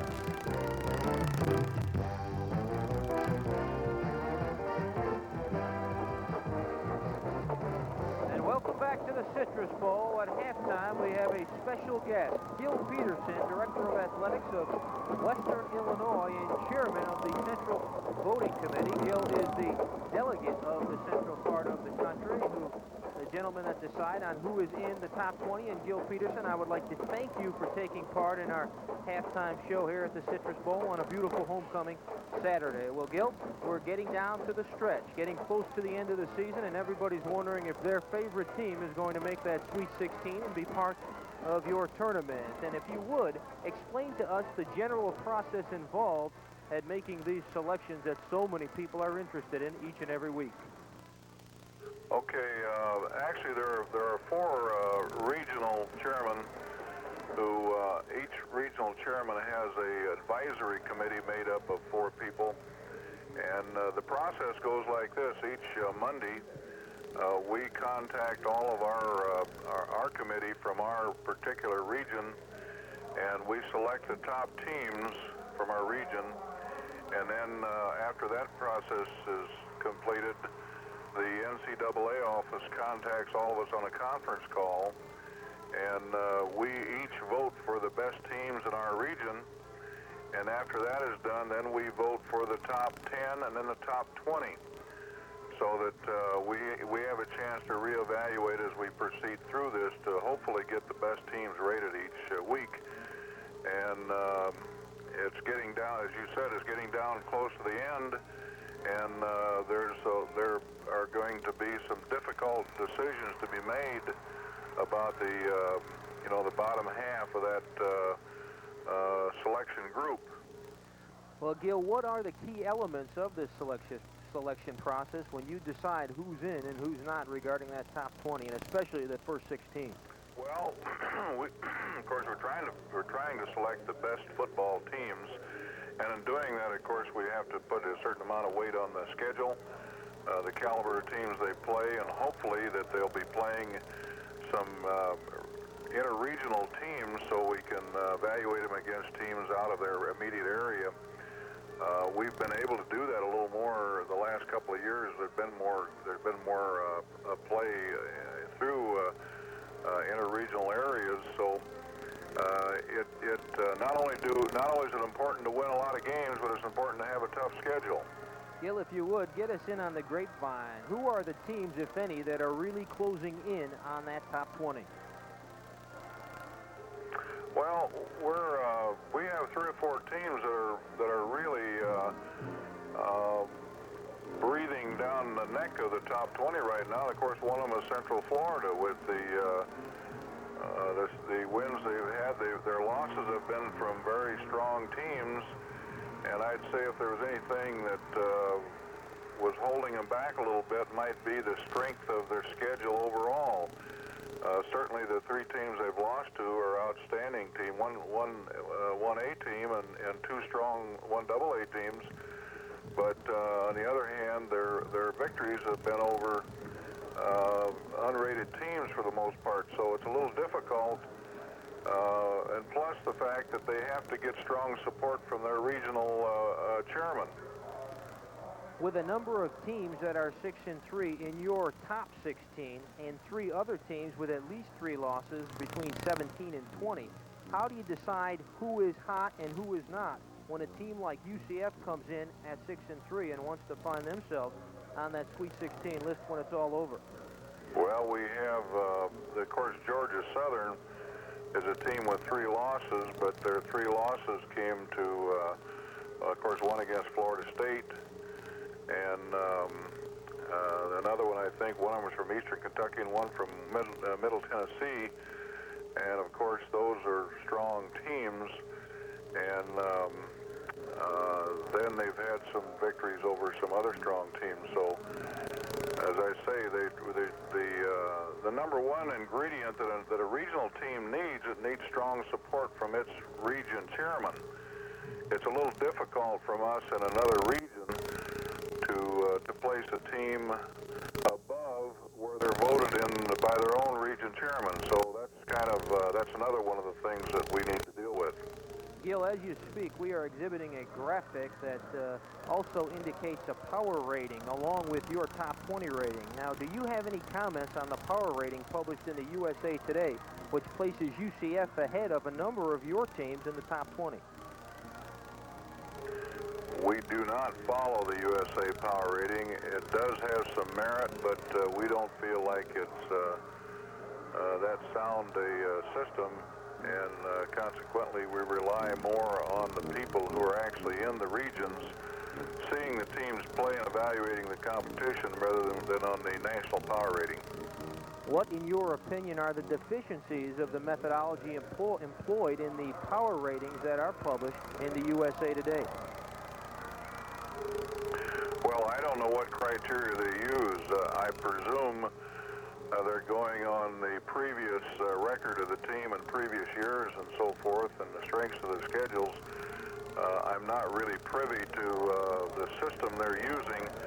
I know that the other rating systems for 1A football don't pay too much. They very seldom agree with them, so they don't, as I say, our committee uses the system I outlined, and we don't, if we were going to use the USA, we wouldn't need our own committees.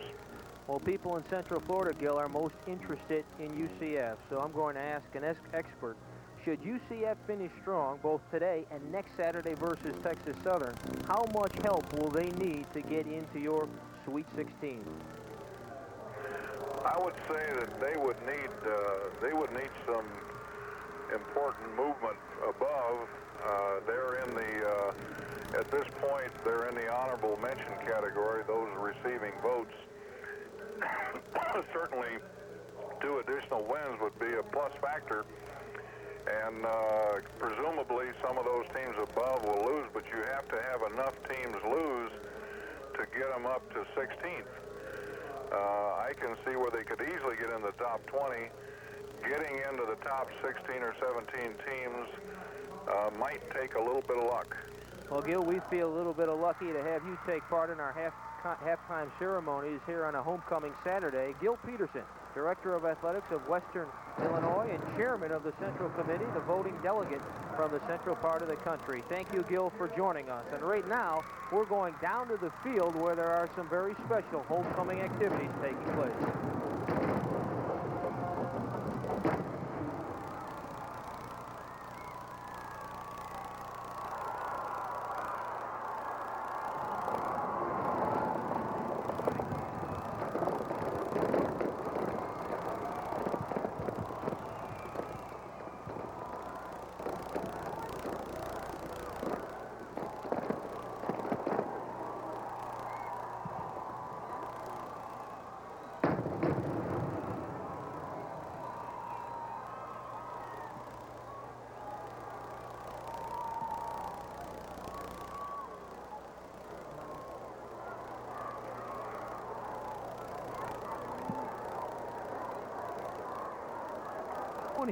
The man that did so well in the first half, Scott Opolsky, carrying the ball for another good gain. And Gary, one of your favorite special teamers, made a nice hit on the return of the kickoff while we were away. Well, Guthier broke right up the middle, did an excellent job of getting outside. Jason Kotar ran him down from behind and saved what was going to be an opening kickoff for a touchdown. And there's a look at the first half statistics. You can see fairly close rushing yardage and also turnovers. That's probably the biggest key. UCF has turned it over 3 times, and Slippery Rock has been perfect in that department. 1st and 10 from the UCF 45-yard line, and now a delay of game penalty, I believe. We will wait and see. They're going to call one of our guys, I believe, they're going to call Bob Knott for jumping off sides there and making contact. Now, this half has not started the way Gene McDowell wanted it. And Bob that time jumped offside, made contact. He thought the man moved, and he jumped offside. A big return, a nice opening first play for good yardage, and now an offside making it 1st and 5. This is not the way you wanted to start the second half. Linhart is the QB, Gaithier, and number 1, Herb Lippincott, a speedy wide receiver. He's got Cage and Opolsky behind him in the backfield, and that offensive line comprised of Geis, Lang, Linder, and Humphreys, and Coomer in front of him, along with the tight end Henny. And this time, Opolsky nowhere to go right side. Knott was over there, along with number 2, Ray Irvin, and number 10, Scott Ariel. They did a good job. That's just a toss to the right side, and they have a lot of lot of faith in their backs when they run the toss out of that I formation. But the play was done by Bob Knott. Bob did a good job. Now watch Bob get across. Penetration right there. Look at Bob Knott. He stops it right there. Does a good job. Gets help from outside. But Bob Knott did a great job of coming across and breaking up that play. Lost 2 on the play. It's 2nd down and 7 now for Linhart. Wants to throw. Short drop. Has pressure. Shuttle pass. He's got Opolsky again. And this time, number 43, Stewart collars him. But I think Opolsky's got himself another first down at the 35-yard line. That's a great play. And they've used it a couple times the first half, and they've used it again here. Now watch the quarterback. He drops straight back. There's Opolsky right there, wide open. Now see, the linebackers are nowhere near because they're being tied up downfield by running backs and wide receivers. 1st and 10 right at the 35-yard line. Just underway here in the 3rd quarter, all tied up at 14 apiece. Homecoming from the Citrus Bowl, UCF versus Slippery Rock. Linhart calling signal. He's got a man in motion. Gaither. This is Opolsky, number 20. He skips over 1. Good gain. Ray Irvin, number 2, and number 6, Law bumped him, but he got first down yardage, I believe, down to about the 26. Called a gain of 10. One of the things Coach McDowell was concerned about was the way the defense has been playing. They're going to have to get more aggressive, John. They're going to have to come across. They're going to have to get better commitment from these guys to win this ball game. And I'm talking about wanting to go out and take control of this game. And it's going to have to come from each individual. He's got to reach down and dig a little deeper for his team here if they're going to make it to the playoffs. They're going to call it 2nd and well less than 1. So Opolsky just missed getting the first down. They spotted just inside the 26 of UCF. Linhart to QB, number 14. Again, we'll send Gaither in motion. First back through, has the first down. That is number 38, Kevin Craig, and a flag flew down to the right side. And right now we're going down to the field where Tom McCullion is walking the night beat. I tell you what, I'm very happy to be down here with Sir Knight, who had a mishap a couple of weeks ago when the saddle slipped on Galahad and you took a fall. I tell you what, we were all concerned there for a while, but you look great. Well, I appreciate your concern and the concern of everybody. I'd like to take this opportunity to extend my thanks for all the support that all the fans have given me, and it really, really means a lot. I tell you what, everyone's excited about this homecoming, and I think you got to be also. Oh, yeah, quite excited. I mean, it's a good game. It's a nice, close game. I mean, everybody likes it when you win by a landslide, but I like a good, close game. It adds some excitement to the game. Absolutely. I tell you, the neat thing walking over here with you is watching the kids interact with you and you with the kids. Sometimes I think they're my biggest fans. I get more... Some of them, they're scared of me. Some of them don't know what to think of me, and others just absolutely love me. Well, as long as Slippery Rock is scared of you, I think we'll be okay. Sir Knight, glad to be back. John, we'll take you back upstairs to the action on the field. Scott Opolsky carries, and he's bumped for a short loss, and we want to really say we're happy that Chad Daughtry is back in the saddle, so to speak. He took a very scary fall a couple of weeks back, and boy, that silenced the crowd during our pregame activities for Southern Illinois, and it's so good to see him back. And we've got an injury down on the field. It looks as though it is number 90, Clifford Cole. Clifford Cole, that big down lineman who you are so high on from Edgewater High School, is down on the field. Well, he was out for about a week or two with a knee injury, and I hope it's not that same leg injury. He is an excellent football player. The coaches are high on him.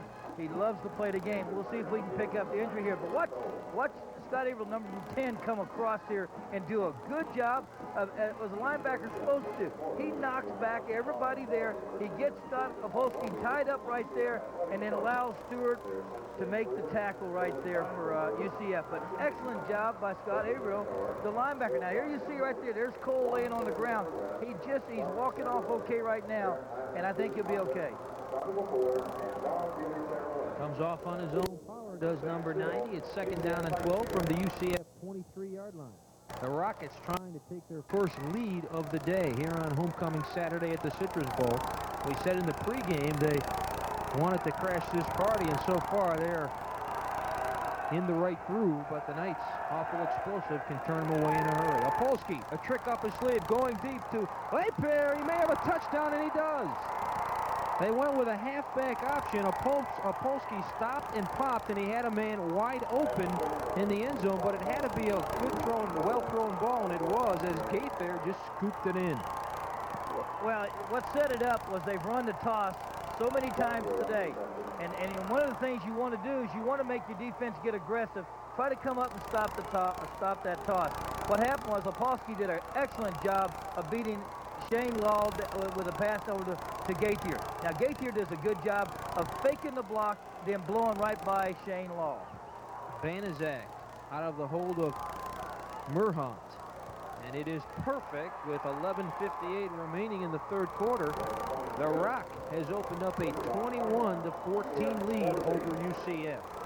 Well, I think what happened was Coach McHaley, Dr. McHaley, went back at halftime and said, hey, look, guys, we're in this ball game. Now, who would have thought we'd have been here at 14-14 at this stage of the ball game?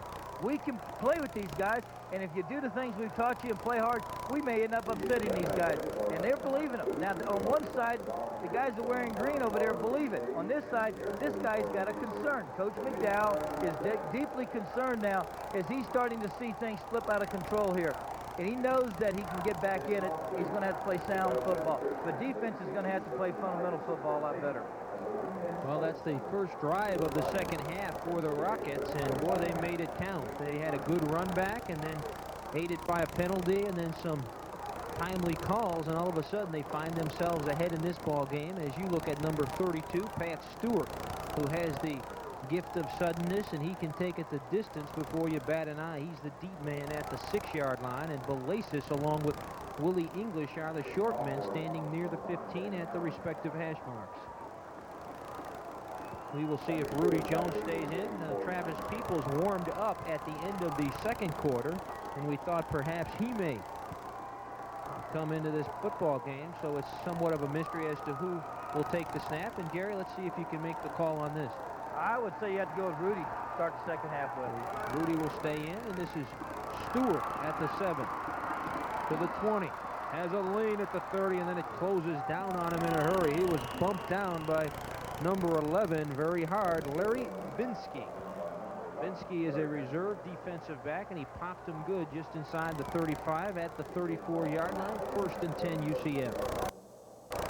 Well, one of the things you want to do here is you want to come out offensively. We see Stewart do a good job of getting excellent field position, and Travis Peoples is going to start the third quarter, so you're going to see a third quarterback change. So Peoples comes in, and he'll hand off to Mark Giacone, right side, right up the middle. Will pick up a couple before he is tripped up down there. It's number 43 that came over to stop him, Willie Richburg.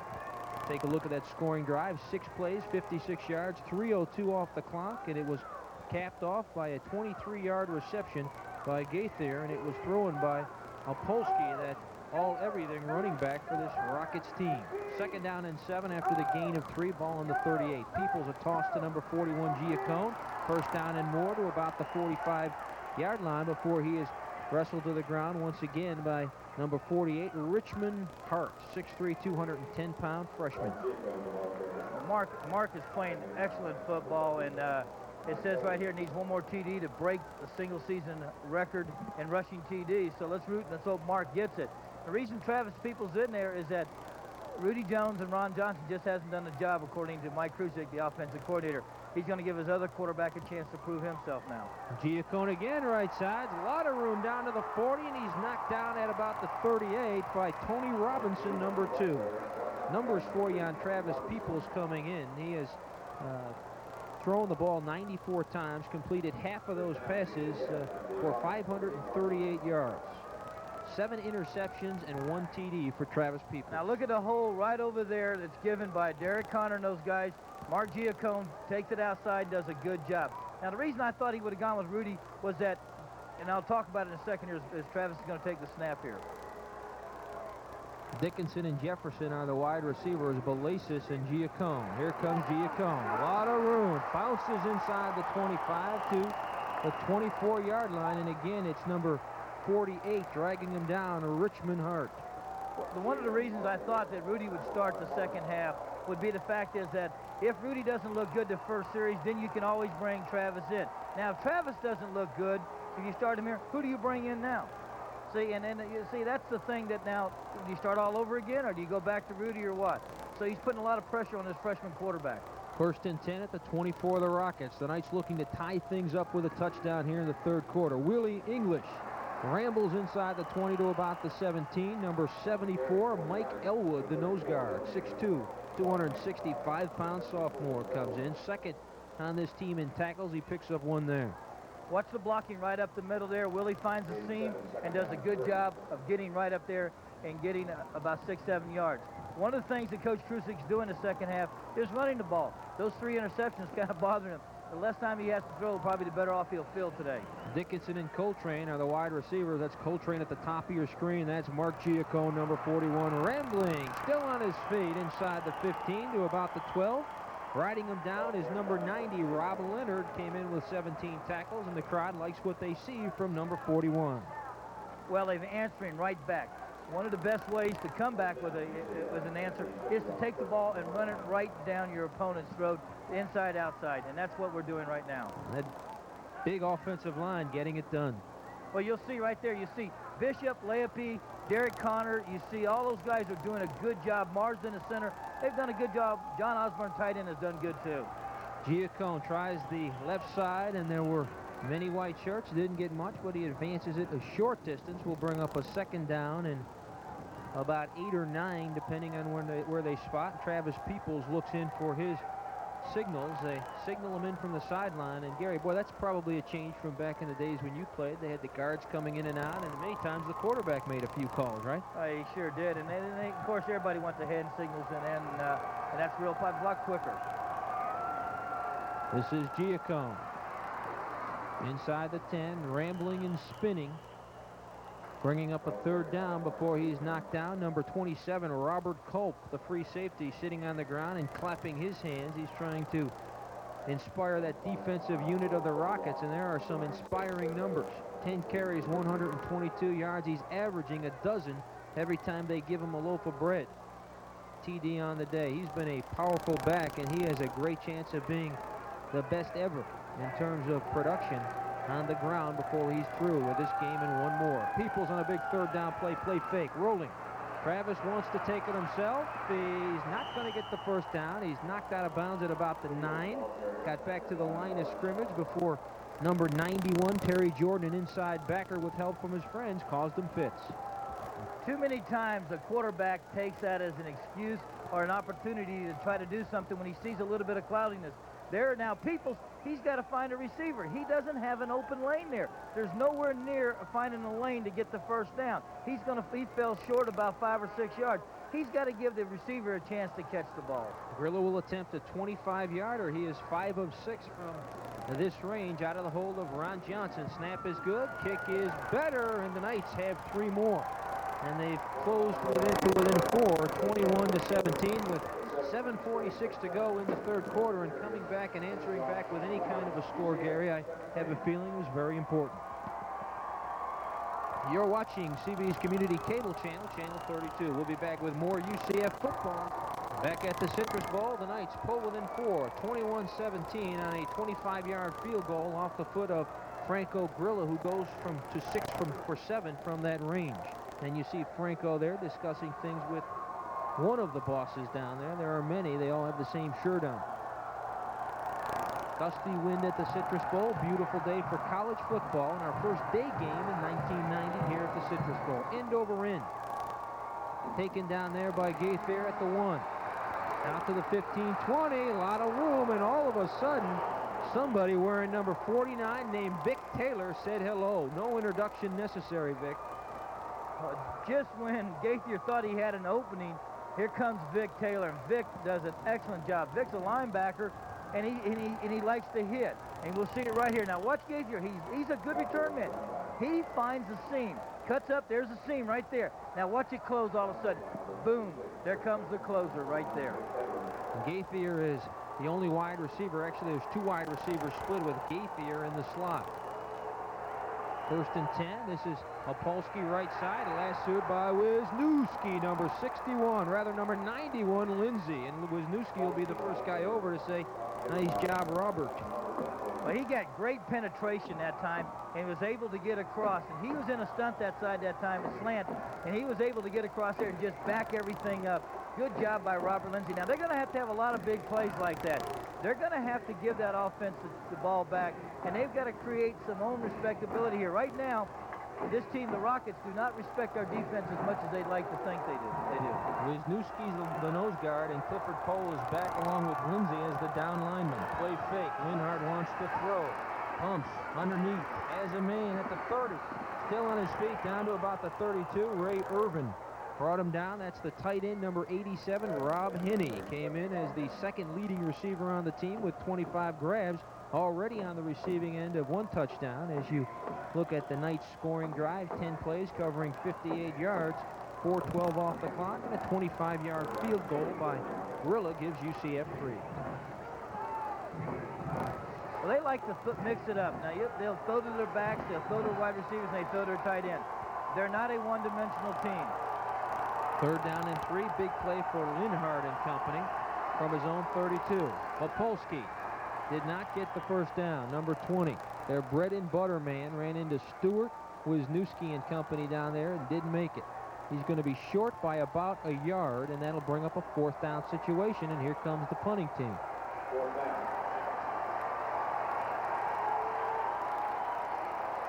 Defense has played much better on this series. A lot of things happening that time and by different individuals. That's what the coaches like to see. Morgan stands on his 21, averaging 35.7.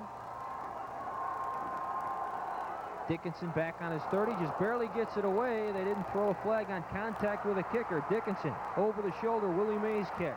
Stutter stepping. Now he looks like Fred Astaire down to the 40, and what a lick he found at the 40. Dickinson had a productive groove, and then he ran into a brick wall. You're watching CB's Community Cable Channel, Channel 32. We'll be back right after this.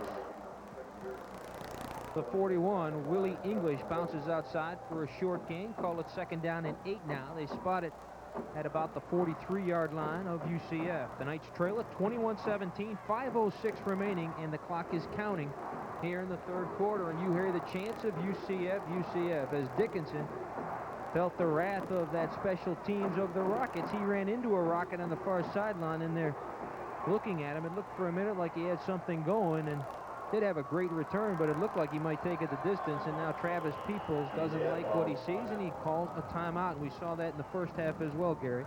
But a lot of confusion out there when you're going to go with 3 quarterbacks, which is not the game plan. The game plan was to go with Ron Johnson, take it all the way through, brought in Rudy Jones. You're going to have some confusion. Now Travis is confused. He's seeing the same problem the other 2 quarterbacks are seeing out there.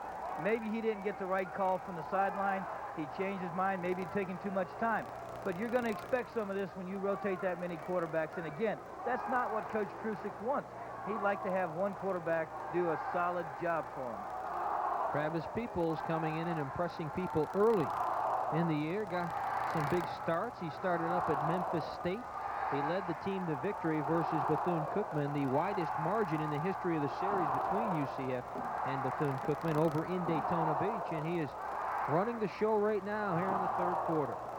The Knights now have 2 timeouts left here in the 2nd half after expending their first. 2nd down and 9 from their own 42. Belasis and Willie English are the wide receivers. Well, number 21 Dickinson and Becton are the wide receivers. And Becton makes the catch at the 43-yard line. Nice pitch and a catch there. Tony Robinson, number 2, covering, but Becton made that one look easier than it was, as did Travis Peoples with a nice bullseye. Well, he read a zone coverage real well. That was a zone that time by the Rockets, and Becton just hooked up in the zone. They play a lot of 2-deep zone in there as you watch Travis drop back. Now, Travis picks up the zone. He's already found Becton. Now, he already telegraphed that pass, but because he's such a good athlete and so is Becton, they were both wide open, but everybody could have keyed that one. Belasis comes out. Ron Fowle checks in. Giacone, the tailback, on a toss. Inside the 40. Pounds to the 35-yard line and escorted out of bounds by Tony Robinson. Nice gain for the man from Westfield, New Jersey, who's averaging a dozen yards every time he gets it today. You'd like to see him get about 160, 70 yards this game. Get a shot at, try to close in maybe toward that 1,000-yard game this season. Came in with just under 600. 599 yards coming into today's activities as Sean Jefferson and Sean Becton are the wide receivers. And you look at Tony Robinson, who's been busy. That style that just bounced in motion. Giacone's behind him, and he'll get the football. Collared as soon as he touched it by number 95, John Sikora, who was a sleeping giant, and he woke up on that play. 6'4", 230. It's as though he was in the huddle with him. Well, John did a good job of just coming right around his, did a little stunt that time. As you can see, John will be coming right around here, right there. Boom, he comes right from inside out. They did an outside-inside technique on the tackle in the end that time, and Sikora came right over and did a good job of finding his man and did a good job of wrestling him down. 3rd down and 5. Beckton and Jefferson, the wide receivers. That's Beckton at the bottom of your screen. Belasis back in with Giacone. We haven't heard from John Osborne, the tight end, yet, who still stays in the block. He tries to hit Beckton. Good coverage. Beckton wants a flag, and it will not fall, and it's 4th down. All right, on the play before, the passing play before, one of the things that people did that I was concerned about, and now watch it right here. Watch him take his eyes right now to Beckton. Everybody in the stadium knows he's going to Sean Beckton. He hasn't looked him off at all, and he's got all the coverage in the world right on top of him. He's telegraphing his passes. Now, he's still a young quarterback, but everybody knew what side he was going to and most likely who he was going to. Salerno comes in on 41 punts, averaging 34.2 yards a kick. His long on the season is 49. Gaithers back to receive it, signals for a fair catch as a decoy. The Knights have a chance to down it, and they do. That is number 40 for UCF that makes a big special teams play. Ben Simmons, a reserve linebacker. Ben has had a chance to play a few times this year, and he came up with a big special teams play right there. Well, you don't get any, it doesn't get any better than this right here, folks. Watch this. It's a pooch kick. Salerno takes about a 3/4 swing. Watch the ball bounce. Gaither does a good job of fair catching. Now watch Ben Simmons hustle now. He's hustling well. He catches it, and look how he changes his momentum right there at the 1-yard line. Now, if his body would have been carried in, they'd have to bring it out of the ball. Exactly right. But he did a good job of being able to shift his weight and get out of bounds. Ball is spotted on the 1. 1st and 10 from the 1 for the Rockets. Quarterback draw. Linhart runs right into number 42, Hamilton. Not a bad call when you're in that situation, though. Number 14, 6'2", 195-pound QB. Gives him a little breathing room out to the 5 after a pickup of 4. Well, he has an option. What he's doing, he gets up there. Now, he probably did that one on his own. He saw and hole, and look at him right there.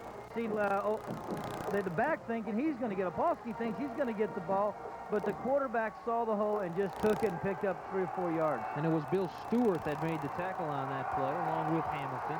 Stewart doing the majority of the damage, and now number 14, Linhart, wants a timeout because he's confused down there. 2nd down and 6 to go for Linhart and company. Slippery Rock, an NCAA Division II participant. They are in the Pennsylvania Conference, 4-2 in that conference, coached by George Milholick. George is coming in with hopes of a big upset today, and he's coached a pretty good ball game so far. Some surprise calls, and his club has played a spirited team. They're excited to be here, and you can tell. Well, as our interview with Gil Peterson from Western Illinois, one of the things that they're all concerned about UCF is that we're on the borderline of becoming a top 20 team. But it's the credibility of our schedule and the opponents we've been playing. And when you play these kind of opponents, then you must beat them convincingly to make that Sweet 16. And tonight, or this afternoon rather, we're getting, handed a good football game by a Division II football team, and we're trailing by 4 points. We must regroup here, John, if we have any chance at all of making it. We'd like to remind you of our CV High School game of the week, Eustis versus Jones. Air date for that one, November 12th at 6:30. I invite you to sit back and enjoy high school football right here in Central Florida. 2nd down and 6. Ball is just outside the 5-yard line for Linhart. Nothing dangerous there. Picks up a few more yards, does Linhart, so he's carried it from the 1 out to about the 8-yard line, and it'll bring up the moment of truth now. 3rd down and 3. Linhart's going to have to pick up a 1st down, or his punter will be in his own end zone. Big defensive play coming up. Now you see Linhart again. He just kind of like ad-lib, takes it on his own. If the hole's there, he's going to carry it. Big play here for our defense now.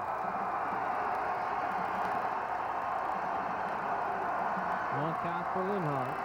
Opolsky, right side, is tripped up. Hamilton, good position, and he did not get the 1st down. He picked up maybe 1, and it's 4th down. Well, you just saw why Rick Hamilton coming in here had 94 tackles into this ball game. He's had maybe another dozen or so. Watch Hamilton come across here, do a great job of beating a back and doing a good job. I can't say enough about the guy. Well, Hamilton had 83 going into the Liberty game, so he's picked up a dozen there, and he's doing more of the same today.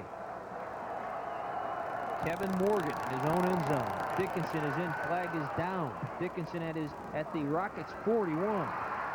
Coming to the near sideline, nowhere to go, and he's knocked down there by number 72, who played a good special team sequence there. That's Matt Humphreys, the tackle, 6'3", 285 pounds, got down the field to lasso Dickinson. Well, hold on. Now, this one may be coming back. We may have jumped the gun here, and we'll find out. And we have offsides on us, and we were going for a bit of a block that time, and that's going to give them a first down. It was 4th down and about 2 to go after the run by Opolsky when he picked up just 1, so they pick up 5 and they keep the football and dodge a bullet. With 1:19 to go in the 3rd quarter, if you're a UCF faithful, you're getting to the time. Central Florida, 5 yards, first down. You're getting to the time where you start getting a little bit nervous. Well, you know, Rick Hamilton gives you a big play. He stops the guy, boom, they have to punt. You got the ball in pretty good field position. You got a little momentum going your way. All of a sudden now, all that's stopped. Now defense has got to regroup, get the ball back. And the thing about it is they got to get it back soon. They can't allow a long drive here. Jones and Nelson, the outside linebackers. Stewart and Hamilton, the inside backers. Roberts and Irvin, the corners. Buckley and Law, the safeties. 1st and 10. Linhart wants to throw underneath. He does to his tight end, and it's dropped. Buckley was covering. That's Rob Hinney, who heard number 11 coming and couldn't hold it. Well, Rob's a good receiver. That time he just did one of the cardinal mistakes of any receiver, and that is you got to look the ball all the way into your hands, and you can't turn upfield before you've tucked it. He did not look it all the way in. As we'll see, the quarterback does a good job of doing a play action. He rolls to his right. He finds his tight end wide open. Now, he doesn't have control. He's already looking upfield and hasn't looked it in. Slippery Rock is working against the wind here in the 3rd quarter, so they'll have the wind at their back during the 4th quarter. 58 seconds left in the 3rd quarter. Linhart shuttle pass again, this time to the fullback, and nowhere to go. Kevin Craig, number 38, got bounced down by 42 Hamilton there. So fool me once, twice, 3 times, shame on me, but not that time. Well, Rick Hamilton and Bill Stewart have been starting to smell this out. They've had it thrown at them now about 5 times this game, and they do a good job. Lee Winooski does a good job of also staying in there and reading it also. And it was Opolsky. I stand corrected. I thought they flipped that to Craig on that play, but it was number 20, Scott Opolsky, who came in as their number 1 man in all-purpose yardage. 3rd down and 10 from the 14 for Linhart. He calls the draw. Opolsky will get it this time. 1st down and more out to the 30. Buckley runs him down at about the 42. So Opolsky, who has been their big play man, he missed on the previous play, but that time he made good, and now they've got more than breathing room. They've got fine field position at their own 42. A lot of confusion on the UCF Knights part. We were in a blitz, and we were out of position. Men were running around. They had a blitz on. You'll see there's nobody up the middle. Watch the draw right here. Stewart's to the right. There goes Hamilton, gets taken out. Nobody up the middle. Right down the side he goes. Nice gain, nice run. This kid is a hard-nosed kid. I was talking to the scout from the Bills, and he was telling me he's looking at this young man. They're kind of like the way he plays. And Gary, that was the last play of the 3rd quarter, so there's 15 minutes left, and Slippery Rock has a lead, 21-17, as we look at the penalty rundown. The Rockets have been flagged 3 times for 20 yards, and UCF 8 times for 62, and many of them have been costly. Bob Shackelford down there with Lindsay and company on the headphones, trying to get that defense to come up with a very big sequence here and get the football back in the hands of a potent offense of UCF. I was talking to the Bill Scott at halftime there, Bob Weisman, and Bob was telling me that a couple guys out here he's looking at. They like Sean Beckton, which you had mentioned earlier, and they like Ray Irvin, and looking at Ray Irvin, and they're also looking at this young man. Slippery Rock has an assistant coach that had once helped in the Bills organization, has recommended this kid to him, and you're seeing why Opolsky is getting some attention. He's a hard worker. He may not have that breakaway speed that they like in a tailback in the pros, but he has the heart and the desire. And like Sam Gigliano might have said about me, you know, there's a lot of guys out there who play with a lot of heart, and this is a kid that plays with a lot of heart out there, and he's going to get some recognition, and he's going to get looked at. I took my son Jake over to say hello to him. He said he looked like Shane Conlon with no front teeth, so maybe he's even interested in him. We'll see. 1st and 10, 15 minutes to go in this one. Linhart calling signals. He's got his tight end in motion.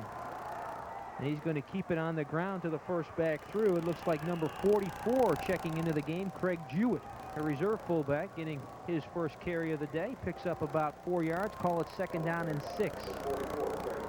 A lot of confidence over there on the green side of the field. Those guys in green feel real good. You see Jewett take the ball right up the middle just on a straight dive play. They feel like they're calling the right plays.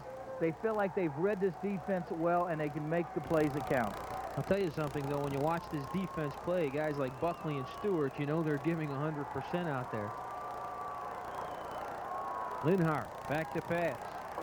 A lot of times, got his tight end, splits the seam down to the 31. Law knocks him down. Rob Hinney on the receiving end, and it was number 3 Roberts that popped him, and then Law just rode him down, but another big gainer, and boy, they found the open seam, and Linhart showed he could throw the football as well. It's play action off Topolsky, and look at the tight end run, just a little flag pattern right in there. He picks the zone apart and does a good job. I like it when a team uses the tight end. I think one of the biggest problems we have at UCF so far, I'd say, is that we don't utilize John Osborne's height and his talents. And with a timeout on the field with 14:06 left, we'll take a short break. You're watching CB's Community Cable Channel, Channel 32. We'll be back with more UCF football right after this. A marching band on homecoming day. They're up in the seats now after performing at halftime, and now it's up to the UCF defense to come up with a performance, and Willie Britton has checked into this lineup for the Knights. It's 1st and 10 on the UCF 32 for the Rockets. Slippery Rock from Western Pennsylvania. They've got something going so far today. They've got a lead 21-17. Linhart calling signals. Here's a toss to Opolsky, left side, and was tripped up down there by 48 Nelson, and also coming over was 43 Stewart and Hamilton, and also number 11 Buckley, and the penalty will be against Slippery Rock. We don't know what it's all about, but there's flags all over. The success that this team has had, Slippery Rock, so far the first 3 quarters of this ball game, John, is that they have not shot themselves in the foot, as the cliche goes. They have not turned the ball over, and they've had very few penalties. And that has been one of the benefits for their success so far. Whereas we've had some costly penalties, and we've had some costly turnovers that has allowed this team to stay in the game.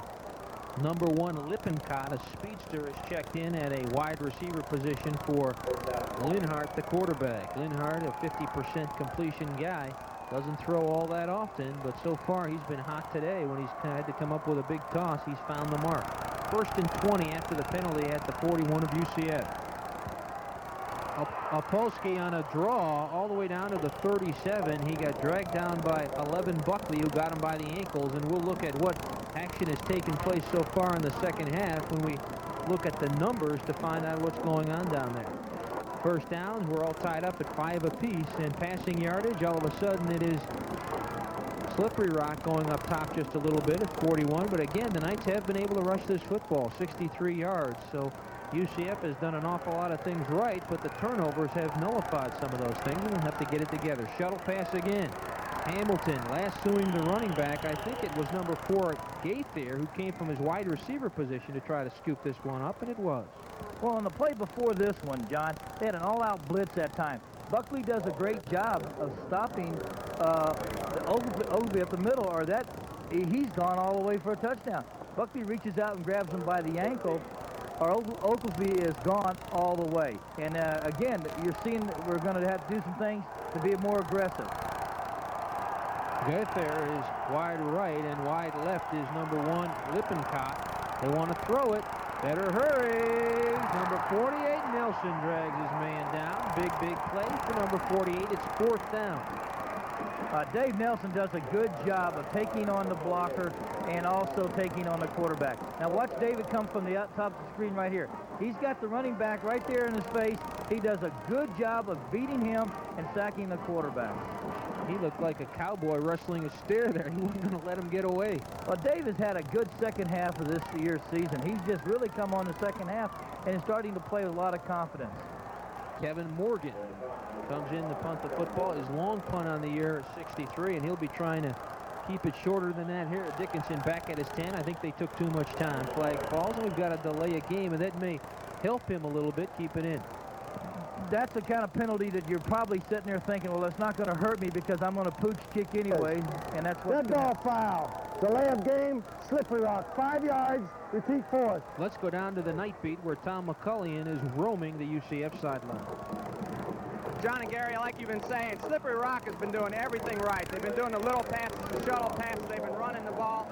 But we're not, I think the surprising thing is UCF is not getting their offense down there. Expect to see Ron Johnson get back in there. Expect to see him throw the ball downfield. We'll take it back upstairs for you for the action.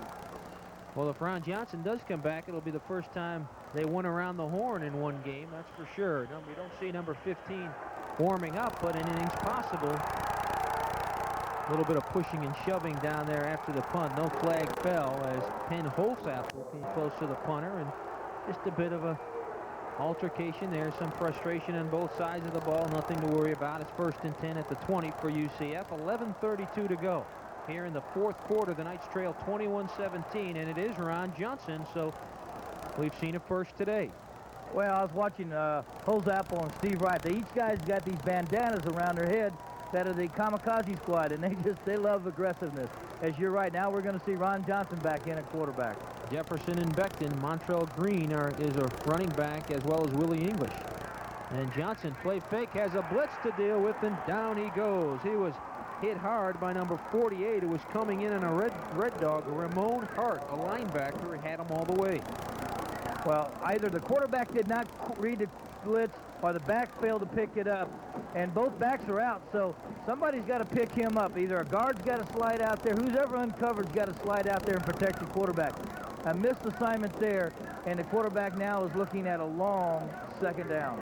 They lost 10, call it 2nd and 20. Becton with Jefferson, the wide receiver. Becton at the bottom of your screen, Jefferson the top. High formation behind Ron Johnson. Play fake to Willie. Underneath the Montrell Green. Complete at the 20. Out to the 25. Bumped out. Good pursuit down there by number 91, Terry Jordan, inside linebacker. He was on Montrell all the way and ran him down. Well, good job by the quarterback, Ron Johnson, of finding Montrell that quick. Now, that allowed Montrell to actually get upfield. But Ron Johnson's got to come up with some big plays. Now, this is 3rd down and about 5 yards to go. This is a big third down opportunity for UCF. They've got to make it right here.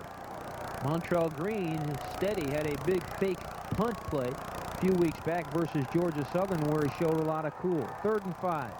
Ball's on the 25. Johnson will throw for it. Protected well, now steps up. He can scramble, and he will.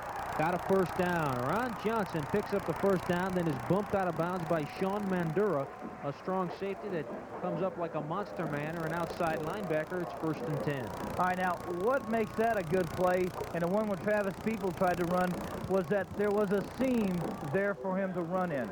Ron Johnson saw that hole, only needed 5 yards.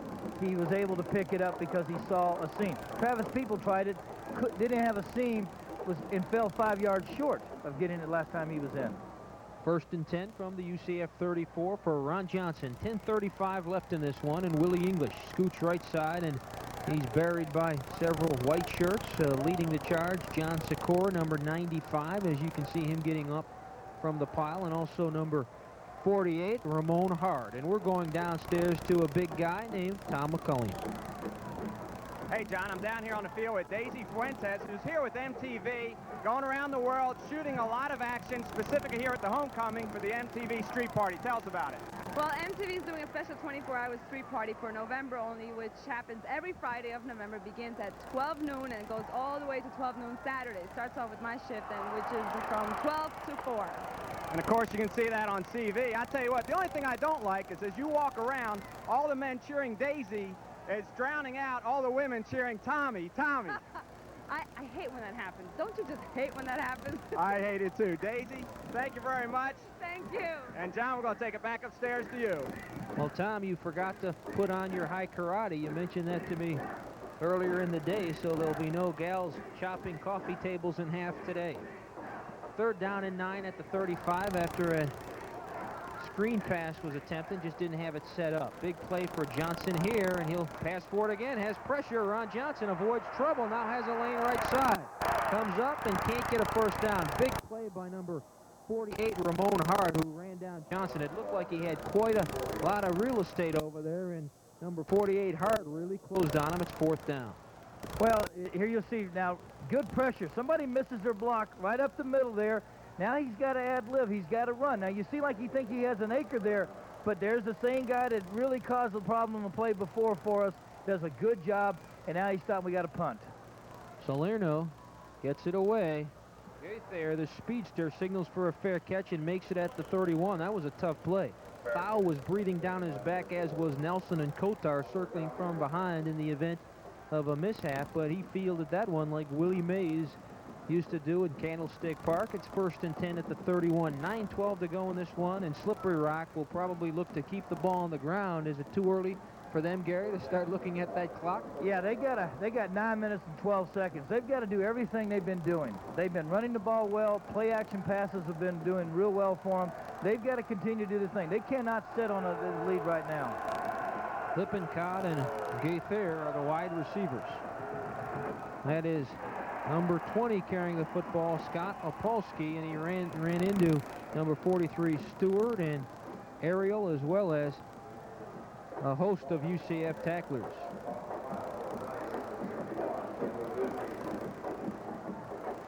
I believe we're going to be playing Texas Southern that game, or I think that's who we got on that coming up game on November 17th. Texas Southern in town next Saturday. That'll be the finale for UCF in 1990. 2nd and 11 from the 30. Reverse. Gaither, he may try to throw it. He's got a load of trouble, though. He's got to run for his life. Stewart finally runs him down, and number 10, Ariel, was the man that wasn't fooled and really slowed things down, and that gave a lot of black shirts time to get into position and really give number 4, Oliver Gaither, a lot of problems. That's a good call. Now, everybody's thinking, well, why would he do that? But I tell you what, he's doing the same things he's done all day. He's not going to sit on the lead there, and that was a good call that time. He figured everybody would be being a little more conservative, the defense being conservative, and George Mihaly ran a reverse. But a good play by Scott Averill as he was able to stuff it inside. 3rd and 14. Gaither is a big play man. He caught a long pass of 57 for a touchdown, and a draw to Opolsky. And number 42, Hamilton, would have nothing of it. It's 4th down. Well, Hamilton did a good job of beating the guard. The guard is set up to do him. Jeff Lang came out and tried to cut his feet on that play, but Hamilton beat Lang that time and made the tackle. So Dickinson will get another shot at a return back just inside his 35. A lot of pressure, just gets it away. Good kick, and it goes to the sideline. Now Dickinson gets away from it, and they'll just watch this one roll, and it will be downed by number 40 for this team, John Herchick, who came down hustling, and that's where UCF has it. 1st and 10, 7:15 to go. Good field position. They trail 21-17 on a homecoming Saturday from the Citrus Bowl. Looking to get a piece of the rock today. UCF, boy, we talked about it in our pregame. If they were a stock, they'd be on everyone's recommended buy, and they'd like to own a piece of the rock for the last 7 minutes and 15 seconds and take home a homecoming victory. They're 5-5 on homecoming days as a program. Johnson out of the shotgun. They go back to the spread. 5 wide receivers for Ron John. Underneath to Dickinson at the 40. Picks up a short gain before he's popped by number 45, Sean Mandura. Well, you know, with 7 minutes to go in the ball game, I'm not sure I understand why the spread, but I know Coach Trusick likes it. He has confidence in it. But, you know, we've been running the ball real well, and I was surprised that I thought we'd just try to get a good scoring drive here and try to get ahead with it. Cooper, Coltrane, and Beckton are at one side, along with Jefferson and Dickinson. On 2nd down and 7. Ron Johnson has to come out of the pocket, picks up another short gain before he's escorted out of bounds down there by number 74, the nose guard, Mike Elwood, 6'2", 265-pound sophomore. And again, my point being is that Coach Krusek is a very talented coach, and you see the Knights have got 363 yards in rushing, in total offense compared to 263, and most of that has been on the ground. And with that time left, you would have thought that they let Giacomo and those guys really move that ball downfield. 3rd and 3 without a huddle for Ron Johnson. From the 44, underneath, it's tipped near the line of scrimmage, and Dickinson reached back with it and couldn't haul it down, but Sean Mandura, number 45, was thinking interception as well. Well, you see Ron Johnson drop straight back. Even if he hits him, he's going to have to catch it and get upfield. He was short of the first down to begin with. Now it's going to be 4th down, and they've got to go for it here. With 6:05 to go, the Knights will go for it on 4th down and 3. This is deja vu on opening night versus Troy State. Ron Johnson scrambled on a 4th and 5. This time he had to try to hit Cooper. He was feeling pressure from number 3 for this team, Kevin McWilliams. He dumped it off and missed the mark, and they turn it over. 1st and 10 for Slippery Rock on the UCF 44. Well, the offense was definitely trying to do something different, and they tried to bring the spread in, thinking that they would catch him off balance, out of position. But the Rockets did an excellent job of picking up everybody, covering the zone, doing a good job of picking up everybody in the zone. 2 solid backs in the backfield behind Linhart, Craig and Opolsky. Pair of wide receivers form on 1st and 10 from the UCF 44. Linhart will hand off to Opolsky, who dives forward for a short gain. Number 90, Clifford Cole, had him by the ankles, as did Wisniewski, number 61. Now look for the Rockets to play a conservative football here at this stage of the game. They hold a 4-point lead. They've got the ball in the Knights' side of the 50, and they're knocking on the door again. Look for them to try to run out some of the clock here. 2nd down and 7. Ball is on the 40. 5 minutes and 30 seconds left, and the clock is moving.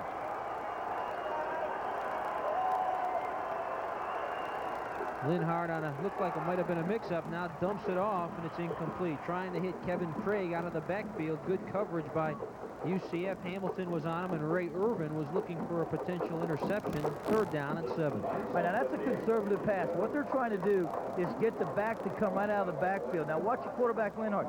This is no more than just maybe a toss of some kind in a sense, but the pressure forced him to overthrow that ball right there, as he just tried to hit his back right out of the backfield, try to pick up the 1st down. But good pressure by UCF made him hurry his throw there. 3rd down and 7 from the UCF 40 as the Nightmares dig in to look for a big play. Back to pass, shuttle again to Opolsky, not this time. Clifford Cole was in the huddle with them offensively, saw it coming, and they lost a couple. It's 4th down, and once again, Slippery Rock will have to punt the football, and Dickinson, the return man for the Knights, gets back and licks his chops. All right, now watch Wisniewski right there and Cole. Wisniewski, it puts pressure, and it makes the back slow down. He can't get upfield like he wanted to, but Cole slides over and does a good job of making the tackle. Morgan back at his own 43, Dickinson at the 10. Vic Taylor providing some pressure, another low liner. To the 20 is Dickinson, and bounced hard at the 23-yard line. And hard-hitting special teams down here for the Slippery Rock team. That was number 63 that came up, Matt Herman, who really hit him, and you see Dickinson is down. Dickinson has taken more licks. We've seen more shots of him on the sideline. They've probably gone through a package of smelling salt to get this guy revived. He's had one of those days, and he's the kind of a gutsy kid, though. But, if you're going to run that spread offense, you need him in there.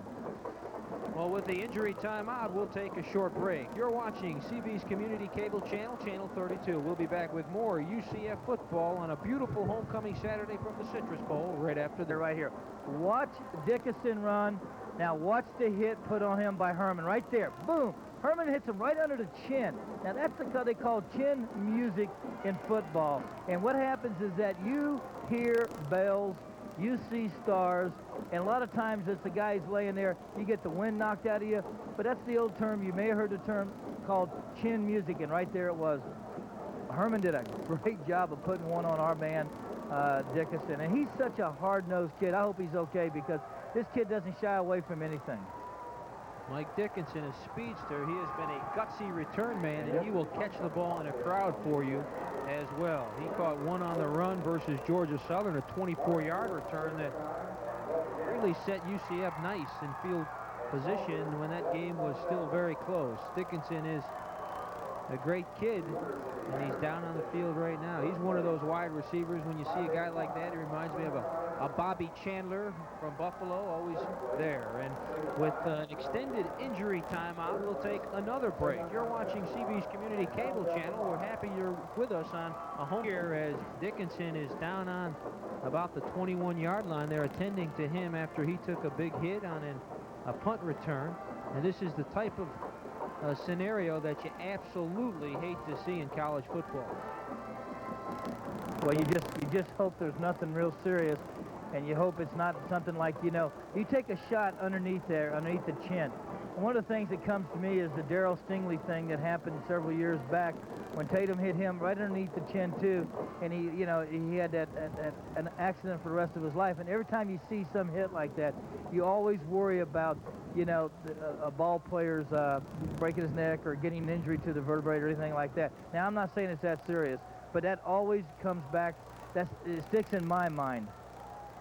We can relate, and this is the kind of thing that transcends the outcome. Up to this point, all you're worried about is what's happening on the football field and a potential upset. But when something like this happens, nobody really cares. You just want to make sure that number 21 is doing just fine when all is said and done. And you can see the rather sober crowd now. They were having a good time whooping it up at the Citrus Bowl, and many of the UCF team, as you can see, are overtaking a look as well. Well, Mike Dickinson is the kind of kid that all the ball players like. They respect him. He's the kind of kid that, you know, he's just a sophomore out of Miami, Florida. And in his 2 years he's been here, he's gained the respect of his teammates and his coaches. And he's a big impact player. He makes things happen when he's returning the ball or when he's out there catching it. You can't afford to lose a kid like that. And plus, he's the kind of kid that's a spirited kid. He gets everybody on the sideline fired up. Throughout the season, we've interviewed him several times, Tom McCullough has, and each time he's talked to him, you know, he's just a kind of a humble, let me do my job kid. Well, again, we will take a short break as they continue. And you can see the crowd. Everybody's eyes are on number 21 as he will be taken to the hospital in an ambulance. They have quite a medical staff here at these football games for this type of an event, an unfortunate mishap for sure, and they take all the precautions that would be considered reasonable. Well, you know, every parent, every girlfriend, every family member, every fan, biggest concern in the game is always an athlete that's on the field. And you never like to see anything like this happening, especially when they strap them down, especially with the neck area. And just terrible things you think go through your mind. And of course, you know, something like this is something that's just a tragedy of the ball game, and we hope it's not as serious as it looks. John out there. That's why I mentioned every precaution that is reasonable, but also possible is probably the better word for it. They leave nothing to chance. Is what the message that I'm trying to provide, and I don't know. This crowd is about the most silent group of people I've been around. I don't know if we can get the replay again, but it would. You could see the lick that was hit when he took it by Harmon, and you see his head snap back, and that, you know, those are things that you don't know are going to happen. They're just something. They're freakish things in football that happen. Of course, when the hit was initially made, we just thought it was one of those good pops, and perhaps Mike, who's been down a few times earlier today, just had the wind knocked out of him. We didn't have any idea that it could be serious, and we hope that it is not serious. We hope that this is strictly a precaution because, as I said, here at UCF, they will take every precaution and leave nothing to chance, and let's hope that's exactly what we're seeing today at the Citrus Bowl on homecoming. The Knights trailing 21-17, but that doesn't seem very important right now as Mike Dickinson, number 21, will be driven to the hospital in the ambulance. We will give you an update as soon as we can, folks, and we'll let you know. And we have Tom McCullough on the sideline, and as soon as Tom gets that information, he'll be coming to you with that. As we see you next week, we take on Texas Southern, an 8 o'clock game. That's a doubleheader day here at the Citrus Bowl, and we have the second game. We have my old school, FSU, playing Memphis State. I was going to ask you, are you going to go out for breakfast and then come to the game and make a full day of it? And by the time you get here, are you going to be all tired out on me? No, I won't do that to you, but I do plan on seeing FSU play Memphis State and then be ready for our game with Texas Southern. Now, when we get to, when as you see the ambulances carrying Mike Dickinson off the field, and as soon as we can, we'll bring you up to that. Now, you know, UCF, we have the ball during all this because of his returning ability, and on a good return, we've got the ball. He took that ball inside the 10. We go down to Tom McCollum on the sideline now. Thank you, John. I'm down here, one of the team physicians, Jim Spears of the Druid Orthopedic Clinic. Jim, how is Mike doing? Mike's doing fine now. He had temporarily was knocked unconscious. He's now regained consciousness and is awake and alert, and as a precautionary measure, he's going to be sent to the emergency room to be checked out fully. Right now, he has no neck or back pain, though, and I think he's going to be fine. Okay, great. I think that's good news for everyone. Jim, Sure thank is. you very much. Okay. John, take it back upstairs for the game. Tom, I wish you could be heard by everybody here at the Citrus Bowl, because if that would not be a lift for this crowd, nothing will. Both Gary and I breathe a sigh of relief. All right, now we see the opening play here. Mark Giacone drops the pitch from Ron Johnson and recovers the fumble right there. And now we're backed up again, and our walls are up, backs up against the wall. Loss of 6, rather loss of 7. I was right the first time. Loss of 6, 2nd and 16. Johnson over the middle. Becton has himself a grab. All the way down to the 37, or up to the 37. 1st and 10, and after losing 6, Ron Johnson stepped into the pocket and he threw a dart to number 4. If Ron Johnson ever needed a play, that was a big play for him. Just like the big play against Troy State earlier in the year, Ron Johnson has got to move this team with 3 minutes and 50 seconds to go in this ball game. He's got to put it in the end zone. As you can see, number 4 has caught 4 passes on the day. 1st and 10 from the 38 for Johnson. He's got his horses in the backfield. He'll give it to one of those horses from Westfield, New Jersey. Giacone, 2nd, 3rd effort, brings him outside the 45. Before he's knocked down, number 48 had something to do with the tackle. Ramon Hart, 6'3", 210-pound freshman. But here's a guy who is intense and knows what he wants to do on this last drive. 13 carries, his 5th 100-yard-plus performance. Watch him work. This is what they should have done the last drive. I was really confused and didn't understand the theory of the spread. But this is what's got them right where they are today. It has been the ability to run the ball and throw the short passes. 2nd down and 3. Some pressure for Ron John. He may have to roll himself, and he will. Sidesteps 1. 1st down in midfield, down to the 48, and coming back to make the tackle. Number 3, a defensive end, McWilliams, and he caught Ron Johnson from behind, but nice-looking scramble there. As you can see, the Knights 500 on homecoming. They want to run that mark to 6 and 5 in the next 2 minutes and 52 seconds. Well, they've got plenty of time. Now, you're going to see an ad-lib there. A block is missed right there. Johnson does a good job of getting downfield. He's now fighting for his life, finding the seam, trying to make a big play, and he does. Well, Johnson can scramble. We remember versus Troy State. Now another injured player. This time it is one of the Rockets down on the 45-yard line. This has been a hard-fought football game on homecoming, and you see Ron Johnson talking to Coach Ector and also assistant head coach and offensive line coach Paul Lounsbury. Well, one of the things that they're probably talking to Ron is saying, hey, Ron, now look, we've got 2 minutes and 50 seconds left in this ball game. That's plenty of time. Read your reads. Take a little time to read your reads. He's talking to the other linemen to give you a little bit more protection up there, and don't lose your cool here. With an injury timeout, we'll take a short break on a homecoming Saturday. The Knights trailing 21-17 with 2:51 remaining. Don't go away. Things are heating up. Moving downfield. Ron's looking for a hole, gets his 1st down. Now watch Kevin McWilliams come up here. He hits Ron right there with his helmet in the head, and he gets himself a little bit stunned there as Kevin McWilliams, number 3, really got stunned there. He might have pinched a nerve the way he hit his head up in there on Ron Johnson's hip. 1st and 10 for the Knights on the 47 of the Rockets as they march to the tune of UCF. UCF, they trail it 21-17. Ron Johnson, the quarterback. Becton and Jefferson, the wide receivers. Balasis and Giacone. There's a screen pass, dump pass to Balasis.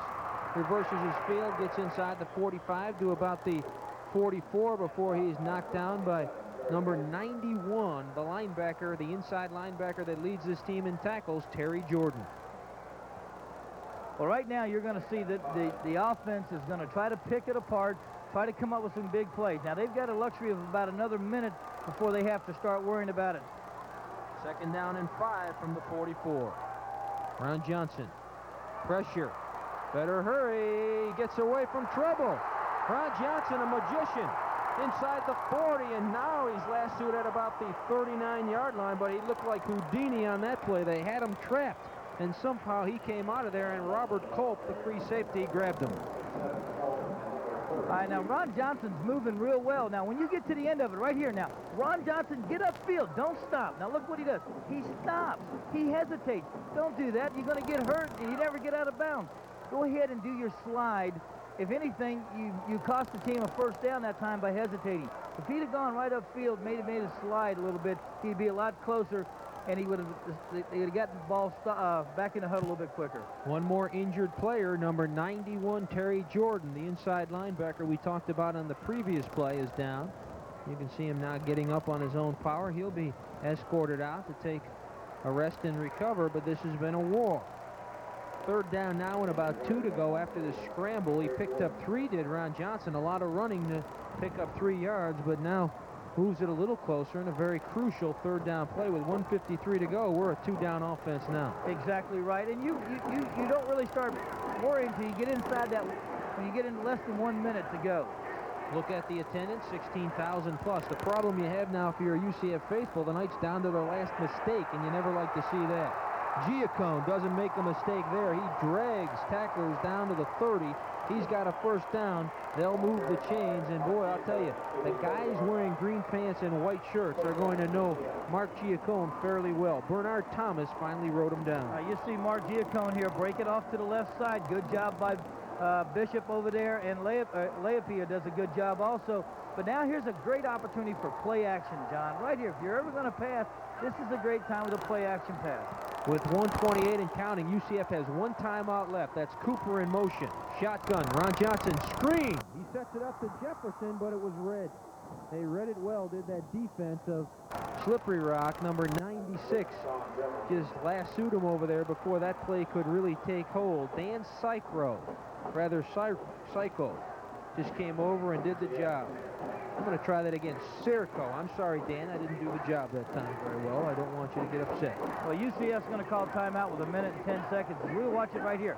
Now, what really hurts the play is that they smell the screen right now. Watch everybody drop back in there. There's when an offensive lineman gets back into the play, our defensive lineman, rather, gets back into the play, you haven't done a good job of faking. 1:10 left. The Knights used their last time out. So according to the scoreboard, they have no more, and they've got to get in the end zone to win this thing. They trail by 4, 21-17. The ball is on the 26 of the Rockets, but you got to like that call, because if you dump that thing to Jefferson and you do fool him, that could be 6 to his speed. Excellent. It's not a bad call at all. Mike Kruchik is very creative, and he has a good staff, and they do a good job. That's not a bad call. And we're going downstairs where Tom McCullion is in the night zone. Ron Johnson is moving the ball, but what's going to hamper him this last 26 yards is the wind. I don't know if you can tell it up there in the booth, but it's really whipping, it's really swirling. We're going to see if he can pull it off, and we'll take it back up to you for the rest of the action. 5 wide receivers, Becton, Coltrane, Payne, Jefferson, who almost had one there, and the other guy's Cooper. So they've got the arsenal in, and they're looking for an air raid late. 1:05 left, the clock stops. It's going to bring up a 3rd down situation and about 6 for UCF. Now with 1:05 to go, do you take the run option away when you have no timeouts here? Well, you're definitely going to be looking to throw the balls right here. Now he's wide open. He's just got to hit him right there, right up the middle. And look for the same play, very similar. Becton open in the corner, touchdown UCF! Ron Johnson must have been listening. With 59 seconds to go, the Knights have the lead, and the Citrus Bowl is a loud venue. Well, it's hard for me to believe that they just don't double cover Sean Becton on this when you get down here. But the problem is you've got 5 wide receivers in there, but the guy that hurts you most would be a guy like Becton. Now they got to get some guys on the field down here. They're short people, and they're going to try to get some guys. Beckton came off the field. Valasis came off. Now they're all hustling to get back on here. Sean Beckton. This is a very important point here because a field goal then Joey ties it. Gorilla is perfect, and right now the Knights lead it 24-21. So you bring up a good point. Slippery Rock, although I'm sure they'd be happy to go home with a tie, they need a touchdown to win. And you see the reaction of this crowd. You're watching CB's Community Cable Channel, Channel 32. We'll be back with more UCF football right after this. Beckton came in with 3 touchdowns, and he adds another to his total with 59 seconds to go. The special teams on the field for UCF getting ready to boot it off to Slippery Rock, and there's a lot of emotion here at the Citrus Bowl. The deep men are the speedsters, number 1, Lippenkopf, and number 4, Gaither. Short kick taken at about the 35, straight up the field. Smart play by number 40, John Herchick, the reserve linebacker, knew what to do with it. 53 seconds to go and 2 timeouts remaining for Slippery Rock. All right, we're going to have a chance to maybe look at the touchdown here by Jerron Johnson. Now look at the throw here. Good follow through. He got hit as he threw the ball. Now watch the reception here. Wide open. You see Sean Beckton. What I can't understand is that there's just one man back there on one of the best receivers in the game, and that really bothers me. If I was the Slippery Rock, I'd try to have 2 men on him. Somebody stopping him at the line of scrimmage, and somebody picking him up. Good ball. Personal foul. They're going to call a personal foul against both teams.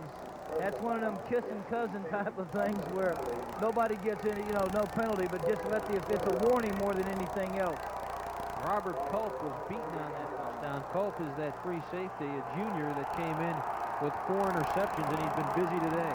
And they will open it up a bit. Will Slippery Rock. 3 wide receivers and a lone setback for Linhart.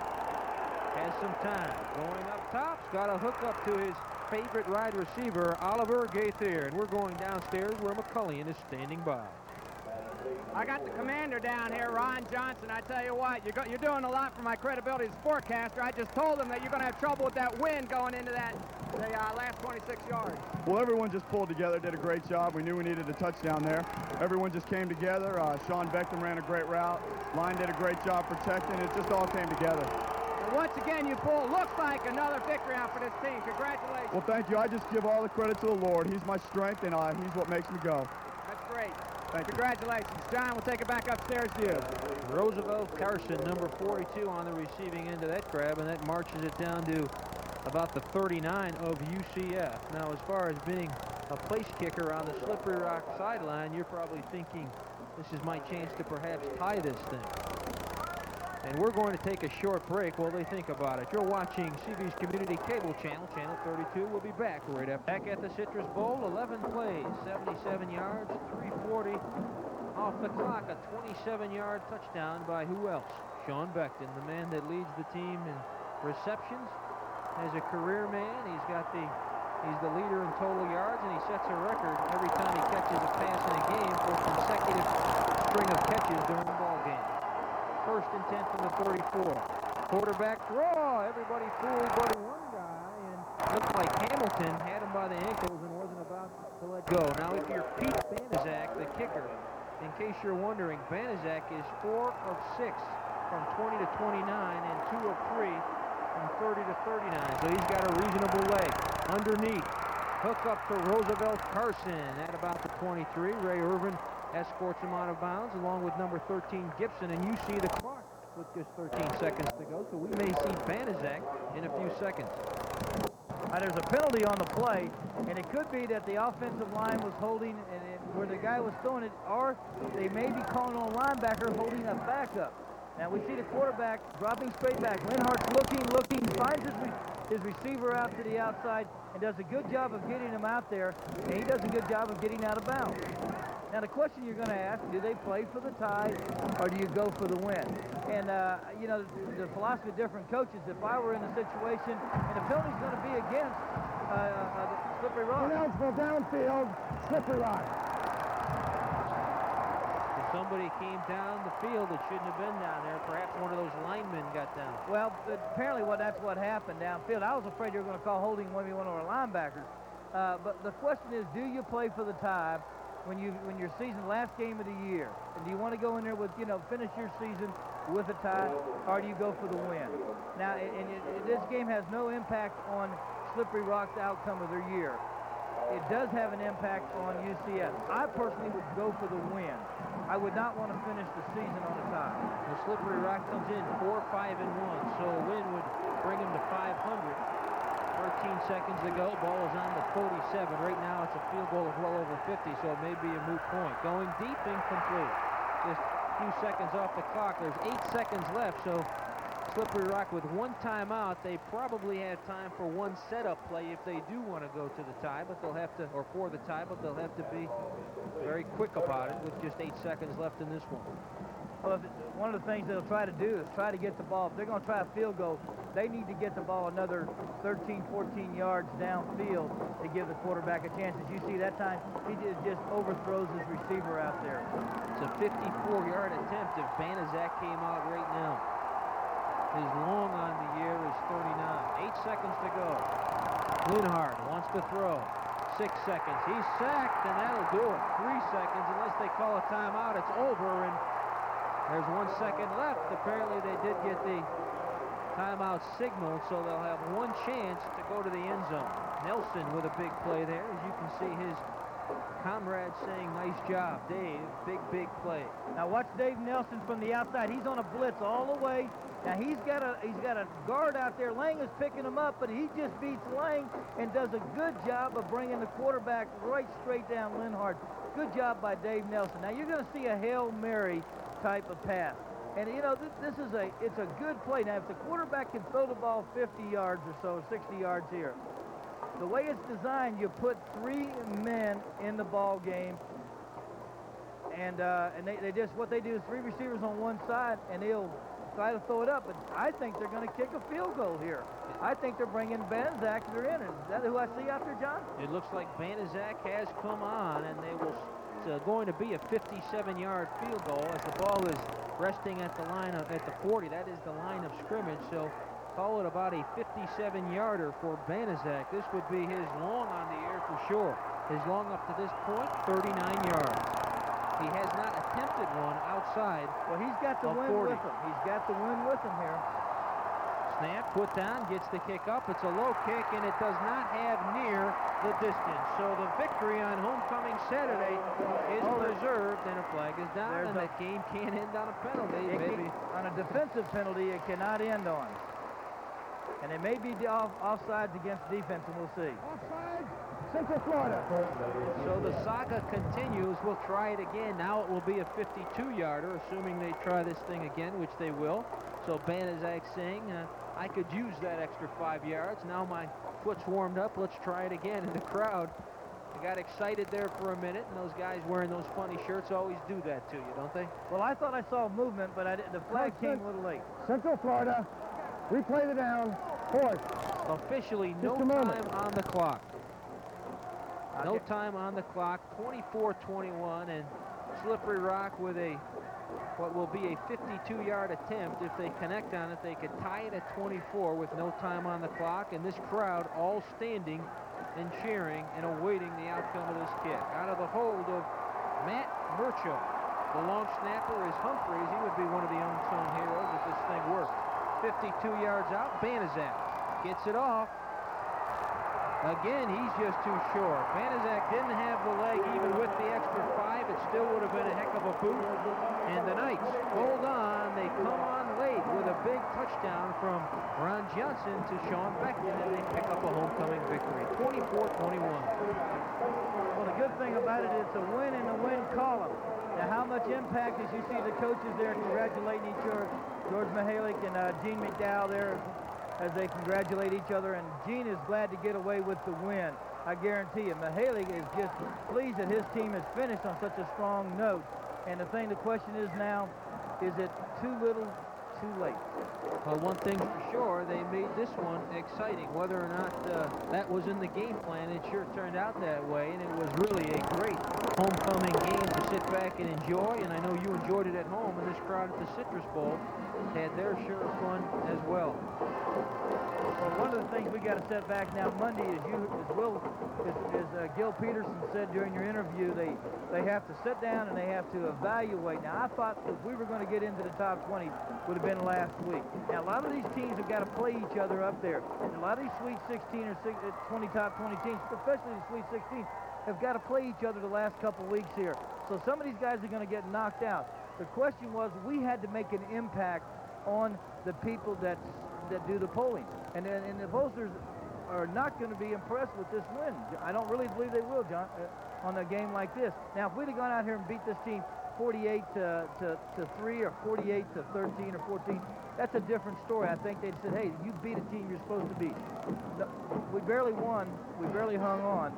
And I don't know if I think it's going to hurt us in the long run. Well, we'll find out before it's all said and done. The Knights making a charge toward the playoffs. That's been their goal right along, and it should be noted that the only 3 losses that they've had this year have been to some pretty good opponents. You look at Eastern Kentucky, they're currently ranked number 1. Another loss to Georgia Southern came into this week's action ranked number 6, and then, of course, a loss to 118, Memphis State. And Tom McCullion is down on the sideline. Let's go down to him. Obviously, I'm down here with Sean Beckton, and Sean, I haven't seen moves like that since the last family picnic when I saw John go to the picnic table to catch the ball. That was beautiful. Well, it was a 27 call out our spread formation. You know, I ran a post corner, went in at 12 and ran the post. Came back outside, I was wide open. Now, for my buddy Mike Dickinson, who got hurt out there. Well, he's doing well. I don't know if you heard, but he's going to be okay. They took him to the hospital for observation. But I tell you, we were down there, and you made a couple of moves, and I think you were looking out just hoping the ball was going to be there. Yeah, it hung up in there, up there. You know, I just watched all the way in, 6 points. Well, Ron did his job getting in there, and you did a job catching it. I tell you what, it was beautiful. Congratulations. Good win for you. All right, John, we're going to take it back upstairs to you and Gary in the booth. Thank you, Tom. And Sean brought up a good point, or Tom did. That ball was right there, and he had to watch it all the way in. Sometimes, as a former receiver, you could probably relate. Sometimes those are the toughest ones because they hang forever. Well, it was a well-thrown ball, and the thing about Ron Johnson did is Ron released that ball, he got hit, so his concentration was in the area that he wanted to go to, and he laid it out beautifully. Sean did a good job of getting open there, Beckton, and making a great catch. And he's that kind of receiver. Get the ball near him, he's going to make that catch. It was a great homecoming win, and again, let's just hope that we have enough impact where we can get it into the playoffs. And you can look at the numbers there for yourself. UCF won in the most important category of all on the scoreboard, and they run their homecoming record as a program to 6-5, and overall 7-5 in 1990. For Gary Paris and Tom McCullion and our entire CV crew on a beautiful homecoming Saturday from the Citrus Bowl, I'm John Kirk bidding you farewell. See you next